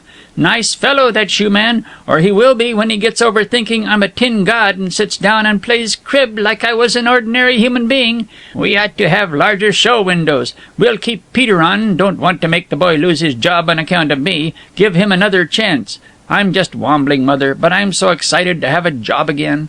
With tiny pats of her arm, he stalked the street, conscious of the admiring gaze of the villagers, among whom ran the news that the famous explorer was going to remain with them. When the landlord himself had preceded them upstairs to the 2 rooms which the shoeman had engaged for the Applebys at the Star Hotel, Father chuckled. "Does it look more possible now with these rooms, eh? Let's see, we must get a nice little picture of a kitten in a basket to hang over that radiator. Drat the landlord, I thought he'd stick here all evening. And I want to kiss you, my old honey, my comrade." End of Chapter 16. Chapter 17 of The Innocence, A Story for Lovers by Sinclair Lewis. The Lipsittsville Pioneer Shoe Store found Mr. Seth Appleby the best investment it had ever made. The proprietor was timorous about having given away 33% of his profits, but Mr. Appleby did attract customers, from the banker's college-bred daughter to farmers from the other side of the lake, and he really did sell more shoes. He became a person of lasting importance. In a village, every clerk, every tradesman has something of the same distinctive importance as the doctors, the lawyers, the ministers. It really makes a difference to you when Jim Smith changes from Brown's Grocery to Robinson's, because Jim knows what kind of sugar corn you like, and your second cousin married Jim's best friend. Bill Blank, the tailor, is not just a mysterious agent who produces your clothes, but a real personality whose wife's bonnet is worth your study, even though you are the wife of the mayor. So to every person in Lipsittsville, Mr. Seth Appleby was not just a lowly person on a stool who helped one in the choice of shoes. He was a person. He was their brother, to be loved or hated. If he had gone out of the shoe business, there would have been something else for him to do. He would have sold farm machinery, or driven on a rural mail route, or collected rents, and have kept the same acquaintances. It was very pleasant to Father to pass down the village street in the sun, to call the town policeman Ben, and the town banker Major, and the town newspaperman Lim, and to be hailed as Seth in return. It was diverting to join the group of GAR men in the back of the Filson Land and Farms Company office, and have even the heroes of Gettysburg pet him as a promising young adventurer and ask for his tales of tramping. Father was rather conscience-stricken when he saw how the town accepted his pretense of being an explorer, but when he tried to tell the truth everybody thought he was merely being modest, and he finally settled down contentedly to being a hero, to the great satisfaction of all the town, which pointed out to unfortunate citizens of Freiburg and Hong Kong and Bryan and other rural villages that none of them had a real up-to-date hero with all modern geographical improvements. In time, as his partner, the shoeman, had predicted, Father was elected president of the Clubless Country Club, and organized a cross-country hike in which he outdistanced all the others, including the young and boastful Buck Simpson. He was slowly recognized as being in society. To tell the truth, most of Lipsittsville was in society, but a few citizens weren't. Barney Botchless, the saloon keeper, Tony, who sawed wood and mowed lawns, the workmen on the brickyard and on the railway. Father was serenely established upon a social plane infinitely loftier than theirs. He wore a giddy, spotted, bat-wing tie, and his grand, good, gray trousers were rigidly creased. He read editorials in the Indianapolis paper and discussed them with Doc Shergan at the drugstore. The only trouble was that Mother had nothing to do. She was discontented in their 2 rooms at the Star Hotel. No longer could she, as in her long years of flat life in New York, be content to sit dreaming and reading the paper. She was as brisk and strong and effective as Father. Open woods and the windy road had given her a restless joy in energy. She made a gown of gray silk and joined the Chautauqua Circle, but that was not enough. On an evening of late August, when a breeze was in the maples, when the sunset was turquoise and citron green and the streets were serenely happy, Father took her out for a walk. They passed the banker's mansion, with its big curving screened porch and its tower, and brought up at a row of modern bungalows which had just been completed. I wanted you to see these, said Father, because sometime, this is a secret I've been keeping, sometime I guess we'll be able to rent one of these. Don't see why we can't early next year, the way things are going. Oh, Father, she said, almost tearfully. Would you like it? Like it, with a real house and something to keep my hands busy, and maybe a kitty, and I would make you tea. I'm so tired of hotel food, and we would sit out here on the porch. Yes, you'd have old Mr. Seth Appleby for tea-room customer. He's better'n anybody they got on Cape Cod. Yes, and you are better too, Father. You old honeymooner. Say, I got an idea. I wonder if we couldn't sneak in a look inside one of these bungalows. Let's try this door. He shook the doorknob of a bungalow so new that laths and mortar were still scattered about the yard. The door was locked. He tried the windows as well, but he could not get in. 3 other bungalows they tried, and the 4th, the last of the row, was already occupied. But they did steal up on the porch of one bungalow, and they exclaimed like children when they beheld the big living room, the huge fireplace, the built-in shelves, and beyond the living room what seemed to be the dining room, with an enormous chandelier which may not, perhaps, have been of the delicate reticence of a silver candlestick, but whose jags and blobs of ruby and emerald and purple glass filled their hearts with awe. We will get one of these houses, Father vowed. I thought you'd like them. I swear I'll cut out my smoking if necessary. Say, got another idea. I wonder if we couldn't make up some excuse and butt into the bungalow that's been rented and see how it looks furnished. I understand there's some newcomers there. We'll sort of make them a neighborly call. Oh, do you think we ought to? Mother, she who had faced a sheriff's shotgun, was timorous about facing an irate matron, and she tagged hesitatingly after Father as he marched along the row of bungalows, up the steps of the one that was rented, and rang the bell. The door was opened by a maid, in a Lipsittsville version of a uniform. Lady or gent of the house in? asked Father, airily sticking his new derby on one side of his head and thrusting a thumb in an armhole, very impudent and fresh and useful. No, sir, said the maid, stupidly. Mother sighed. To tell the truth, she had wanted to see the promised land of this bungalow. Well, say, girl, Mrs. Appleby and I are thinking of renting one of these here bungalonies, like the fellow says, and I wonder if we could take a look at this house to see how it looks furnished. The maid stared dumbly at him, looked suspiciously at Mother. Apparently she decided that, though the flamboyant Father was likely to steal everything in the house, Mother was a person to be trusted, and she mumbled, "Yes, I guess so." Father led the way in, and Mother stumbled over every possible obstacle, so absorbed was she by the intimate pleasantness which furniture gave to this big living room, as large as the whole of their flat in New York. Actually, the furniture wasn't impressive. Just a few good willow chairs, a big couch, a solid table. There were only 2 or 3 pictures, 1 rug, and in the built-in shelves no books at all, but it had space and cheerfulness. It was a home. Here's the dining room with butler's pantry, and that door on the right looks like it might be a bedroom, Father announced after a hasty exploration, while the maid stared doubtfully. He went on, half whispering, "Let's peep into the bedroom." No, we mustn't do that," Mother insisted, but regretfully, for she was already wondering where, if she were running things, she would put a sewing machine. She had always agreed with Matilda Tubbs that sewing machines belonged in bedrooms.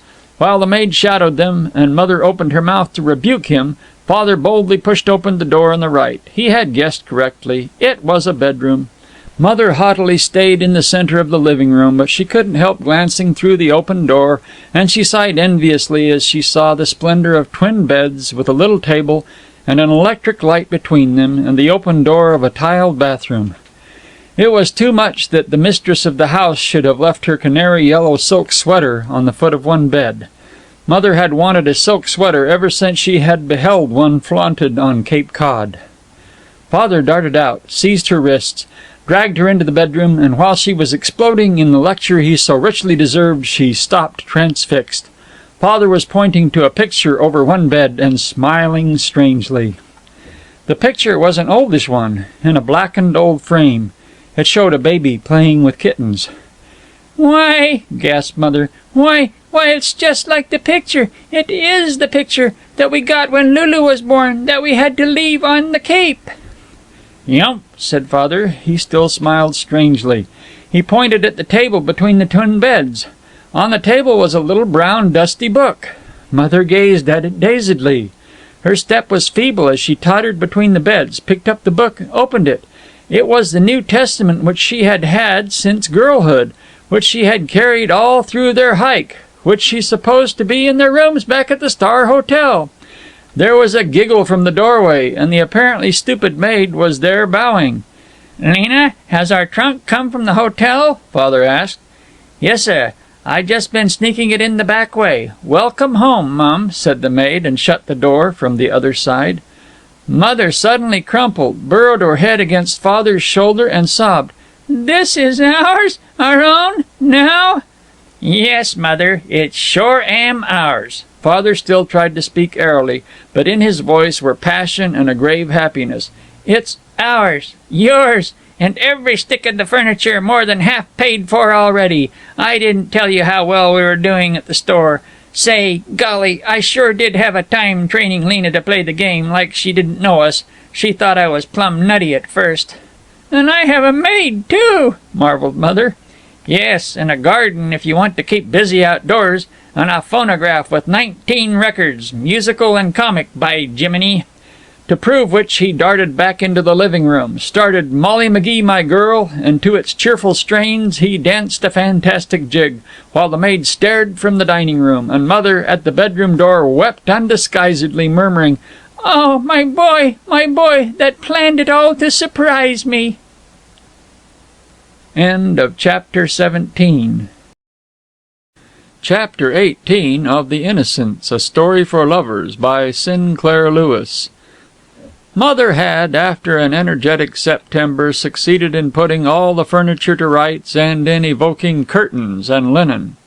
Anybody, even the impractical Father, can fill a house with furniture, but it takes 2 women in at least 4 weeks to make the furniture look as though it had grown there. She had roamed the fields and brought home goldenrod and Michaelmas daisies and maple leaves. She no longer panted or felt dizzy when she ran up the stairs. She was a far younger woman than the discreet brown hermit of the dusty New York flat, just as the new Father, who had responsibility and affairs, was younger than the Pilkings clerk of old. Always she watched for Father's homecoming. He usually came prancing home so happily that one evening when Mother saw him slowly plod down the street, his head low, his hands sagging his pockets, she ran out to the porch and greeted him with the despairing, "What is it, Seth?" "Oh, nothing much." Before he would go on, Father put his arm about her ample waist and led her to the new porch swing overlooking the raw, spaded patch of earth that would be a rose garden some day, that already, to their imaginations, was brilliant with blossoms and alive with birds. She observed him mutely, anxiously. He handed a letter to her. It was in their daughter's handwriting. "Dear Papa and Mama, I don't know if this letter will reach you, but have been reading pieces in Saserkopee and NY papers about your goings-on, and here you are at a town called Lipsittsville. Oh, how could you run away from the beautiful home Harris and I gave you? I am sure if there was anything we didn't do for your comfort and happiness, you had only to ask, and here you go and make us a laughing-stock in Saserkopee. We had told everyone you would be at our party, and suddenly you up and disappear, and it has taken us months to get in touch with you. Such a wicked, untruthful lie about friends sick in Boston and all. Harris heard from a traveling salesman, and he agreed with Harris how thoughtless and willful you are, and he told Harris that you are at this place Lipsittsville, so I will address you there and try and see if letter reaches you, and tell you that though you must be ashamed of your conduct by now, we are willing to forgive and forget. I was never one to hold a grudge. I am sure if you had just stopped and thought, you would have realized to what worry and inconvenience you have put us, and if this does reach you, by now I guess you will have had enough of being bums or pedestrians or whatever fancy name you call yourself, and be glad to come back to a good home and see if you can't show a little sense as you ought to at your time of life. And just think of what the effect must be on Harry when his very own grandparents acts this way.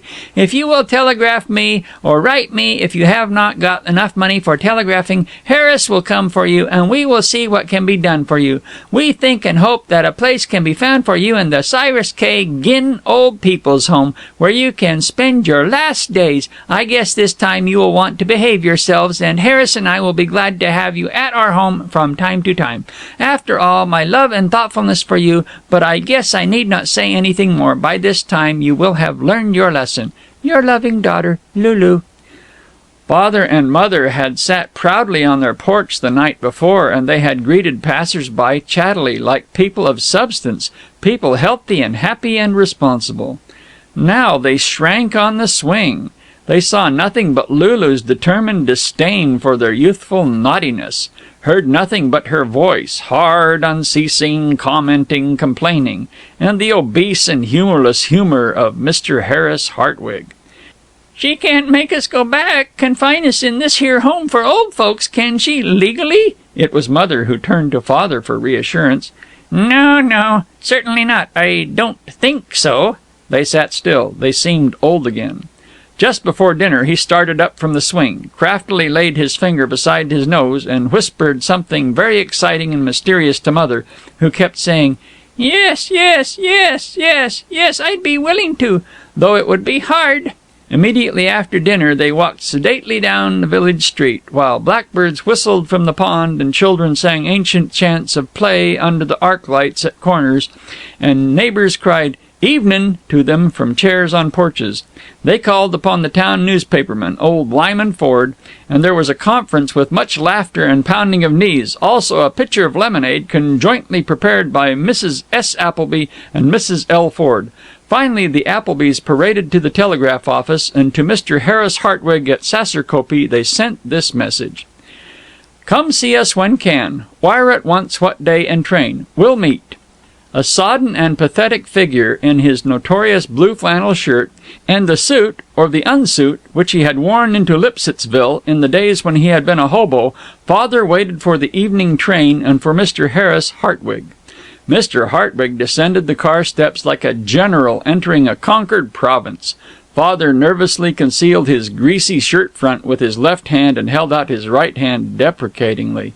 Mr. Hartwig took it into his strong, virile, but slightly damp clasp and held it, a thing which Father devoutly hated, while he gazed magnanimously into Father's shy eyes and, in a confidential growl which could scarce have been heard farther away than Indianapolis, condescended, "Well, here we are. I'm glad there's an end to all this wickedness and foolishness at last. Where's Mother Appleby?" She wasn't feeling just like coming, Father mumbled. I'll take you to her. How the devil are you earning a living? Why, the gent that owns the biggest shoe store here was so kind as to give me sort of work round the store, like. Yeah, as porter, I'll venture. You might just as well be sensible for once in your life, Father, and learn that you're past the age where you can insist and demand and get any kind of work or any kind of a place to live in that's just suits your own sweet fancy.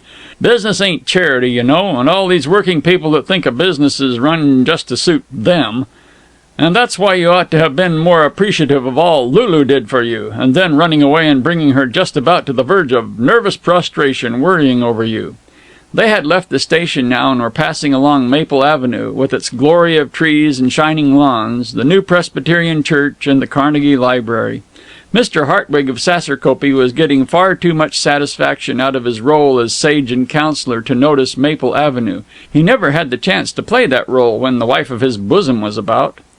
"Another thing," Mr. Hartwig was booming as they approached the row of bungalows where the Applebys lived, "you ought to have understood the hardship you were bringing on Mother by taking her away from our care, and you always pretending to be so fond of her and all. I don't want to rub it in or nothing, but I always did say that I was suspicious of these fellows that are always petting and stewing over their wives in public. You can be dead sure in private they ain't got any more real consideration and thoughtfulness for 'em than anything. And you can see for yourself now. Here you are. Why, just one look at you is enough to show you're a failure. Why, my garbage man wears a better looking suit than that." Though Father felt an acute desire to climb upon a convenient carriage block and punch the noble Roman head of Mr. Harris Hartwig, he kept silent and looked as meek as he could and encouraged his dear son-in-law to go on. "We'll try to find some decent, respectable work for you," said Mr. Hartwig. "You'll be at liberty to be away from the old people's home for several hours a day, perfect freedom, and perhaps now and then you can help at a sale at a shoe store. Saserkopee is, as you probably know, the best town of its size in New York, and if you did feel you had to keep in touch with business, I can't for the life of me see why you came clear out here to the west, little dinky town with no prospects or nothing. Why, even you, at your age, can turn a few dollars in Saserkopee.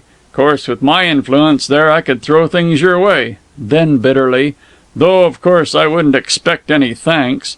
They turned a corner, came to a row of new bungalows. The whole block was filled with motor cars, small black village ones, but very comfortable and dependable. In a bungalow at the end of the block, a phonograph was being loud and cheery. "Somebody giving a party," Mr. Hartwig oracularly informed Father.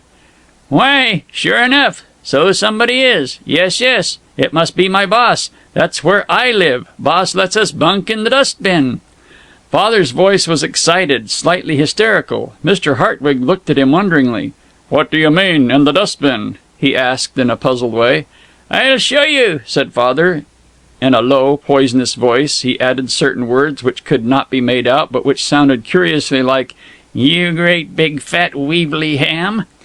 "We can't butt into this party," protested Mr. Hartwig, suddenly feeling himself in a strange town among strangers as Father took his arm in front of the bungalow where the party was being fearlessly enacted. "I never knew you to hesitate about butting in before," said Father. "Some day I hope you butt into the Cyrus K. Ginn Home for Old Fossils, but now—" While Mr. Hartwig followed him in alarm, Father skipped up the steps, jabbed at the push button, the door opening on the living room and on a tableau. In the center of a group of expensive-looking people stood Mother, gorgeous in a gown like a herald's cloth of gold tabard. She was as magnificent as one of the larger chairs in a New York hotel lobby. Her hair was waved. She was coldly staring at Harris through a platinum lorgnon. Round her were the elite of Lipsittsville, the set that wore dinner coats and drove cars. A slim and pretty girl in saffron-colored silk bowed elaborately. A tall man with an imperial chuckled.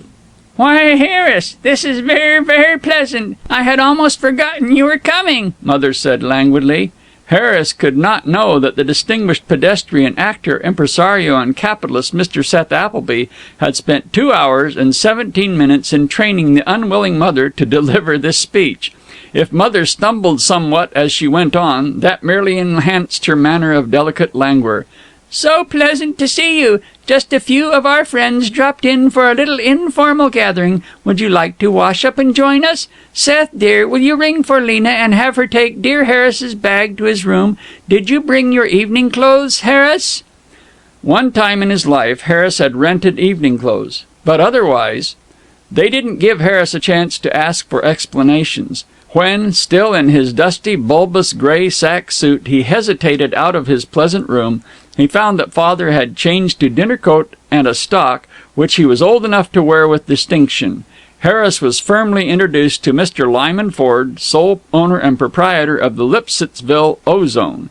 He was backed into a corner and filled with tidings about the glories of Mr. and Mrs. Seth Appleby, their social position and athletic prowess and financial solidity, and the general surpassing greatness of Lipsittsville.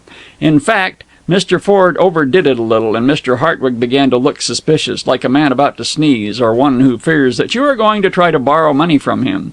But with an awkward wonder, which expressed itself in his growing shyness, his splay-footed awkwardness, his rapidly increasing deference to father, Mr. Hartwig saw Lena, the maid, spread forth tables for the social and intellectual game of progressive euchre.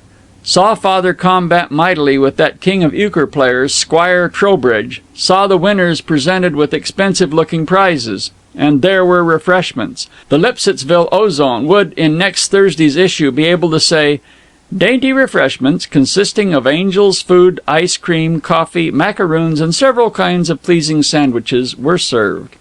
Miss Mattie Ford, the society editor of the Ozone, was at her wittiest during the food consumption, and a discussion of Roosevelt and the cooperative creamery engaged some of the brightest minds in Lipsittsville. Father, listening entranced, whispered to Mother as he passed her with his tray of ice cream, "I guess Harris don't hear any bright talk like this in Saserkopee. Look at him, goggle-eyed. I always said he looked like a frog, except that he looks more like a hog." "I won't have you carrying on and being rude," Mother said, most convincingly. The party did not end till clear after 11, when the street was loud with the noise of cars starting and quantities of ladies in silk wraps laughingly took their departure. Mr. Harris Hartwig stood deserted by the fireplace.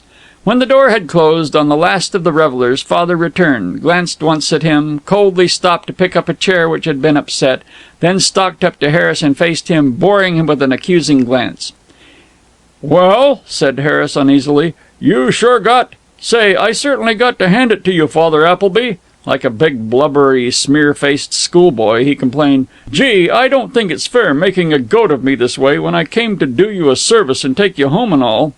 He was so meek that Father took pity on him. "We'll call it square," he said. "I guess maybe you and Lulu will quit worrying now at last." "Yes, I guess we'll have to. Say, Father, this seems to be a fine, live, prosperous town. Say, I wonder, what's the chances for opening a drug store here? Competition is getting pretty severe in Saserkopee." For the first time since he had married the lovely Lulu, Harris Hartwig seemed to care for his father-in-law's opinion. Father took one horrified glance at Mother. The prospect of the Hartwigs planted here in Eden, like a whole family of the most highly irritating serpents, seemed to have paralyzed her. It was Father who turned Harris's flank. Said he, "Well, I'm afraid I can't encourage you. There's 3 good stores here, and the proprietors of all of them are friends of mine, and I'm afraid I couldn't do a thing about introducing you. In fact, I'd feel like a traitor to them if I was responsible for any competition with them. But sometime perhaps we can have Lulu and Harry here for a visit." "Thank you, Father. Well, I guess we all better be saying good night." Father ostentatiously wound up the clock and locked the doors. Harris watched him, his Adam's apple prettily rising and falling as he prepared to speak, and hesitated again and again. Finally, as Father yawned and extended his hand, Harris burst out, "Say, how the deuce did you get this house and all? What's the idea, anyway?" For this Father had been waiting. He had 19 large batteries concealed in ambush, and he fired them. He fixed Harris with a glance that was the condensed essence of all the fathers-in-law in the world. "Young man," he snorted, "I don't discuss my business affairs, but I don't mind saying that I am partner in one of the most flourishing mercantile concerns in the state.